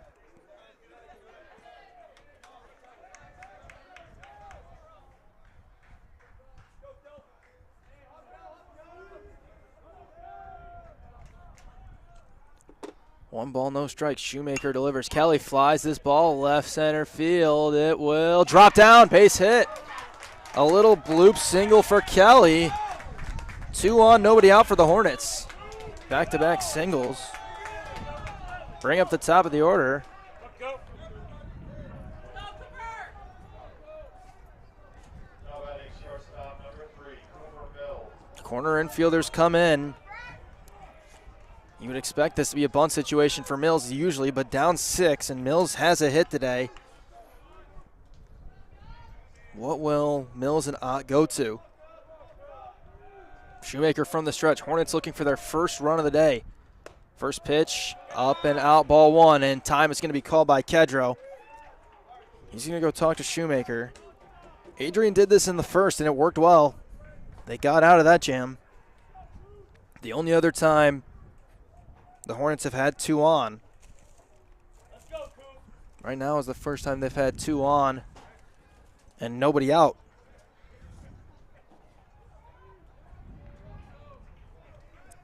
Kedro heads back to the plate. Adrian's got Lincoln Lipinski getting ready. Shoemaker, the lefty, Mills, the righty. Here comes the 1-0. Bunt showed, laid down. This is not going to be an easy play. Shoemaker throws the first. It is not in time and safe. Pricing's going to break for home as it rolled away from Davis. He's in to score. Kelly to third, and the Hornets are on the board. Mills will get a bunt single. I believe it's going to be Pricing scores on the air. It's still nobody out. Runners at the corners. Kalamazoo finally has one across. It's 6-1. Get the official. An error is going to be charged to Adrian. It's going to be an E1 to allow Pricing to score and Kelly to get the third. First pitch down and out to Moore, and now the Hornet dugout might have a little bit of their swagger back. Still a long way to go, but they finally got some ground. Moore is 0 for 2 today. Pitch up and out, ball 2. 2 more. 2-0. Kelly's at third, Mills at first. With Reinhardt on deck. Fly ball, pretty deep left center field. Both defenders running a long way. It's going to get down, and it's going to be up against the wall. Kelly is in. Mills getting waved around third. He will score. Moore dives into third. Here come the Hornets. 2 RBI triple for Caleb Moore. Brings the tying run to the plate. Brings the tying run to the on-deck circle. Makes it a 6-3 ball game. And up comes Reinhardt. And out comes Craig Rainey. Are we going to get a pitching change? And man, maybe he's just coming. Jimenez is a little gimpy. I think Rainey's coming out to check on him. And actually, no. Shipman's down out in left field up against the wall. My apologies to everyone, but Shipman, after diving for that ball, stayed down. Didn't look into the outfield, but he's slow to get out there. Adrian Trainer's out there. Jimenez looked like he was limping a little bit after the tank play, but he's fine. But now the important thing is Daniel Shipman okay? He and Boyke were right by each other, and Shipman's slow to get up. Had to take a long run and dive for that ball.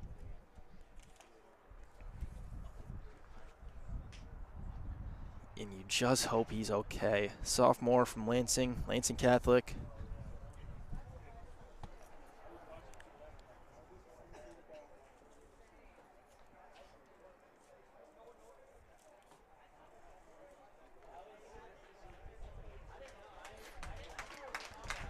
Shipman is up. He is walking off the field, and I believe they're going to take him out of this game. They are. So they are warming up a new left fielder. It will be Cam Oliver, sophomore from Tampa, Florida.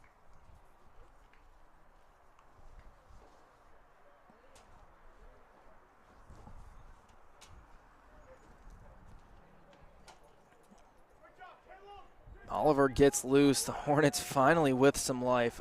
Shipman's, it's either an arm or a shoulder with the way his arm is.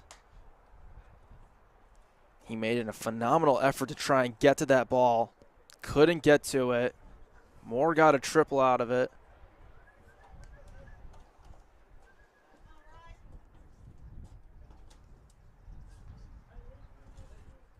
I believe it's right shoulder that he's holding, and you just hope the best for him. As he heads off the field.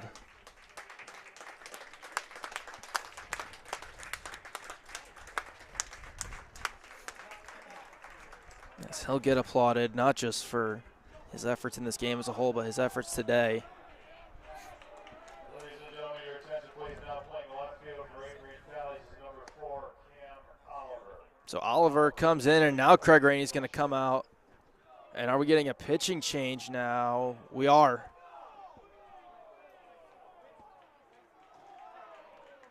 So Brock Shoemaker will leave this game. Adrian's going to make a pitching change. The Hornets with new life all of a sudden. It's a 6-3 game with the runner on third. Nobody out. Pitching change coming for the Bulldogs.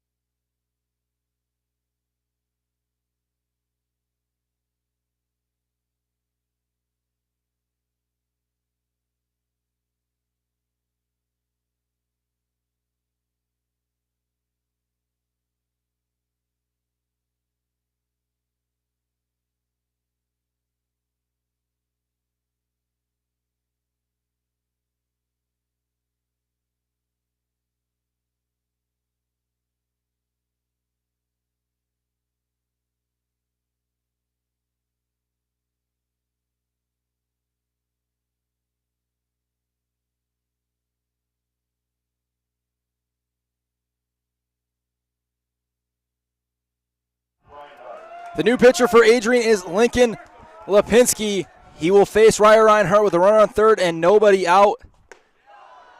First pitch is a fastball for a strike. Lipinski is a junior out of Onstead, Michigan.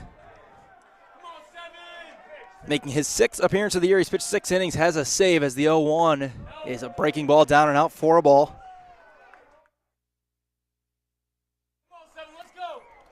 The Hornets with 3 runs here in the top of the 5th to get some life back. It's 6-3 with another run standing 90 feet away. 1-1 breaks in for a strike.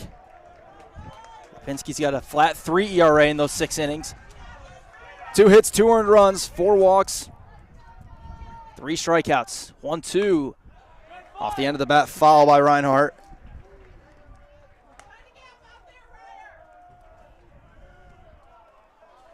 Reinhardt's got a hit in this game. He is 1 for 1, walked and singled. 1-2, fly to right. Deep enough to score the runner if it stays in play, and it won't. It'll go out of play, foul. Brock Shoemaker gets through 4 innings, gives up 8 hits, 3 runs, all earned with a possibility for 1 more. He will not be in the decision. It stays 1-2 to Reinhardt.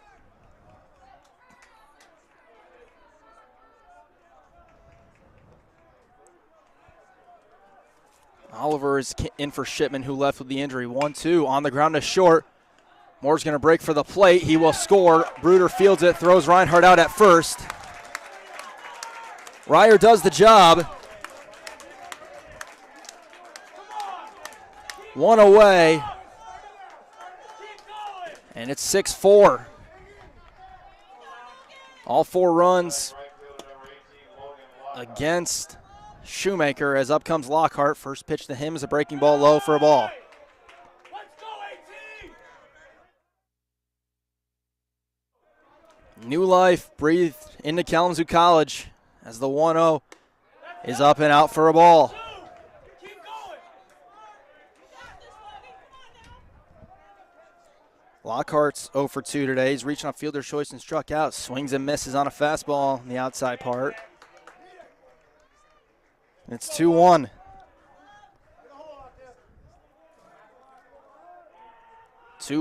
Wind up breaking ball in for a strike on the inside part of the plate. 2 balls, 2 strikes.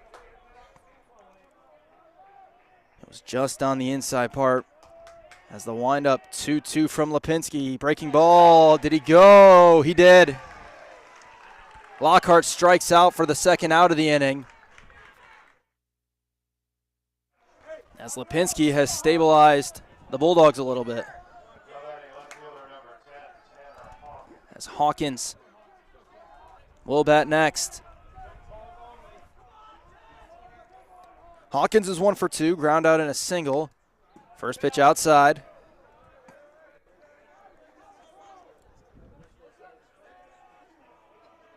A 4-run fifth has the Hornets back within 2.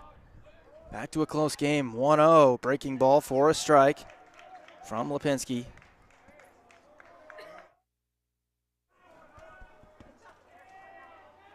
His last appearance as the pitch next is low. 2-1. Last appearance was a week ago against Albion.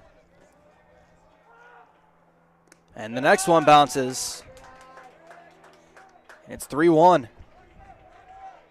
Your count now, 10! 3 balls, 1 strike. Lipinski delivers. Fastball in for a strike. That's been a ball all game. On the outside part.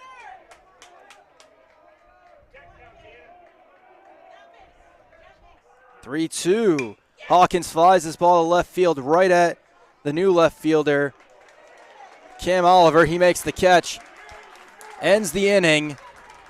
Lipinski rights the ship for the Bulldogs. Gets 3 consecutive outs, but the Hornets put 4 runs on the board. As we go to the bottom of the 5th, we're halfway through this one. Hornets get a little bit closer. They make it a ball game once again. Here at the bottom of the 5th, Adrian 6, Kalamazoo 4.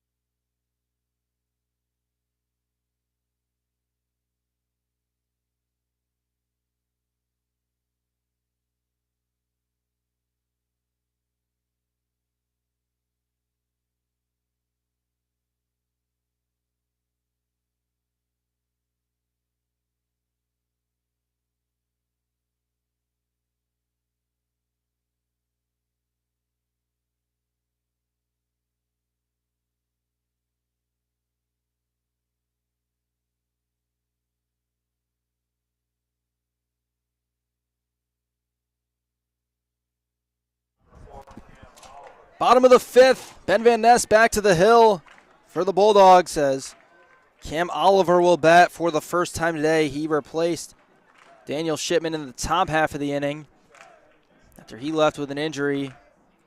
He's a left-handed bat out of Tampa, Florida. First pitch from Van Ness is outside for a ball. Wiregrass Ranch High School, 6'4" outfielder, has 88 at-bats this year, appearing in a game for the 29th time this year.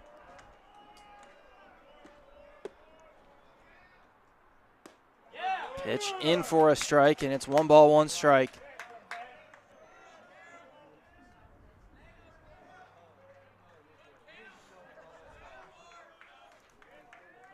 Oliver has 28 hits in those 86 at-bats as breaking ball is slowly chopped to short. Mills has it, throws the first in time. 1 away. Van Ness has stabilized the ship for the Hornets as their pitcher. He will face Jimenez.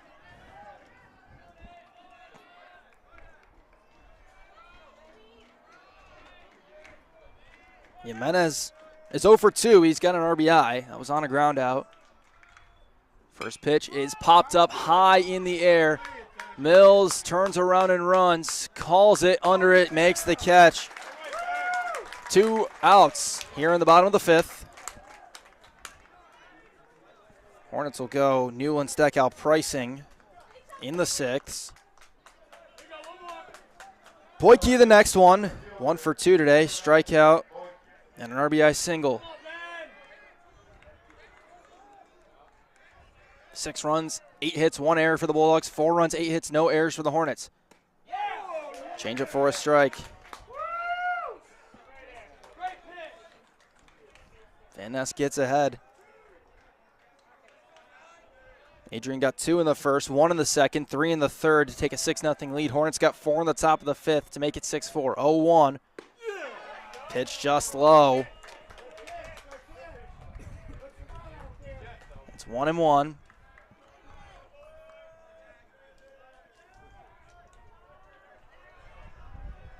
Ben from the stretch delivers a 1-1. That's outside. 2 balls, 1 strike. Top of the order awaits for the Bulldogs. Specifically Hayward and Bruder, who the Hornets have not been able to get out in this game.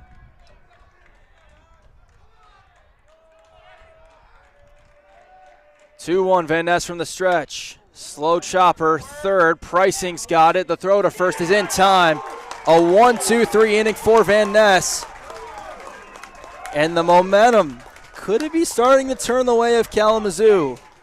We'll find out if they can keep it going coming up in the top of the 6th.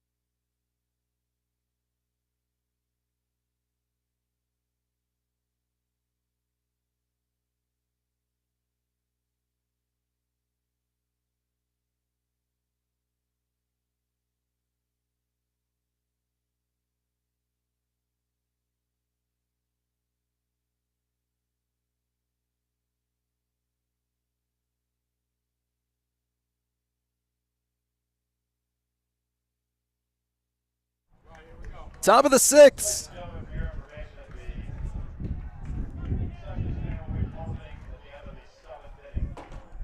We've got a new ball game and some new life for Kalamazoo College. It's 6-4. And the momentum is turning their way a little bit as Robert Newland will lead off the bottom of the top of the 6th. Newland, Steckow, K. Pricing in the inning. Newland's 0 for 2. He has grounded out and flown out. First pitch from Lincoln Lipinski is in for a strike. Newland's been a hot bat as of late. 0-1. Fastball for a strike. Rob didn't like it. He looked at it.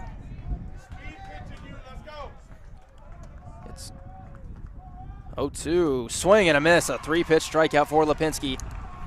And he has stabilized the ship a little bit for the Bulldogs.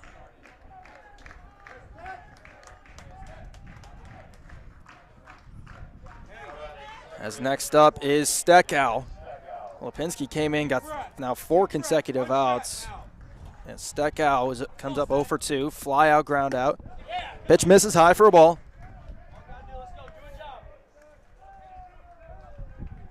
He's got Pricing behind him, and then it will be Kelly as the 1-0 is outside. 2 balls, no strikes. Lipinski goes from the windup 2-0. Fastball outside. 3 balls, no strikes to Steckow, which likely means take all the way here.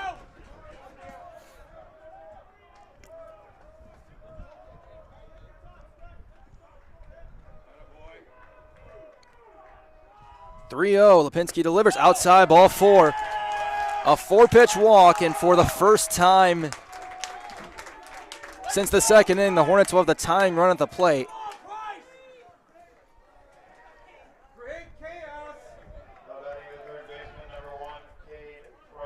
Pricing up next. Pair of hits today.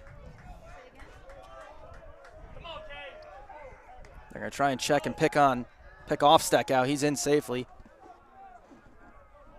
Steck's an aggressive runner. He has stolen 15 bases on 17 attempts. Loves to try and get running. It's the first pitch from Lipinski is a breaking ball. In for a strike. Pricing's got 2 hits today. He scored the first run on the throwing error by Shoemaker that brought in. I love Mills to be safe at first. Mills got credit for a single as the 0-1 from Lipinski. Mills is going to hold on to it now, deliver. That's outside. Good eye. Good eye. It was back-to-back singles to get the Hornets going in the 5th, and Moore cleared them with a triple as a throw over on Steckow. Steckow's in safely. It's 1-1 to Pricing. Here you go. Come on, 1-1. Breaking ball down and away. 2 balls, 1 strike. Adrian's got their next arm starting to loosen. Keep going. It is Mikey, or Raymond Keene, who is getting ready. 2-1, Kedro setting up on the outside part, and Pricing puts it out of play. 2-2 to Pricing. 1 away here in the top of the 6th. Hornets have the tying run at the plate.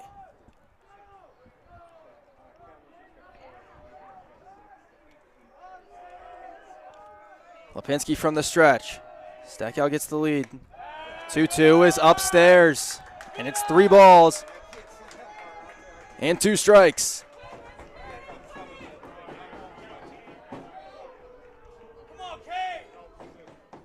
Hornet dugout doing the Florida State tomahawk chop sound for the 3-2. Steckow goes. It's a little liner. It bounces in front of Bruder. He bobbles it. The throw from his knees is not in time. Another infield single for the Hornets. The 3rd hit of the day for Pricing. 2 on, 1 out. And up comes Kelly. Kelly singled his last time up, would score on the Moore triple. Would have been an incredible play by Bruder, who dove. The ball bounced right in front of him. He threw from his knees, and Cade had enough speed to beat it. Corner infielders are in. Lipinski stays from the stretch. Kedro sets up outside, shows bunt, lays it down. It's going to roll foul. Jimenez smartly let it go foul at 3rd. Kalamazoo, for the first time since they lost the lead in the bottom of the lost the tie game in the bottom of the 1st, have the tying run on base. 1 down here in the top of the 6th. They trail by 2.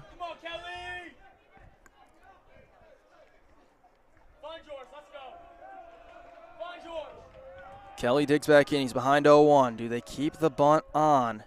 They don't, and Kelly looks at ball 1.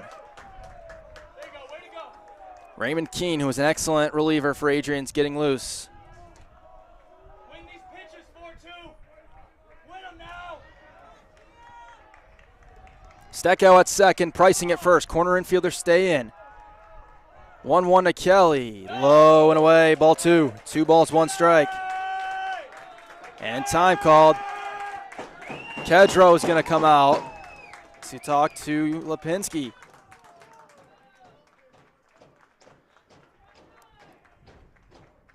Jimenez, the third baseman, will join that discussion.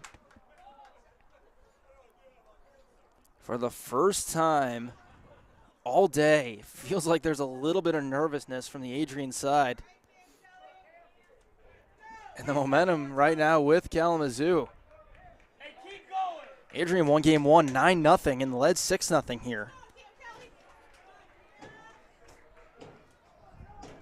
And Ben Van Ness stabilized the ship as a pitcher, and they got a little bit from their last one.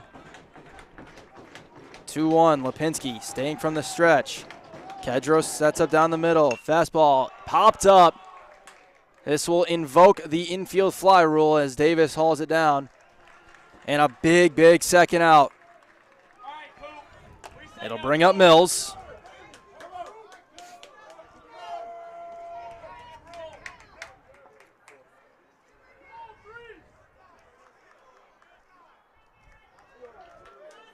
Mills is 2 for 3 today, has a pair of singles, one of them a bunt single. The infield backs up. The fifth-year senior digs in. Reset 3.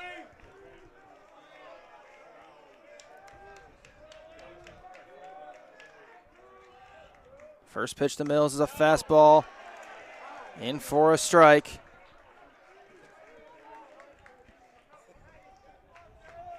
Mills had the single that would lead to their first run coming in, the bunt single in the fifth, and a throwing error brought in Pricing. They're going to go for a pickoff on Steckow. He got the tag in just late. Steckow was just underneath it. It was a good move by Lipinski, and Bruder came in from behind.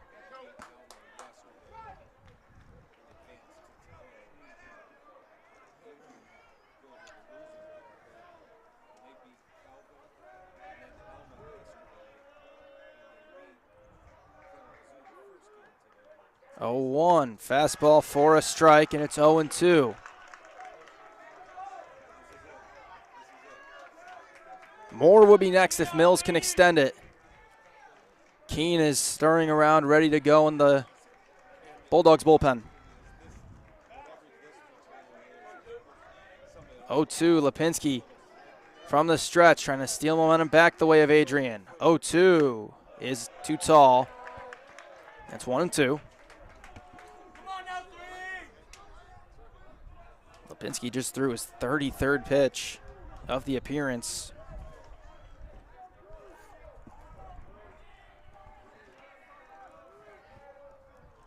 As it's 1-2 to Mills. That's actually his 37th pitch of the appearance. Kedro sets up outside. 1-2, Mills fights it off.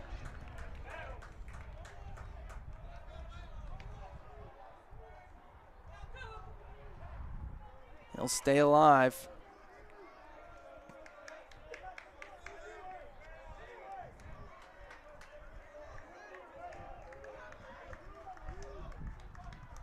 Kedro gives the sign to Lipinski. He is set from the stretch, setting up outside.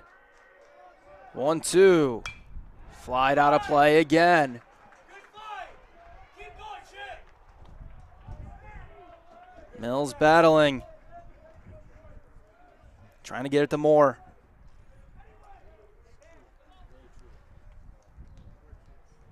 Hornets knocking on the door. Trying to claw their way back to an even game. Let's go, Coop. Another look in from Lipinski.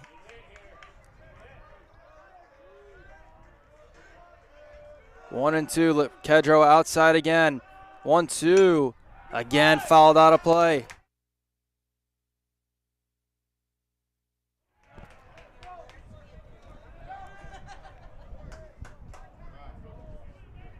We will stay at 1-2. 4 runs, 9 hits, no errors for the Hornets. 6 runs, 8 hits, 1 error for the Bulldogs. Winner to the NCAA tournament and claiming an MIAA tournament championship. This is the only 2 programs to have ever won it. 1-2 again. Mills, a little flare over the head of Bruder. Getting waved around is Steckow. He will head to home safely, sliding back into second safely as Pricing. We had a 1-run ball game. 6-5. And the tying run in scoring position for Caleb Moore. And out comes Craig Rainey. The Bulldogs are going to make a pitching change. Pitching change for Adrian. 6-5. The Hornets are a touch closer. Pitching change for the Dogs coming up.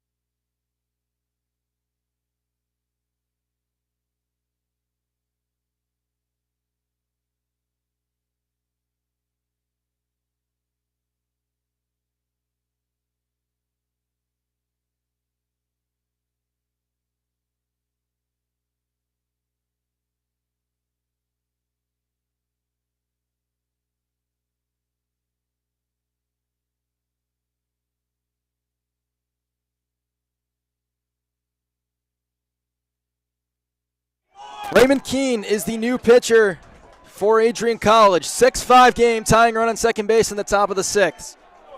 Caleb Moore to the plate for the Hornets. Moore is 1 for 3. Line out, ground out, and then the 2 RBI triple in the fifth. Pricing at second, Mills at first. Hornets are within 1 run. First pitch outside for a ball. Keene is one of the better arms in the Adrian bullpen, making his 16th appearance. He's pitched 20 innings. He'd have 12 hits, 6 earned runs, 8 walks, 13 strikeouts, 1.71 average against. Whip of flat 1, a 1-0 win-loss record, a 2.70 ERA. 1-0 to Moore. Down and out for a ball.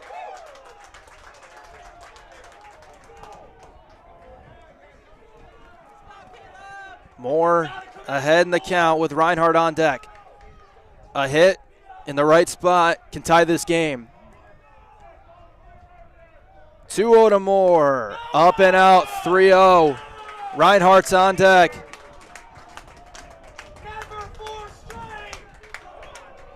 Here comes the tomahawk chop from the Hornet dugout. 3-0. In for a strike. And it's 3-1 to Moore. Keene gets one back. Adrian's got their next arm already getting loose. Talk about that in a moment. 3-1 from Keene. Moore flies this ball the other way. Underneath it is Hayward. He will make the catch. Keene gets the Bulldogs out of it, but the Hornets do add another run. We are as tight as we've ever been in the MIAA Tournament Championship. The Hornets leave 2, but get within 1. It's 6-5 Bulldogs. We go to the bottom of the 6th.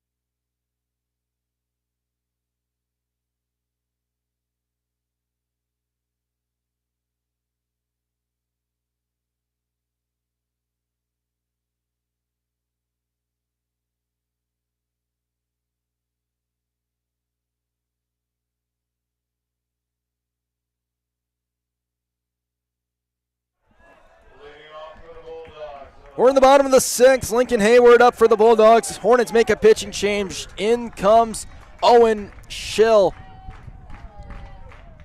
The big right-hander has a .506 ERA, sophomore from Oxford, Michigan.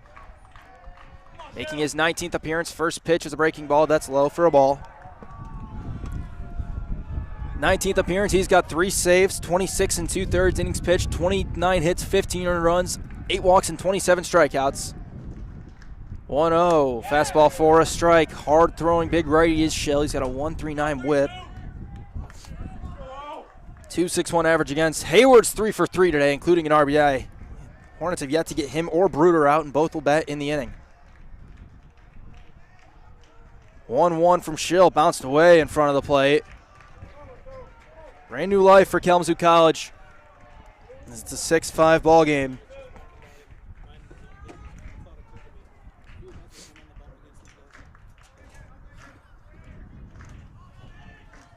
Two-one to Hayward, be followed by Bruder and Davis.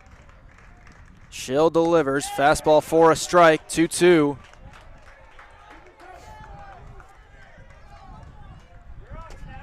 Hornets at the heart of their order in the 7th. In a 1-run ball game.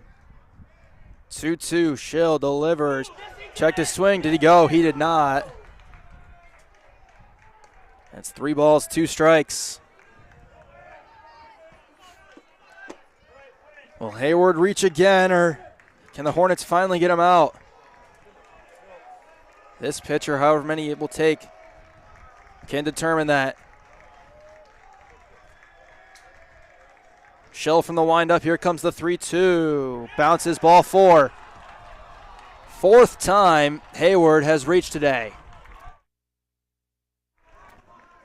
And the Bulldogs have a runner on for the first time since the Hornets started their rally. As Bruder, who is 2 for 2, double single, and he's walked. Hornets have yet to get him out. Schill now going from the stretch. First pitch, Bruder shows bunt, pulls it back, ball 1 low. Pricing came charging in from third to try and take away that bunt. Although I'm sure the Hornets, with the way that Bruder swung the bat, might be okay with taking a bunt. He shows it again, pulls it back. That's a strike. 1-1.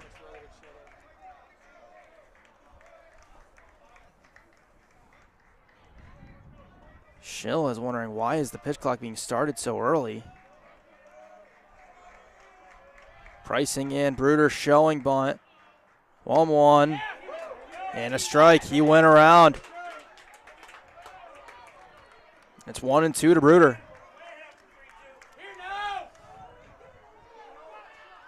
Davis on deck. He is guaranteed net bat in the inning. Schill comes set again. The 1-2.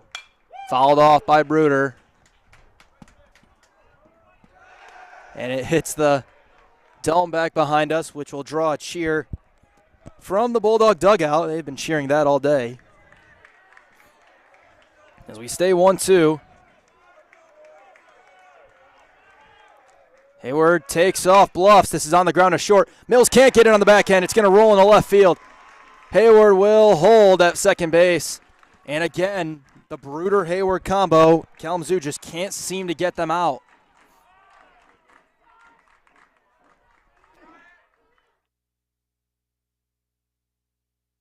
So 2 on, nobody out for Ryan Davis. He's 1 for 3 today, has 2 RBIs, an RBI ground out in the first, RBI single in the second. Bulldogs trying to recapture the momentum they had early. Last 5 in the game to the Hornets. Pricing and Reinhardt in tight. Davis shows bunt. It's way up high for a ball.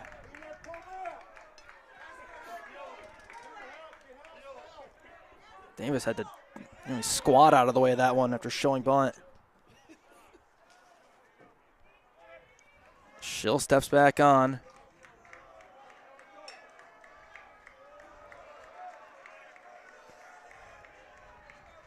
Shows bunt again, pulls it back. The pitch misses outside. Come on, Shell.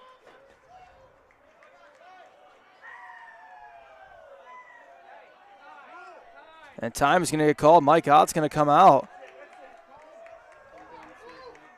Schill was frustrated because they were starting the pitch clock before he was on the mound. And Mike Ott's wondering why that is.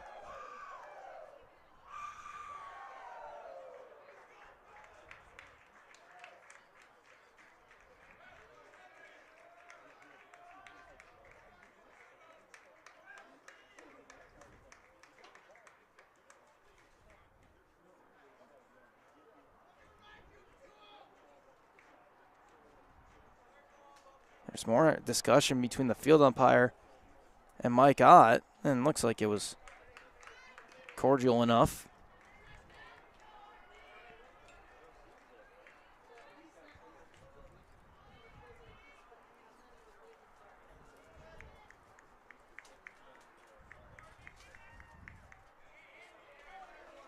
As the umpire explains the pitch clock explanation to Schill.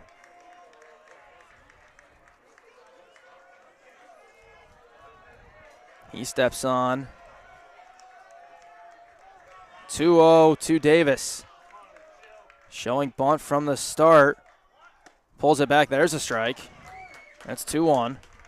Kedro's on deck. We followed by Rogers. If Davis were to get this down, move the guys over, traditional sacrifice bunt, there's no real good option in the Adrian lineup of a guy you want to face, as that bunt is straight back into the screen. It's fouled, so it's 2-2. But Kedro, even if you were to intentionally walk him, Rogers right behind there, Burns an all-conference player. There's no good option against this lineup. There's a reason they are where they are. 2-2. In the dirt, 3-2. And the count is full. Nobody out here in the bottom of the sixth. In a one-run game, Schill trying to hold on, keep it there. 3-2 on the ground. Pass pricing. Mills has it. Won't have any play. It'll be a single for Davis. Everybody moves up one base. And the bases are loaded. Nobody out.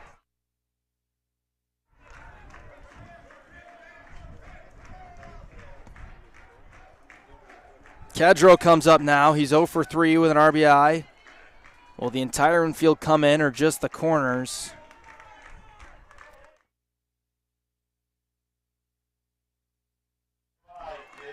It will be just the corners. Mills and Steckow, the middle infielders, will back up. Each team with 10 hits in the game now. First pitch to Kedro is in for a strike. A walk and 2 singles. Have the Bulldogs in business. Bases loaded. Nobody out in the bottom of the sixth. Schill from the stretch. Back up the middle. It's caught by Steckow. They're going to have an easy double play. Bruner was off the bag, and they're able to flip it to him. Oh, my. So we go from bases loaded, nobody out, to now corners with 2 outs.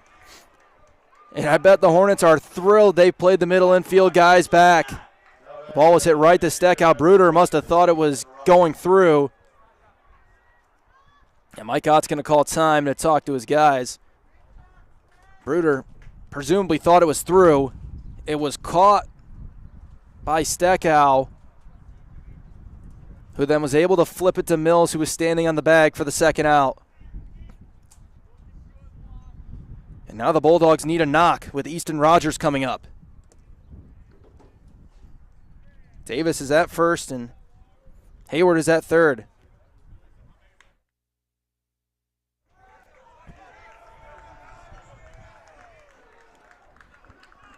Rogers is officially 0 for 1 in this game. He has walked, been hit by a pitch, and flown out. He's also scored a run. Come on, Shell.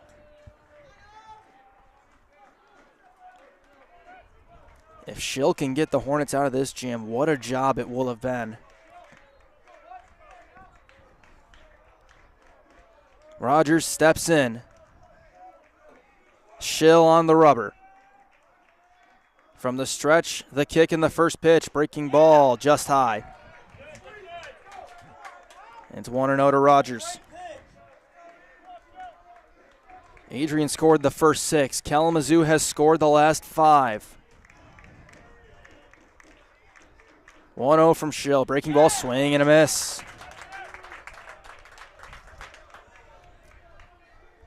What looked like it could just be a Bulldog coronation has turned into a rock fight here at MIAA Field. 1 ball, 1 strike from Schill. Fouled out of play. 1-2.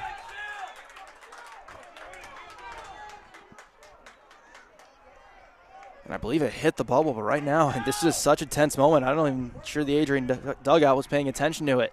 Usually they cheer if it does. 1-2, Schill, deep breath, 1-2, off the end of the bat and foul, out of play.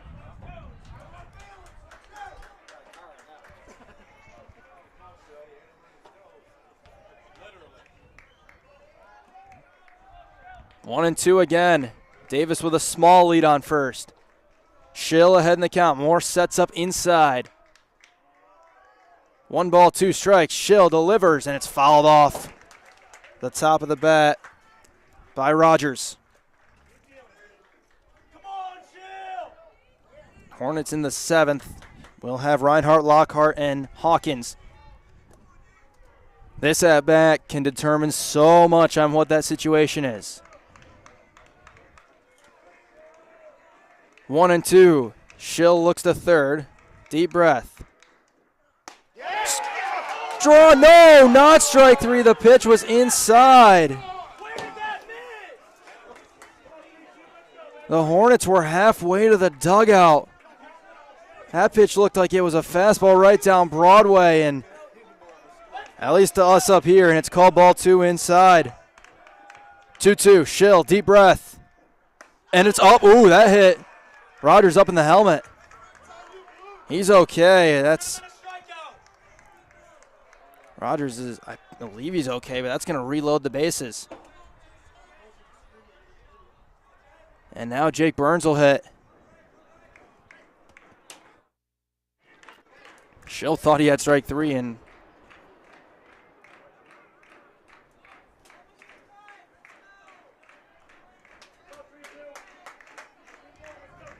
just an unfortunate break for Schill.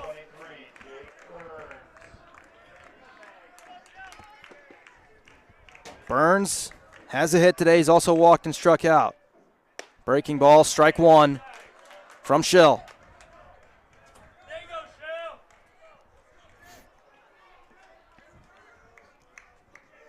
He's able to get ahead.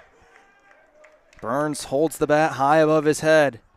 Breaking ball down and away. Moore does a good job to block it. Jake Burns, the all-conference freshman.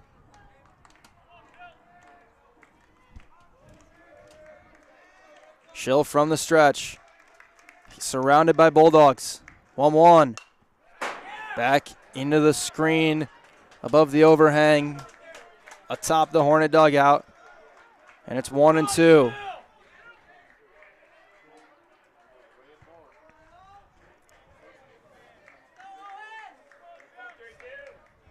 Schill steps back on. It's a 1-2 count again.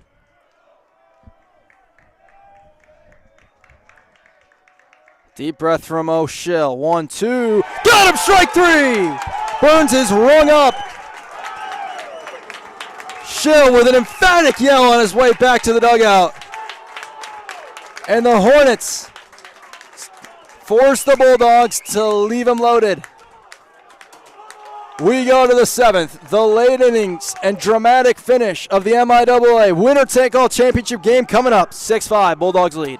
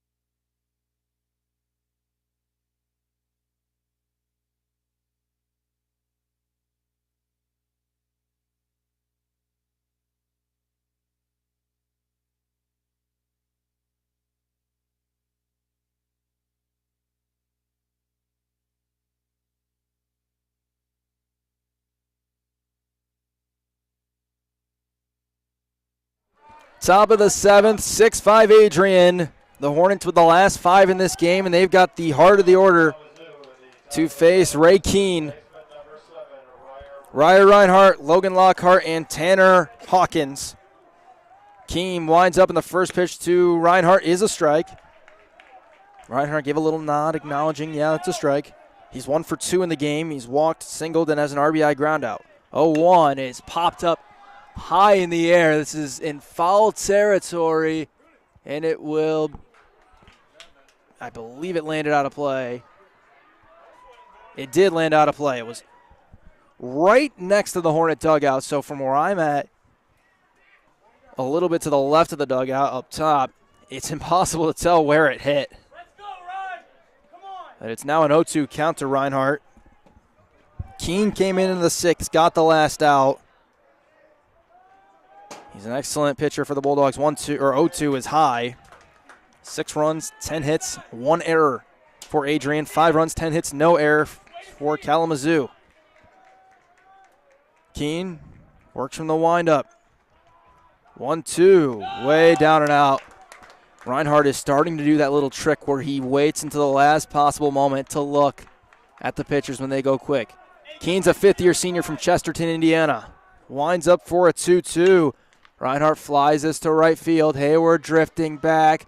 He's underneath it, a step in front of the warning track, and he makes the catch.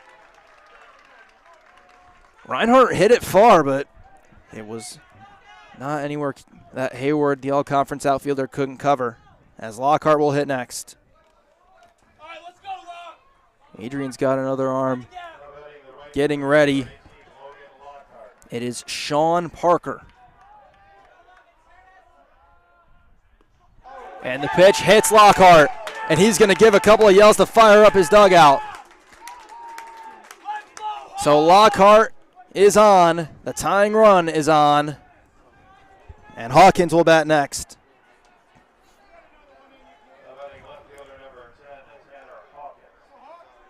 The interesting part for Adrian, their usual closer, Ryan Davis, threw 120 pitches in the first game to throw 8 1/3, so you can't throw him again. Shoemaker, who's their other usual reliever, started. Then they went Lipinski, and now they're on to Keene. Pitch up and in to Hawkins. Maybe, just maybe, the extra game might play to the Hornets' advantage. 1-0 from Keene is in for a strike inside part of the plate. Tying run is on. He was on in the 6th. It was Cade Pricing who got as far as second base. 1 down here in the top of the 7th. Keene delivers another fastball for a strike. He's got a bit of a 3/4 delivery. It's not quite sidearm or submarine, but it's an awkward angle, something that I'm sure a lot of hitters aren't used to seeing. It's the 1-2 count to Hawkins, who puts this on the ground a second. Davis has it, goes for 6. The relay back is in time, a double play. Boy, did the Bulldogs need that. They turn a double play to end the 7th inning and put up a 0 on the board. As we go to the bottom of the 7th, 6-5 Bulldogs still leading it.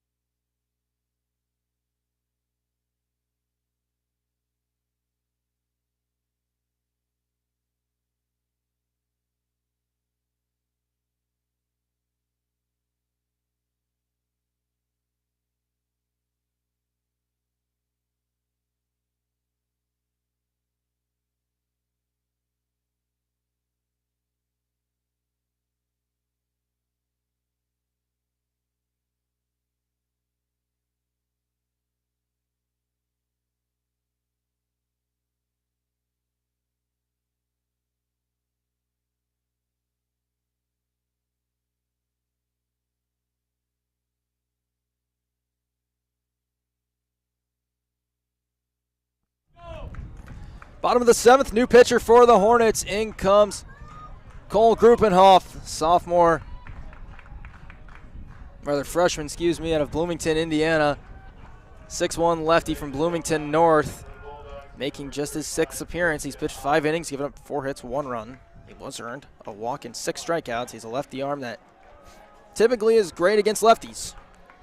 He will face a pinch hitter for Adrian. Christian Oliver will pinch hit for what I'm presuming is his brother, Cam. That's the first pitch is fastball outside. Oliver got a pinch hit opportunity in game 1. He's got 51 at-bats on the year and 14 hits. Looks at a strike from Cole. Christian Oliver will be followed by Jimenez and Boyke. The thought process behind putting Gruppenhoff in was likely you're facing what you thought would be 2 lefties, and then Hayward's right behind there. Get more lefties as the pitch misses down and in. 6-5 Bulldogs are in the bottom of the 7th. The Hornets with guaranteed at-bats in the game as the 2-1 is fouled straight back. It's 2-2. The Hornets with guaranteed at-bats, and the rest of the game are Newland, Steckow, Pricing, who will hit in the 8th, and then Kelly, Mills, and Moore in the 9th. 2-2 from Gruppenhoff. Breaking ball, got him, strike 3. What a pitch from Cole Gruppenhoff. For the first strikeout of the game for the freshman.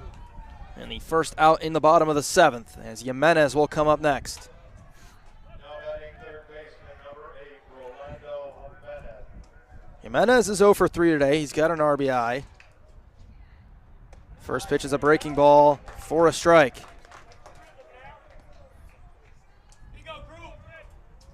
Gruppenhoff utilizing that curveball with a ton of 12-6 action on it. 0-1 goes fastball, and it's flied out of play by Jimenez. Tried to speed him back up. Adrian dugout will let out a cheer. It hits the bubble. Winner to the NCAA tournament as MIAA tournament champions. 0-2. Flare to center field. Kelly coming in. He's got it on the slide. And 2 away.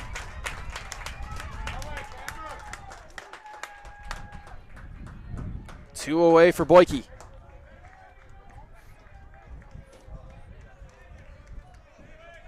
Now batting center fielder number 9, Jack Boyke. Come on, group!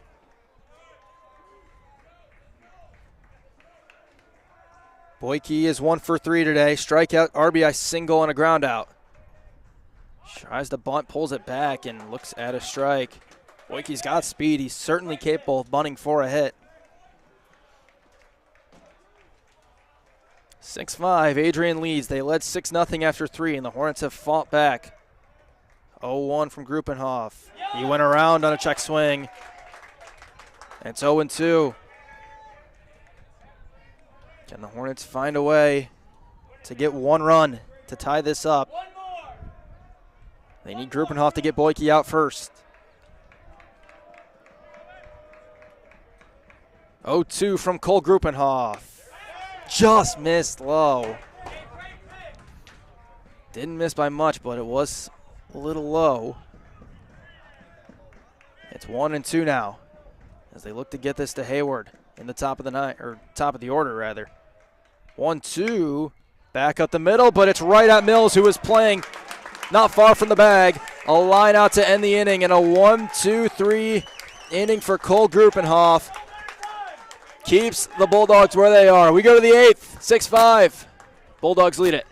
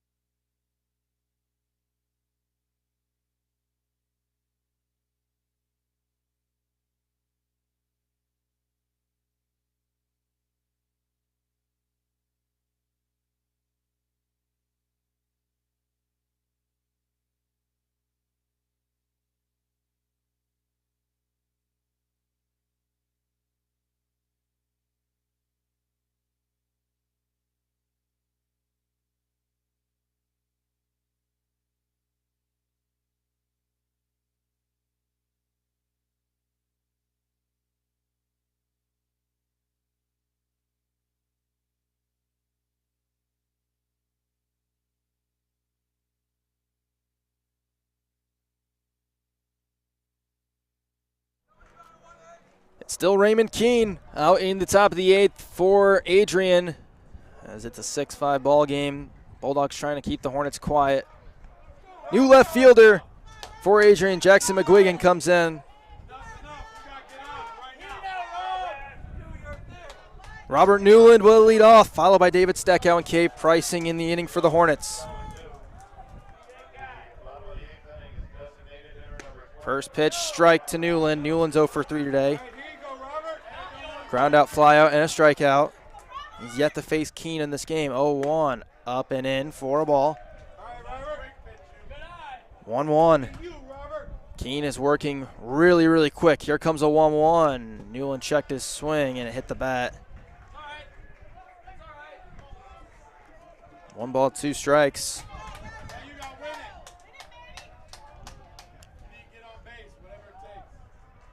Hornets will have the tying run at the plate for the entire inning unless he gets on. 1-2, swing and a miss. Newland just missed it. He strikes out. To start the 8th, 1 away for Steckow. Steckow is officially 0 for 2. He walked his last time up and scored on the Mills RBI.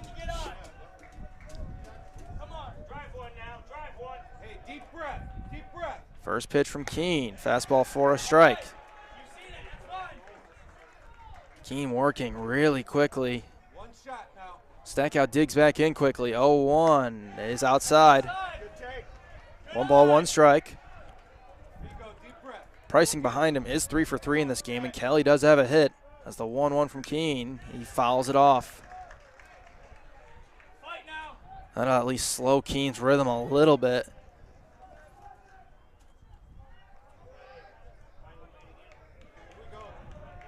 Here comes the 1-2 from Keene. Off the knob of the bat and fouled into the screen. Steckow stays alive.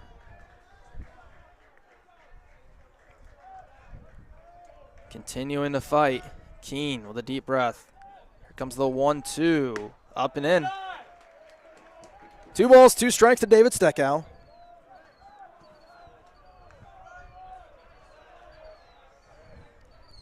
Wind up from Keene, 2-2, and it hits Steckow. Earning that hit by pitch. Second straight inning, Keene's hit a guy. And now once again the tying run on. Cade Pricing next to bat. He's 3 for 3 in this game. He scored a run.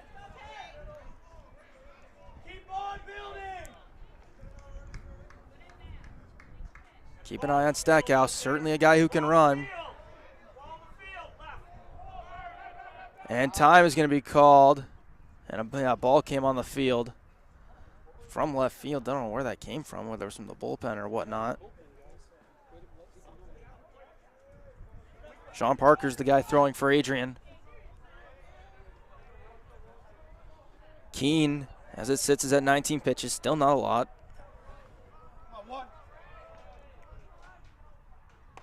Pricing looks at a strike. Keene didn't throw against Calvin, nor did he throw against Alma. From the stretch, swing, foul, tipped into the glove for strike 2.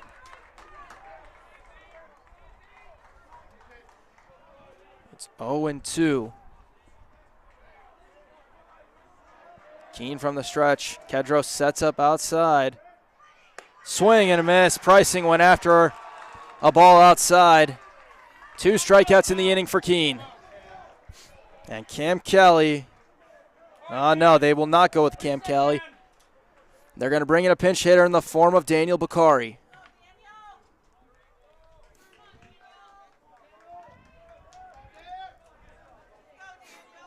Bakari will hit. Ladies and gentlemen, your attention please. Now pitch batting from Kalamazoo is number 31, Daniel Bakari. Bakari played in game 1, was the DH, has 43 at-bats and 14 hits this year. He's been real good as a pinch hitter for them.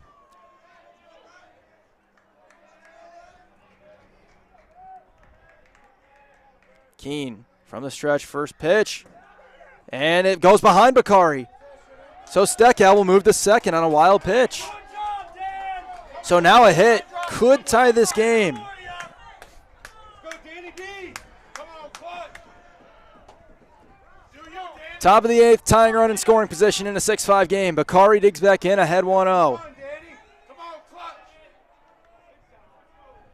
From the stretch, Keene looks back to second. Pitch fouled straight into the screen. Come on, CB.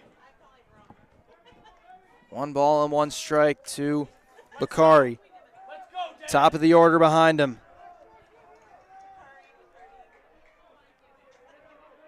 Keene with a long look in. Comes set from the stretch. 1-1, way outside. 2 balls and 1 strike in the MIAA championship game.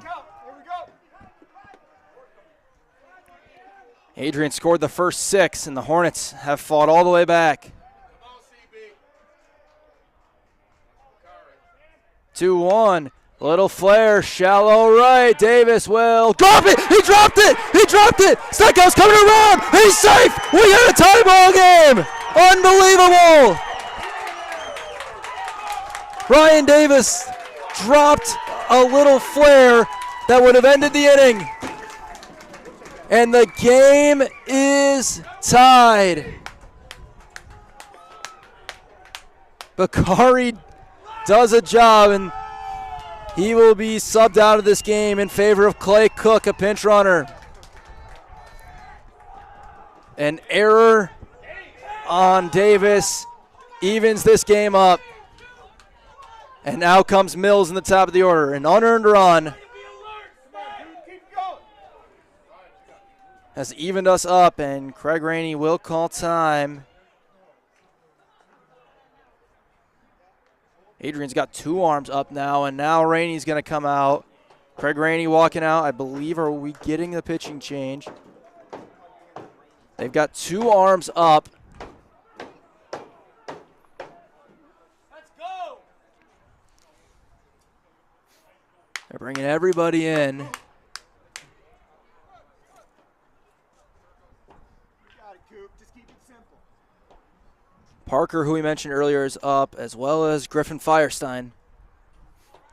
Rainey will head back to the dugout. No pitching change. They're going to stick with Keene in a newly tied ball game at 6. Way to go, Dad!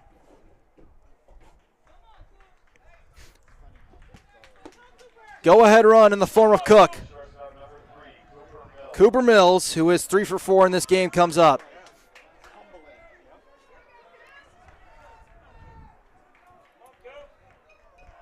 Come on, 3! Clay Cook over at first has a big lead. First pitch to Mills, up and over his head. He ducked down. I don't think he meant to, but he looked up at me with a wide look on his face, probably unintentionally.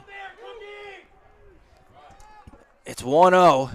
Cookie is the runner, Clay Cook, who has 1 stolen base this year, but certainly a kid who can run. Got a huge lead. 1-0 is in the strike zone on the outside part. 1-1. The top of the order up with the go-ahead run on here in the top of the 8th. Adrian's got their top of the order coming up next. 1-1 on the ground. Third ball down the third base line. Cook will move to second. He will move to third. Mills will head to second. Cook is in, standing up.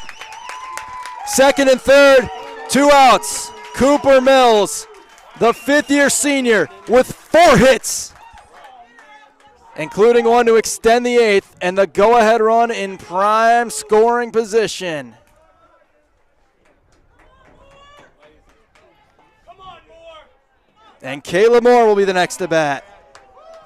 And out Rainey's going to come. Adrian's going to make the switch. Keene will exit this game.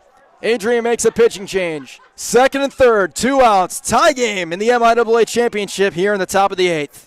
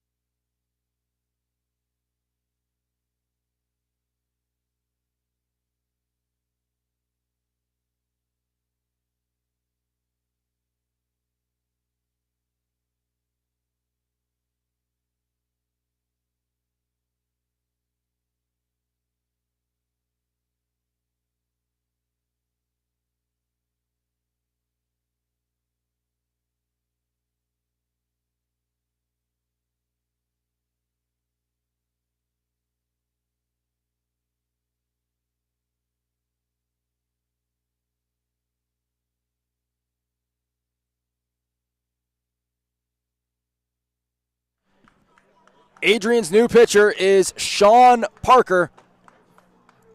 Parker, a freshman from right here in Adrian, Michigan, in Adrian High School. Has a 2-0 win-loss record, making just his 6th appearance. He's also got a save on the year, which he picked up yesterday. A 3-inning save where he threw 41 pitches. Giving up 15 hits, 4 earned runs, 9 walks, and 17 strikeouts. 2.42 average against, 1.53 whip, 2.30 ERA. And he is going to face Caleb Moore first as he finishes up his warm-up pitches in a massive situation. A brand new tie ball game with runners at second and third and 2 outs in the top of the 8th. The Hornets can take their first lead of the day if Moore can produce a hit.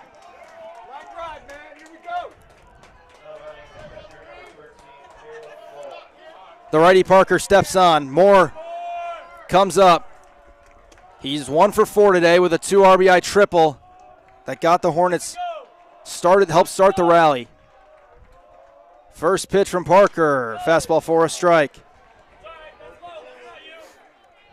Reinhardt is on deck for Kalamazoo. Hey, good take, Caleb. Good take. Find one you can drive. Parker going to go consistently from the stretch. Ahead 0-1. Delivers. Moore pops it foul and out of play. You're on it. You're on it. Settle in. Hey, no one better, more. There's nothing in 2. 2 more. Cook at third. Mills at short. A trip to the MIAA championship on the line in this game. 0-2. Breaking ball just high. Bulldogs thought they had strike 3.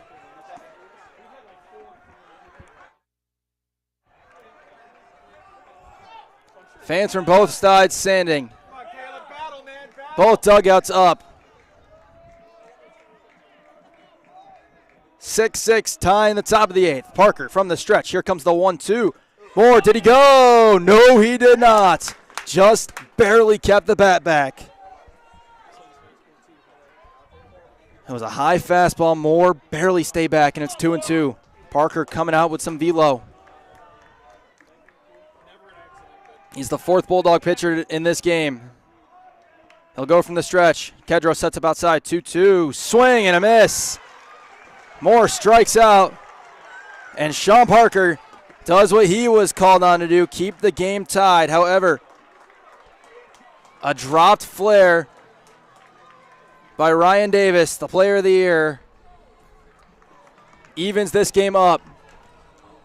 Tie game at 6, bottom of the order. Adrian will send the top of the lineup up next.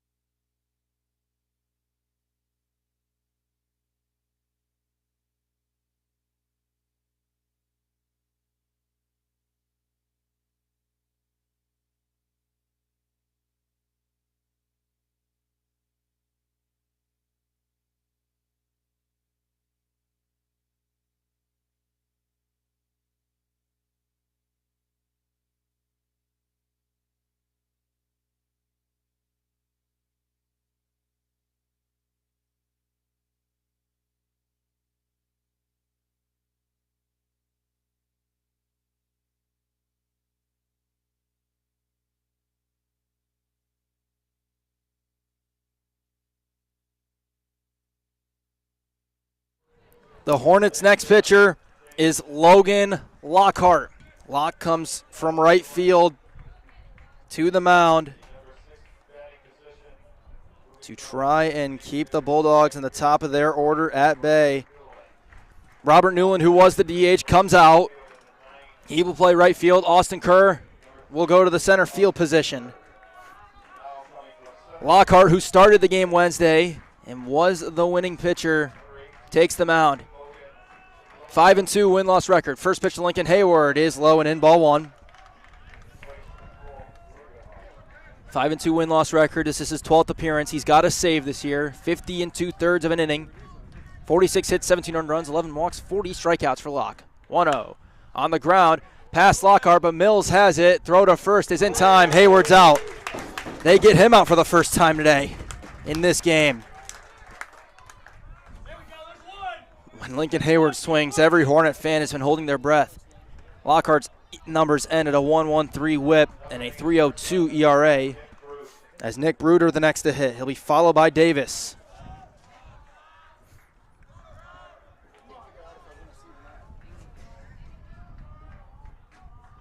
First pitch to Bruder is low.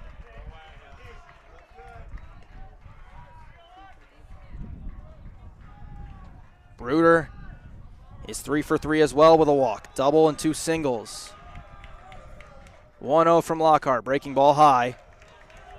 Lockhart, as mentioned, started the game on Wednesday through 6 1/3. Gave up 4 earned runs on 11 hits. Struck out 2, but overall it was a really good start. 2-0 flared over the head of Reinhardt. Base hit for Bruder as Steckhow was there to cover it. 4th hit of the game for Bruder. And it puts the go-ahead run on for the Bulldogs, for Ryan Davis with 1 out. Davis has had a good day at the plate in this game. 2 for 4. He's got 2 RBIs. Trying to atone for that error in the top of the 8th. A dropped flare that allowed Steckhow to score and the Hornets to tie the game. It was the 11th hit of the game for Adrian. Each team with 6 runs and 11 hits. First pitch outside for a ball.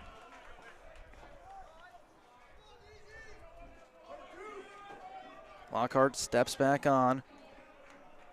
1-0 to Davis with Kedro behind him.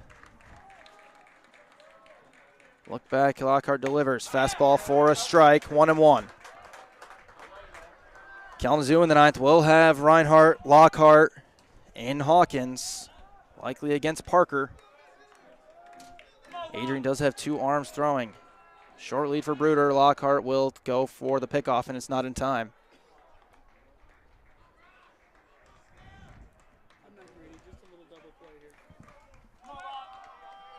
Lockhart threw 93 pitches on Wednesday. Now being called upon to try and keep an even game in the championship game. Pitch misses low, and it's 2-1 to Davis.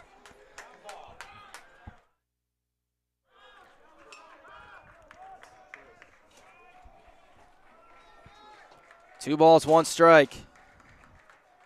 Fastball swing and a miss, and it's 2-2. Lockhart face calm and cool right now. He's got the count even on Davis, who was late on the fastball. Can one of the best players in the league catch up? 2-2. Fly ball, center field. Austin Kerr, the new center fielder, is under it. He's got it. 2 down. And up comes Kedro. Hey, one more for you, Rock. Let's go.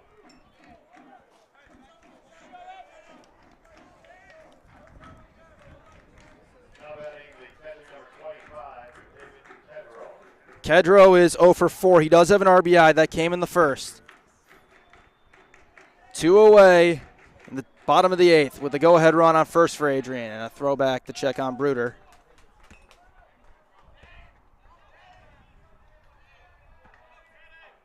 Bruder leads the team in stolen bases with 14. First pitch to Kedro is a fly ball to shallow right field. Steckhow is backtracking. He's got it. Makes the catch. Lockhart surrenders the single, but nothing else. We go to the 9th. Tie ball game at 6. Can you ask for anything better? It'll be Ryan Reinhardt to lead off for the Hornets in a tie game in the top of the 9th coming up.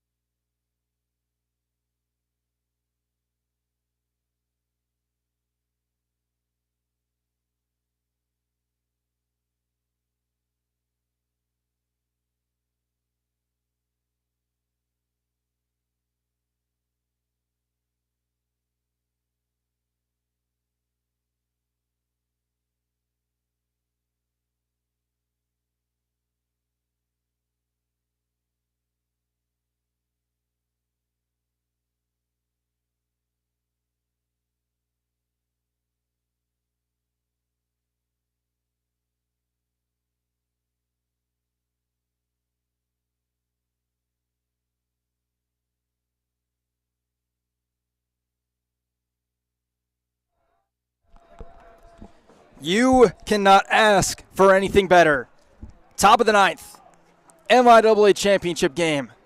Winner to the NCAA tournament and picks up another MIAA tournament championship.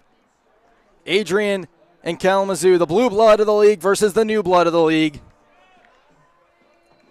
Tied at 6 in the winner-take-all game. And it is Ryer Reinhardt to lead off the ninth for Kalamazoo. Ryer Reinhardt, Logan Lockhart, Tanner Hawkins. Reinhardt takes a deep breath as he will dig in to face Sean Parker, who struck out Caleb Moore to end the 8th. The first pitch is a breaking ball for a strike. That's a good-looking breaking ball from Parker. Adrian's got 2 arms getting loose.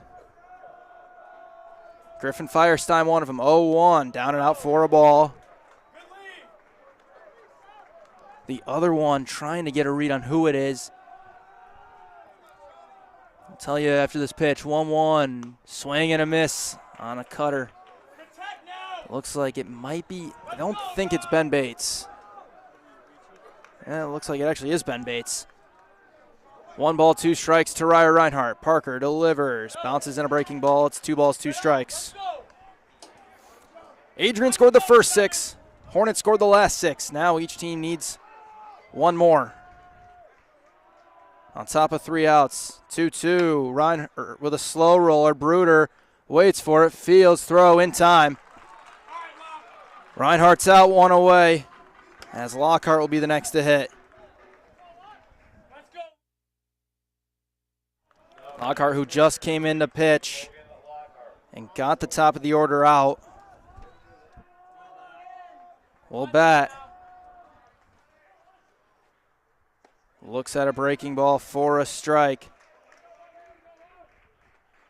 He's 0 for 3 in this game. Reach on a fielder's choice. He's been hit by a pitch and struck out twice. Ball 1. Parker's thrown 12 pitches, but he threw 44 yesterday, so his numbers will be something to keep an eye on. Likely at this point for Adrian, burn everybody. 1-1, breaking ball, up and in, 2-1, Lockhart's ahead. Come on, Lock! Find your pitch, 18. Lock digs back in. 2-1. Off the end of his bat, out of play. Hit the top of a black truck back there. As it's 2-2 here in the ninth.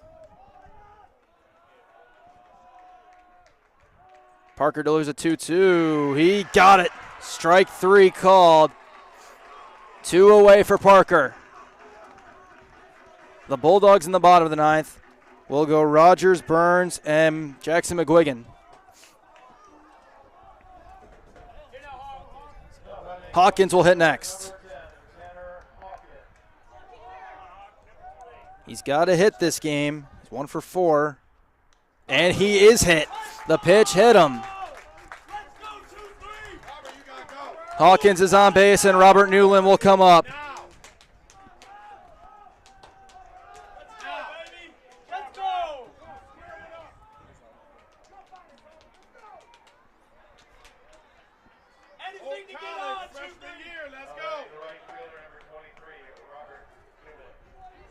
Newland digs in to the right-handed batter's box.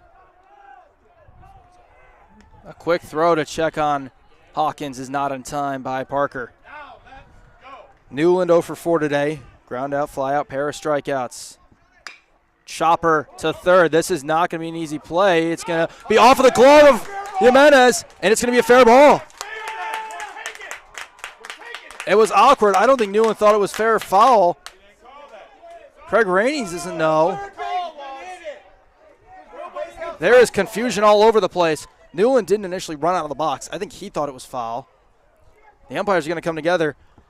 If they say it's a fair ball because Jimenez hit it in fair territory, it would be a hit.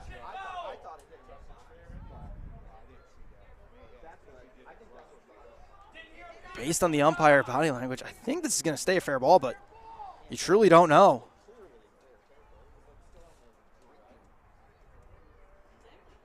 See what they rule here. And they say foul ball. Wow.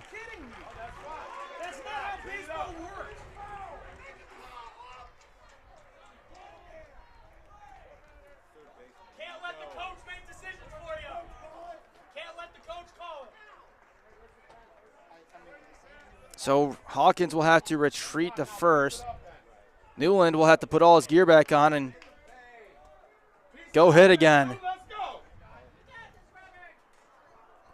It's an 0-1 count to Newland. Enough's enough. Let's go. Here we go, Rob. Let's swing. Here we go. Here you go, Robert. Make him regret it. Make him regret it. Drive it. No balls, 1 strike. Have some fun, Robert. Hawkins will take his lead off of first. Parker steps onto the rubber. Looks back to first, comes set from the stretch. Tie game, 2 outs, top of the 9th. 0-1. Low for a ball. 1 ball, 1 strike to Newland. Trying to extend it to Steckow. They check on Hawkins. Ball bounced in. That could have been a mistake that would have brought a runner across. It bounced into the glove of Burns. Would have brought a runner over to second. 1-1. Breaking ball in for a strike. And it's 1-2. Parker, 1 pitch away from ending this inning. Come on, Robert. 1-2. Parker delivers a little grounder to third. Yamendez has it. The throw across is in time. And the Hornets do not score in the top of the 9th. So now it's up to their pitching and defense. Can they keep Adrian off the board in the bottom of the 9th? Here we go. Bottom of the 9th coming up. Tie game at 6.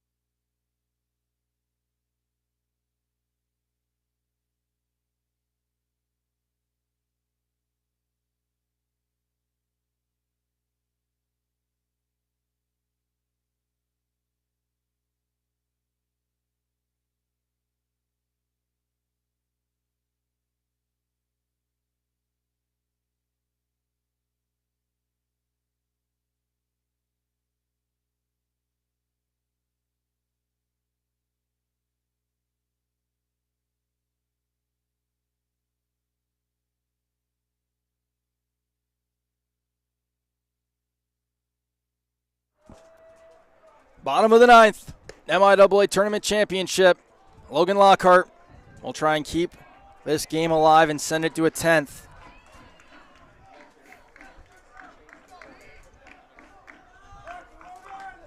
He will face Easton Rogers, Jake Burns, and Jackson McGuigan. Rogers is 0 for 1 today. He's been hit by a pitch twice.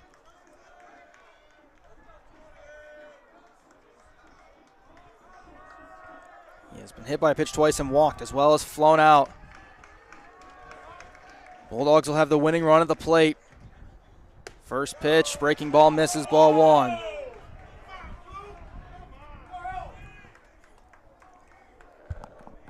Rogers, as mentioned, will be followed by Jake Burns and then Jackson McGuigan. The big righty awaits a 1-0, fastball for a strike. The intensity and anxiousness on both sides, probably as high as it will ever be. 1-1, fly ball, shallow left. It is down for a base hit, and the Bulldogs have the winning run on. They will look to walk off the MIAA tournament final.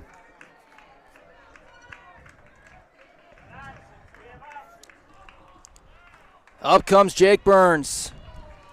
And a pinch runner for the Bulldogs. Rogers out. In comes Andrew Close.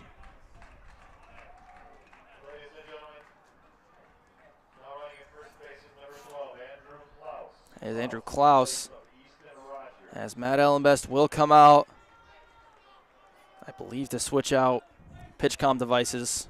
Yeah, that is just all it is, just to switch out devices. As Burns comes up, he is 1 for 3 in this game. Single walk, has scored a run and struck out twice.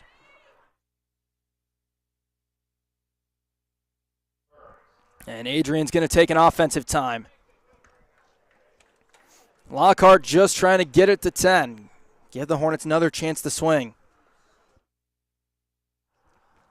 It was 2-0 Adrian after 1, 3-0 after 2, and 6-0 after 3. And then after 5, it was 6-4.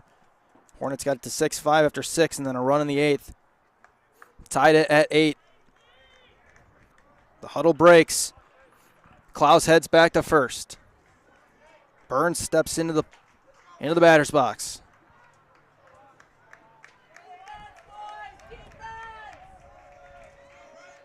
Middle infield to double play depth.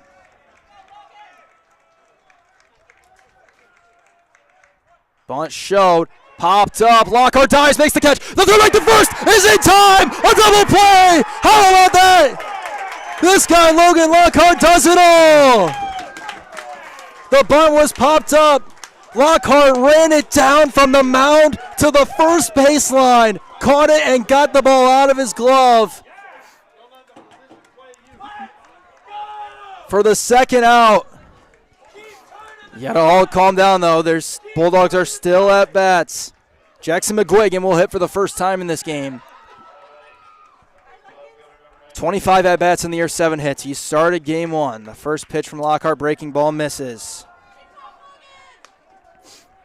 2 away now in the bottom of the 9th. Nobody on for the Bulldogs. The winning run returns back to the plate.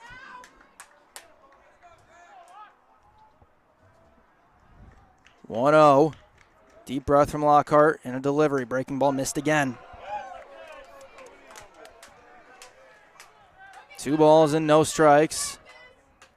Mills saying something to Lockhart. A long looking and he comes set. 2-0 to the righty McGuigan. Fastball for a strike.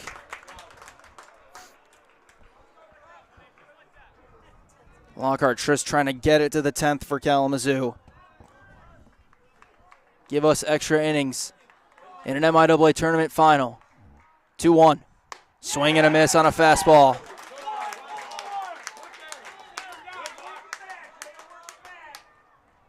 Two balls and 2 strikes.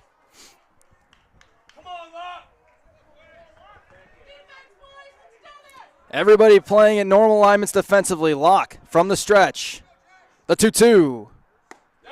Just missed. Oh, everyone started to walk off again. That looked like fastball strike 3, and good on McGuigan for laying off of it. But oh, that was close. And now it's 3-2 with Rolando Jimenez on deck. Bulldogs would like him to bat with the winning run on. 3-2. Popped up in a left field. It's going to carry a little bit, but Tanner Hawkins is under it. He makes the catch. An incredible double play turn by Logan Lockhart results in the Bulldogs unable to score, and we are going to extra innings in the MIAA Tournament Championship. Bulldogs and Hornets even at 6.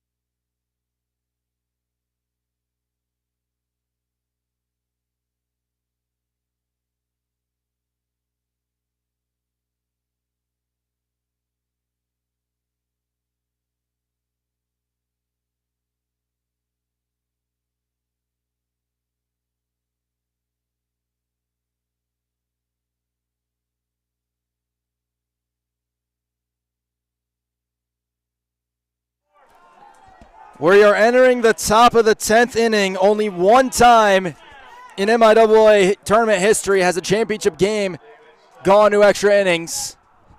As the first pitch to David Steckow from Sean Parker misses ball one. It was 2013. It was a Game 2 game between Trine and Adrian. Adrian picked up a 3-2 win in that. 1-0 is low to Steckow. Steckow, Pricing, and Austin Kerr in the Hornet 10th. Steckow has been walked and hit by a pitch today. He doesn't have a hit. 2-0, breaking ball misses low.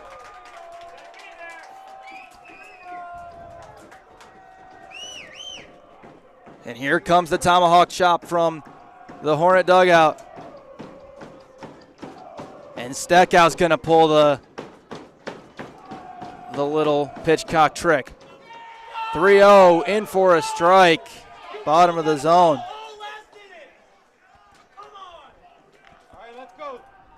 Price, or rather, Steckow digs back in. 3-1. He went after it, fouled it out of play. And the count is full. Parker, who has pitched the ninth, got the last out of the eighth, has filled the count up. 3-2. Popped up right side of right field, and Davis makes the catch. Able to hold on to that one. As Pricing will hit next. Adrian still has two pitchers throwing. Firestein and Bates. Pricing is 3 for 4 today, has 3 hits and was also struck out. First pitch is a fastball for a strike. Pricing will be followed by Kerr in the inning.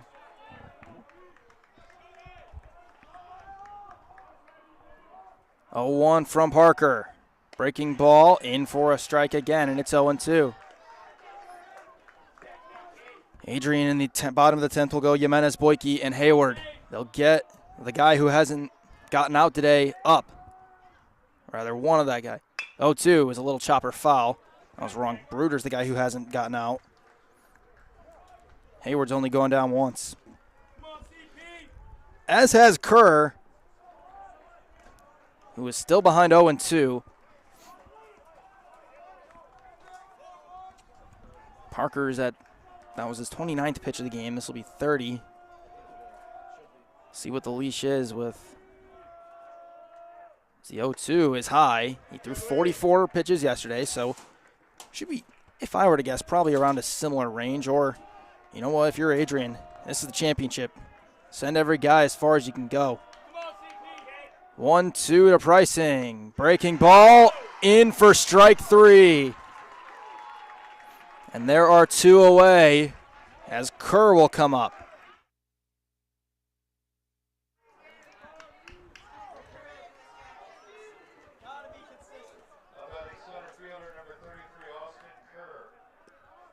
Kerr replaced Cook, who replaced Bakari, who replaced Kelly.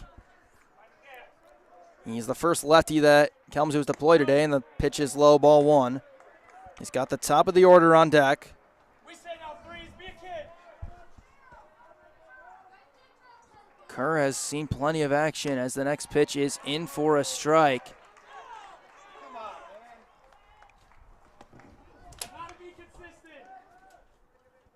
Parker working from the stretch. Kerr has 60 at-bats this year. Breaking ball, missed high. 2-1. He's got a .317 average in those 60 at-bats. 19 hits on the year for the freshman. 2-1. He went after it, and it's fouled off. Freshman from Zeeland, Michigan, and Zeeland East High School. Isn't an even count at 2.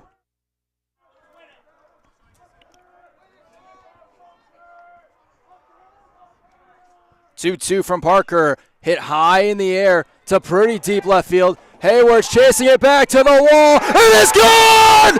She is gone! Austin Kerr! Are you kidding me? The first career home run for Austin Kerr in the 10th inning. Oh my goodness!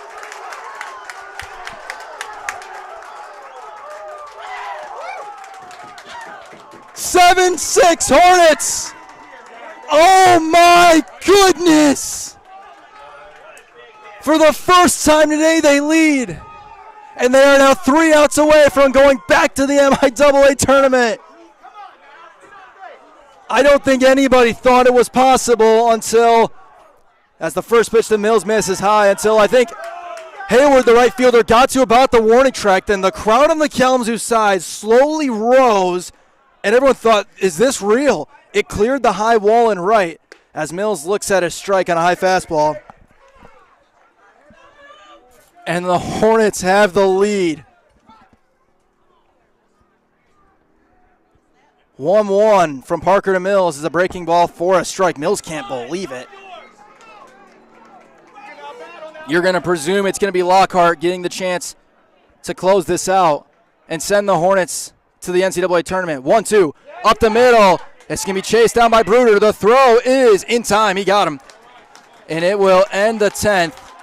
But a solo home run by Austin Kerr has Kalamazoo 3 outs away. 3 outs from Logan Lockhart, and the Kalamazoo College Hornets are going back to the NCAA tournament. It's coming up next. Don't go anywhere, ladies and gentlemen. And here we go.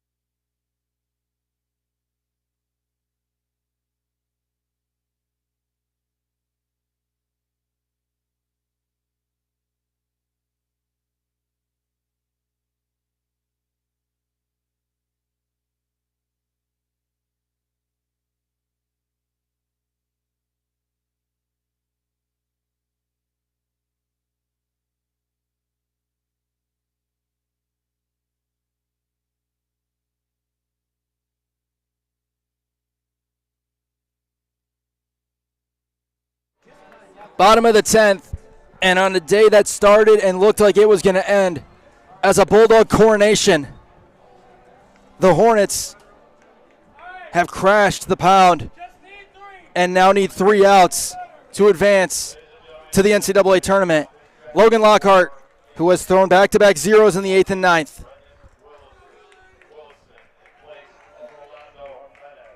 He will face, well, now he got a pinch hitter.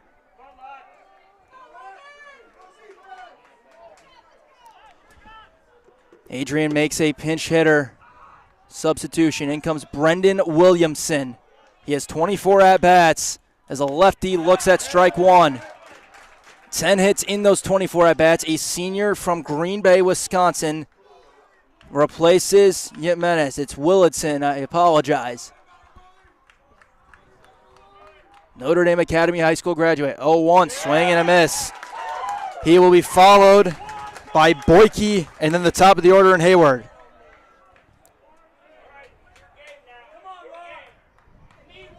They've come all the way back, the Hornets have, and now need 3 outs. 0-2 on the ground slowly. Mills has on the hop. The throw to first is in time. 1 down, 2 to go. The 9-hitter, Jack Boyke, is the next to do it.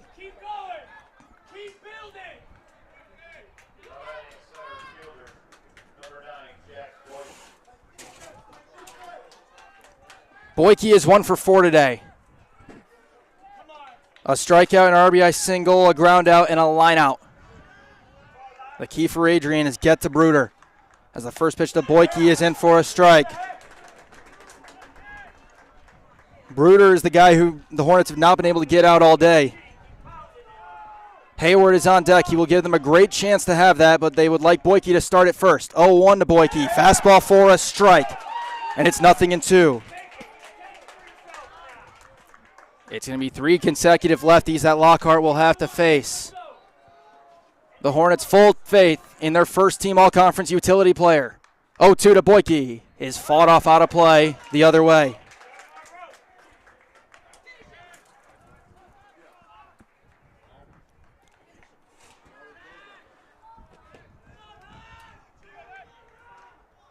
0-2 to Boyke. Lockhart from the stretch, kicks and delivers. It's outside for a ball with a breaking ball. Tried to backdoor a pitch in on the lefty.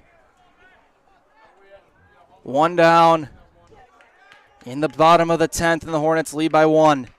1-2 from Lockhart. Fouled straight back. Boyke just stayed alive. Junior from Bloomfield Hills, Michigan against the junior from Valparaiso, Indiana.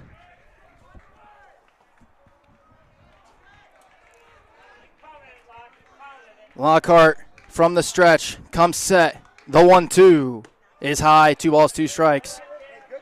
Boyke being ultra careful, but he is a tough guy. 2 strike out. He's only gone down on strikes 12 times and 116 at-bats. 2-2 from Lockhart. The delivery. Fouled off again. Boyke down to a knee on that swing.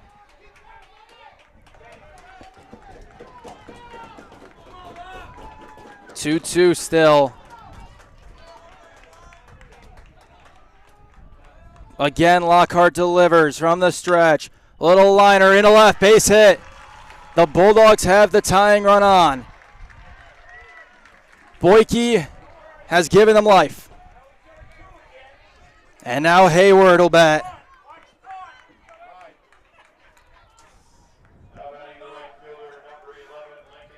Hayward has been phenomenal today. 3 for 4, 3 hits, and RBI, as well as drawing a walk. The senior from Romeo, Michigan. First pitch from Lockhart, fastball, strike 1. So the tying run now stands at first. The Hornets stand 2 outs away. Adrian needs 1 to get to an 11-2 to win it. 0-1. Chopped off the plate. Reinhardt's got it. Tags Hayward out. And no, they call it foul. They called it foul. Oh, wow. Mike Ott's going to call time.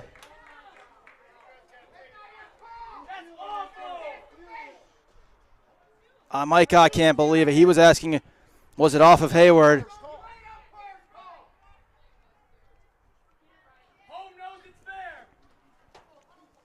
Mike Ott trying to plead his case. It will be strike 2. It would have been the second out as Reinhardt fielded and tagged out Hayward. Instead, we'll go to 0-2.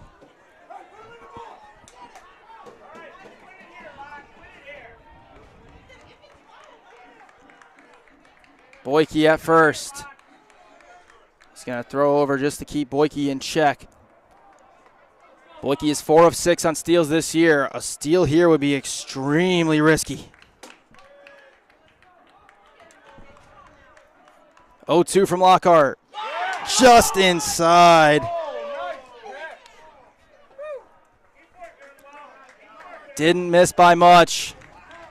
But it's 1-2 to Hayward.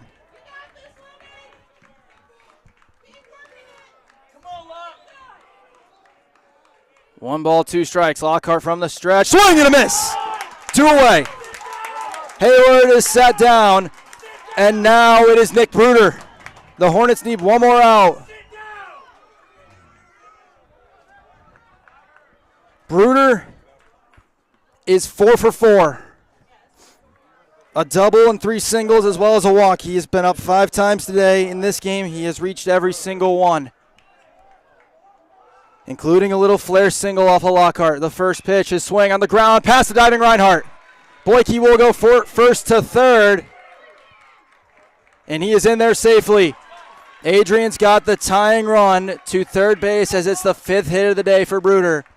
And now it's up to Ryan Davis.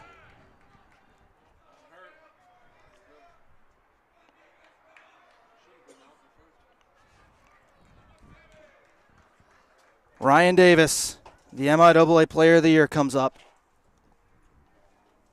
He's got 2 hits today. A hit here would tie it, as Matt Ellenbest is going to come out and talk to Lockhart. You would imagine they're going to stick with him.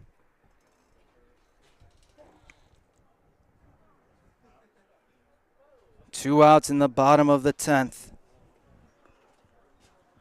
Davis comes up.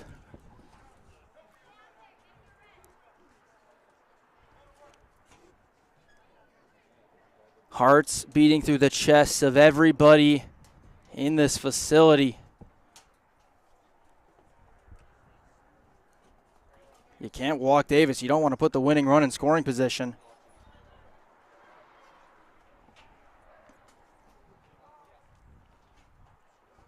One more out, and the Hornets move on. One hit, and the Bulldogs will live to fight another inning.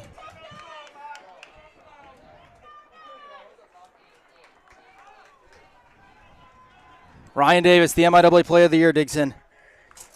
2 for 5 today with 2 RBIs. Number 17, Ryan Davis. Lockhart gets his sign. The first pitch is in the dirt for a ball. Davis against Lockhart. Went 0 for 3 or 0 for 2 with a walk on Wednesday. The senior from Hebron, Ohio, awaits a 1-0. That's outside, 2-0. Kedro will be the next batter. 2 balls, no strikes. Lockhart delivers. Breaking ball high, and it's 3-0. Lockhart in danger of walking the bases loaded. Outfield's playing deep.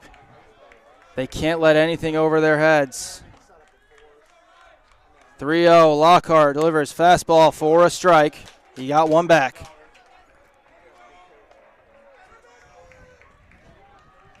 Logan steps back on, behind in the count. 3-1. From the stretch, he delivers fastball, ball 4. Ball 4. That looked like it was right down the middle. Wow. And the bases are loaded. The game will be decided on this at-bat. It's David Kedro. Catcher number 25, David Kedro. That's a strike every day. Caleb Moore will get time called, and we're going to make a pitching change. The Hornets are going to bring in a new arm. 2 down in the bottom of the 10th. Hornets will switch. It's going to be Jacob Davis coming in to try and send the Hornets to the NCAA tournament.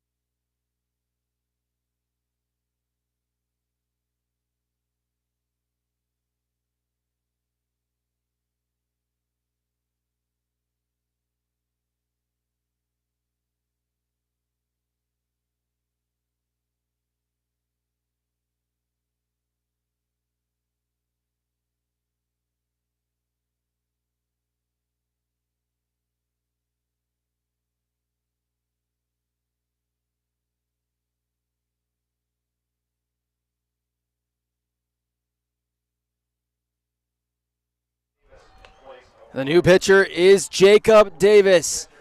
He threw 104 pitches yesterday, but when this whole season, everything, a trip to the NCAA tournament, a chance to keep your season alive, everything on the line, they are going to go to their senior. One of their captains will make his 13th appearance. Go for his 2nd career save. The bases are loaded. It's a 1-run game, and there are 2 outs. David Kedro will come up. And you know JD was probably begging for this opportunity. Kedro digs in. the catcher. Davis will work from the stretch. First pitch, bounces, ball one. JD pitched the complete game shutout yesterday to get Kalamazoo here. Needing one out, they go to him. 1-0 from the stretch. Fastball's high.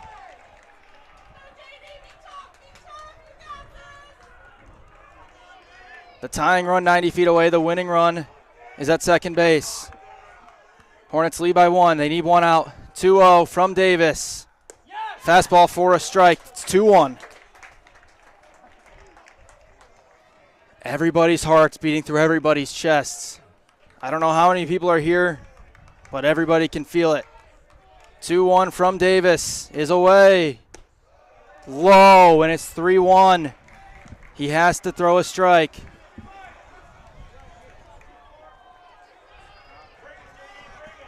Three, 1, Davis from the stretch. Ball 4. We are tied. Back even. Cadro draws the walk. And now the Bulldogs' winning run is 90 feet away.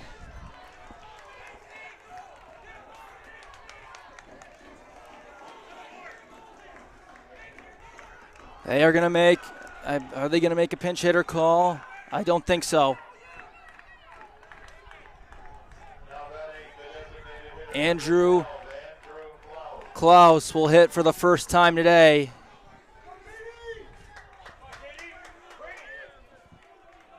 Bases loaded, 2 outs, and a newly tied game.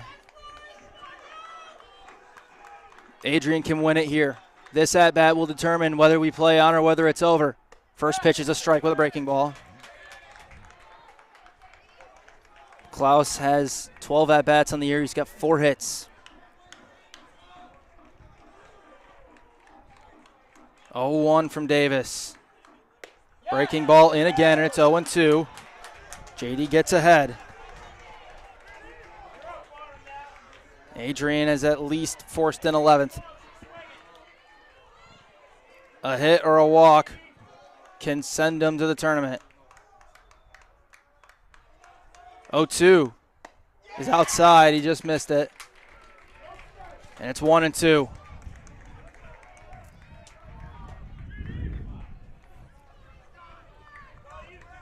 Everything hangs on this at-bat. 1-2 from Davis. Swing and a miss.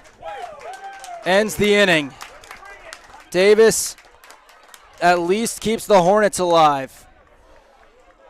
Adrian leaves 3, but the Bulldogs get the answer they needed to push this thing to an 11th. The Hornets will have more Reinhardt and Lockhart due up in the 11th when we come back.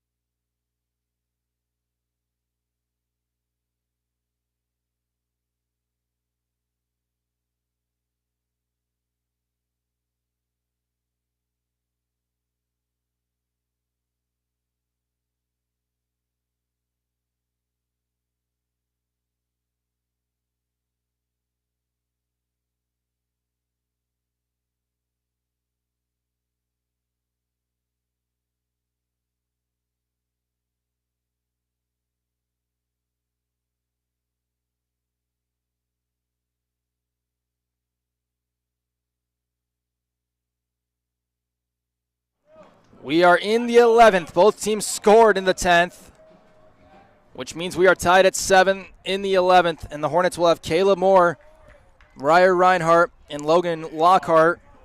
Lockhart went into center field, so he is able to stay in. Newland was the one who came out. As the first pitch to Caleb Moore is popped up to first. Jake Burns will make an easy catch. One pitch, one out from the new Adrian pitcher, Griffin Firestein.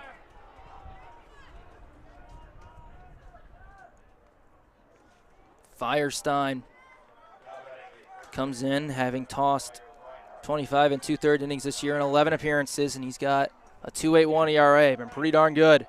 He's facing Reinhardt now. Breaking ball for a strike.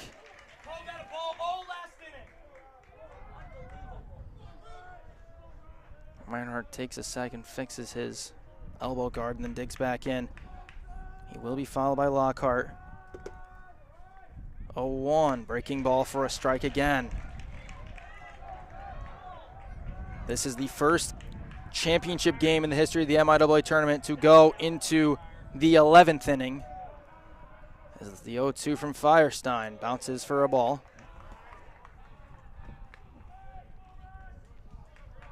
He appeared against Calvin yesterday, pitched 3 2/3.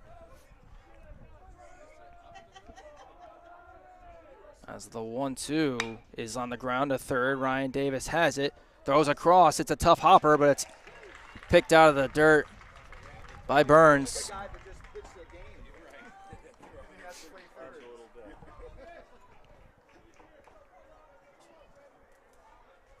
Two away for Lockhart. Trying to extend this to Hawkins. Breaking ball for a strike to Locke.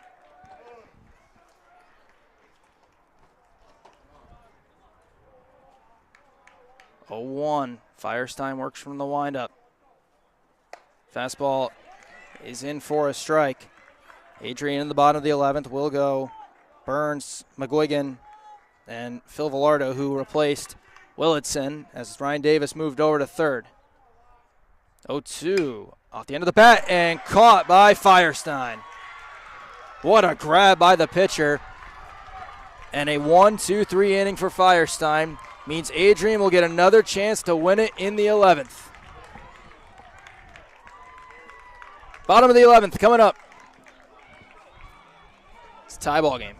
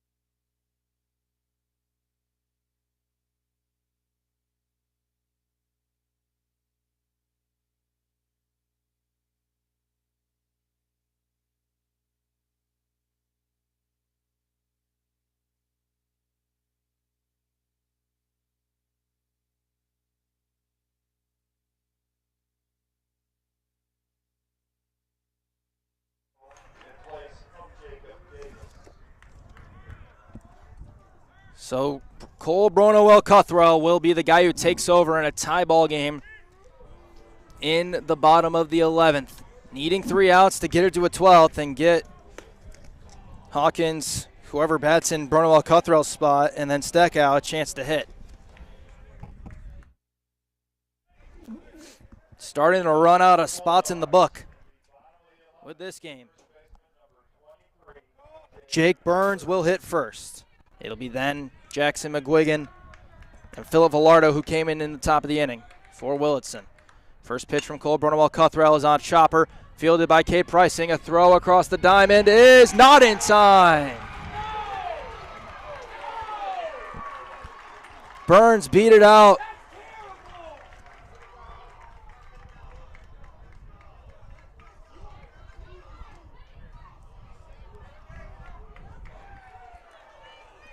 So the Bulldogs have the winning run on.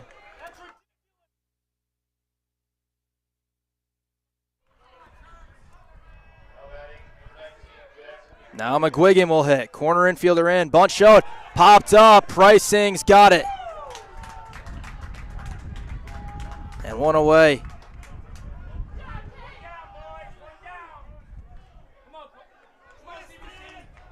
One away. Up comes Phil Villardo.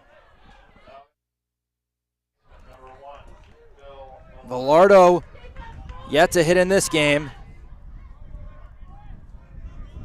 Righty to face the lefty. First pitch, breaking ball for a strike.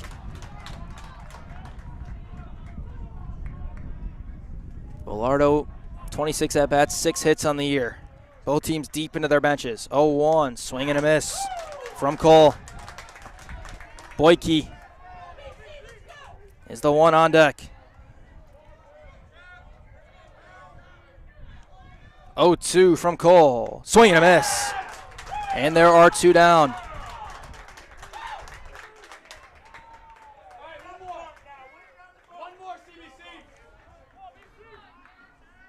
Boyke comes up next. 2 down, and he's going to face a lefty. Now batting the center fielder, number 9, Jack Boyke. Boyke had the hit that started the rally in the last inning. Big swing and a miss. Scored the tying run on the walk, drawn by Kedro.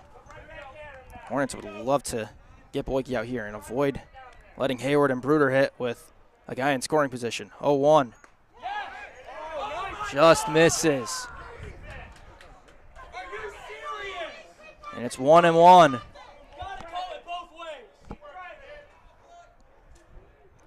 CBC from the stretch delivers. That's in the dirt. And it's 2-1.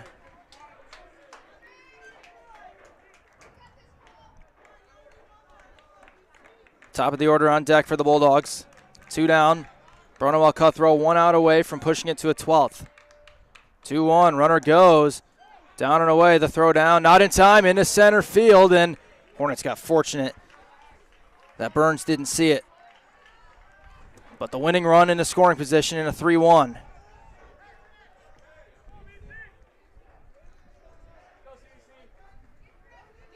boys, defense! 3-1, 2 outs, bottom of the 11th. Adrian can win it here. Cole Brunewell-Cuthrell trying to get it out, get the Hornets out of it. Defense, boys, defense! 3-1, outside, ball 4. And the top of the order comes up next in the form of Lincoln Hayward. All right, settle in. Settle in now. Got options out there for out. Now batting the right fielder, number Hayward, Lincoln Hayward. 3 hits today. That's officially 3 of 5. He's drawn a walk and has an RBI. First pitch, breaking ball for a strike. Cole gets ahead. Intensity continues to just get amped up every inning.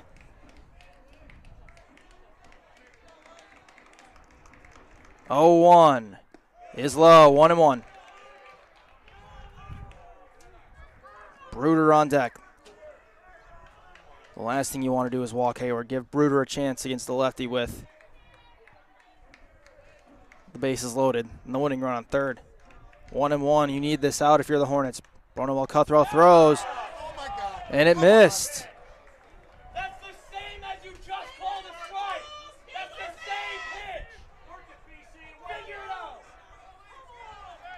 2-1.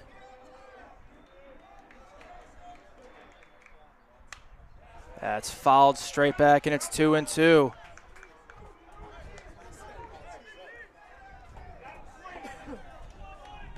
Burns at second is the only runner that matters.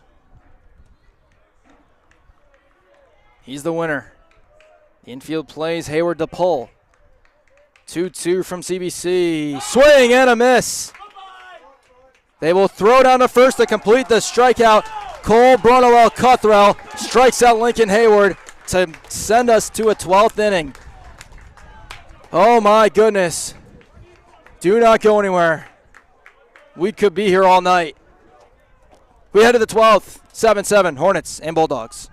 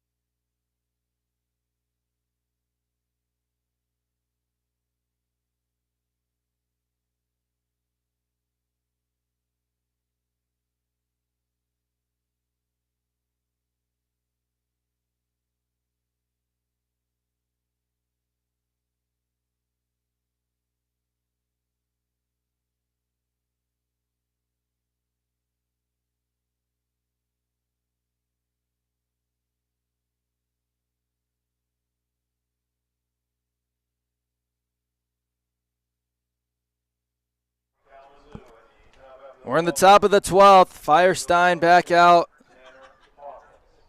for, there was some reason Jake Burns ran out of the field late, but I must have forgot his sunglasses. Firestein got a 1-2-3 11th, and now Tanner Hawkins will bat. He'll be followed by the pitcher spot, which looks like it's going to be Alex DiDio, and then David Steckow. First pitch to Hawkins is in for a strike. Firestein has thrown just 8 pitches. He needed 8 pitches in that first inning. Winds up in an 0-1. Breaking ball is in for a strike. Ahead 0-2 to Hawkins, who has a hit today and has been hit by a pitch. 0-2, bounces for a ball. The senior from Clarkston, Michigan, Lake Orion High School.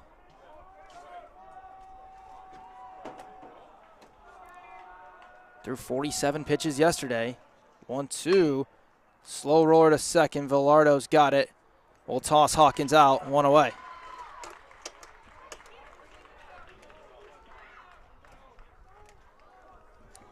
And so Alex DiDio will hit in the pitcher spot.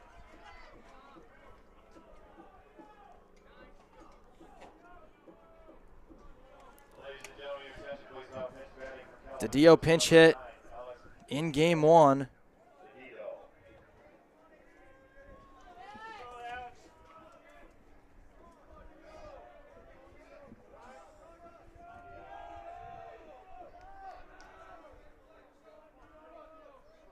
First pitch to DiDio is outside for a ball. DiDio on the year, 33 at-bats, 8 hits. Need a big swing out of him here to get something started. 1-0's in for a strike. All right, come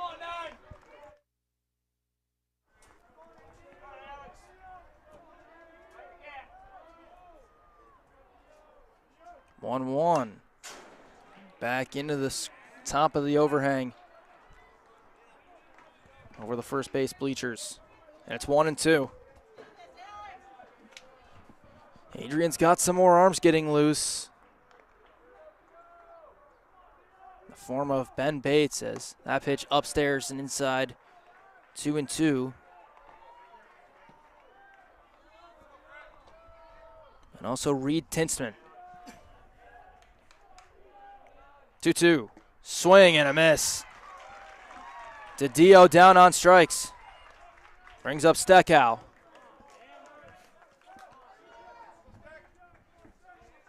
Let's go, Stack. Your time. Nobody. Second baseman. Steckow is hitless today. He's walked and been hit by a pitch. Flies that ball to center, not deep. Boyke's got it. And again, the Bulldogs get the outs. Can the Hornets do the same? They'll have to do it with a new pitcher when we come back.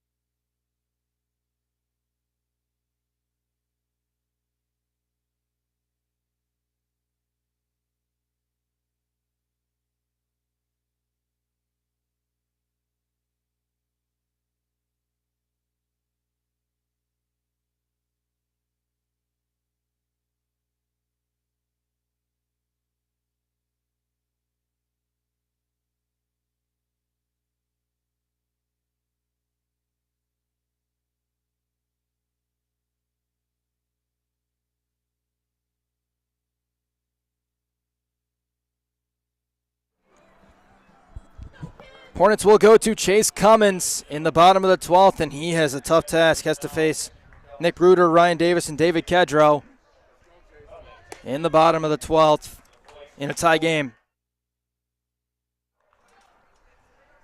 Cummins in the place of DiDio, who replaced Bronwell Cuthrell. 12 innings in the MIAA Tournament Championship. This is officially the longest MIAA tournament game, second longest MIAA tournament game in history. If we get to a 13th inning, it will tie a game from 2021 between Adrian and Hope.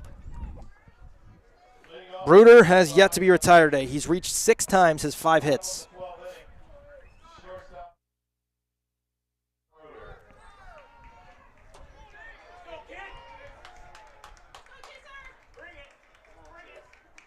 Cummins winds up the first pitch to Bruder, is in for a strike.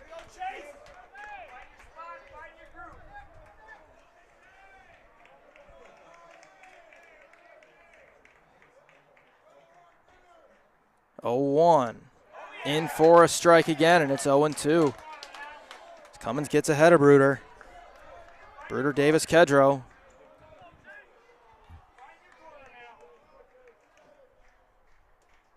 0-2 on the ground, past the diving Reinhardt, past the diving Steckow.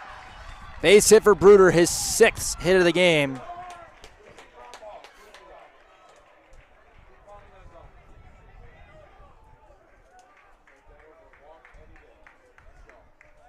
And so the winning run on again.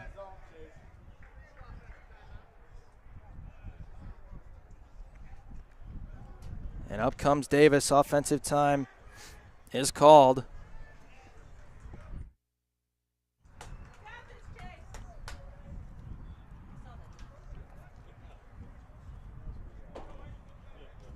Ryan Davis coming up again. Walked his last time up, which led to the Kedro walk.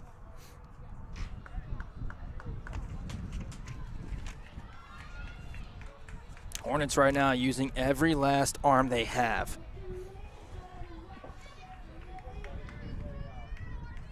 Cummins is the 9th arm today. It started with Algren, then Shelton, then Van Ness, Schill, Gruppenhoff, Lockhart, Davis, Brunwell, Cuthrell, and now Cummins. First pitch to Davis. Hit down the left field line. It is a fair ball and into the corner. Bruder heading to third. Here comes the throw there, not in time. A double for Davis. puts the Dogs with the winning run at third and second and third with Kedro coming up.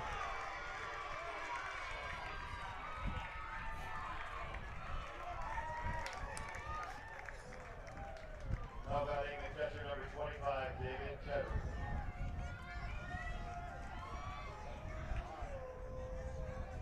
You would expect an intentional walk to be coming here with second and third and nobody out. With that run not mattering, and it is coming. Kedro is intentionally walked. And now Klaus will hit.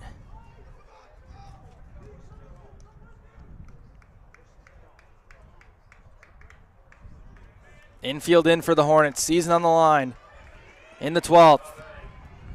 The designated hitter number 12, Andrew Pop. Cummins from the stretch. The first pitch is high for a ball. Adrian one run away from their 11th MIAA tournament championship. 1-0. Swing and a miss from Cummins. He gets this out without the run scoring. He could allow the infield to back up. Everybody in for the Hornets. 1-1. Is just outside, and it's 2-1.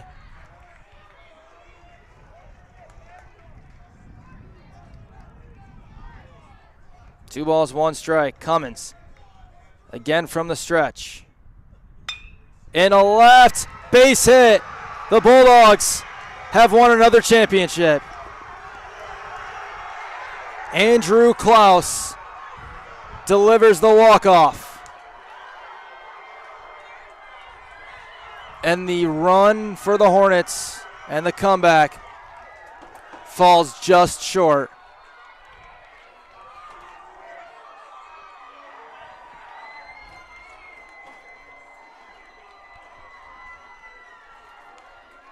What a game. What a run.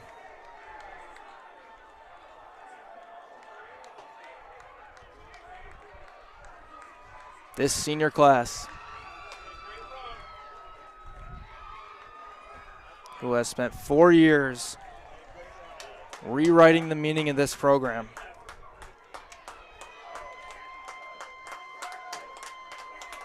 The things they've accomplished, things they will have etched into their name.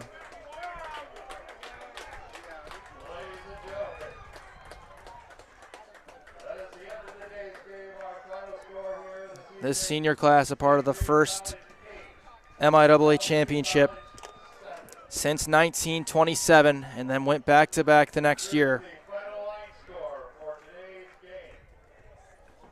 For Kalamazoo, they had 7 runs. And they fell just short of a second championship in their time in the tournament. Thank you all for listening to today's game, both games.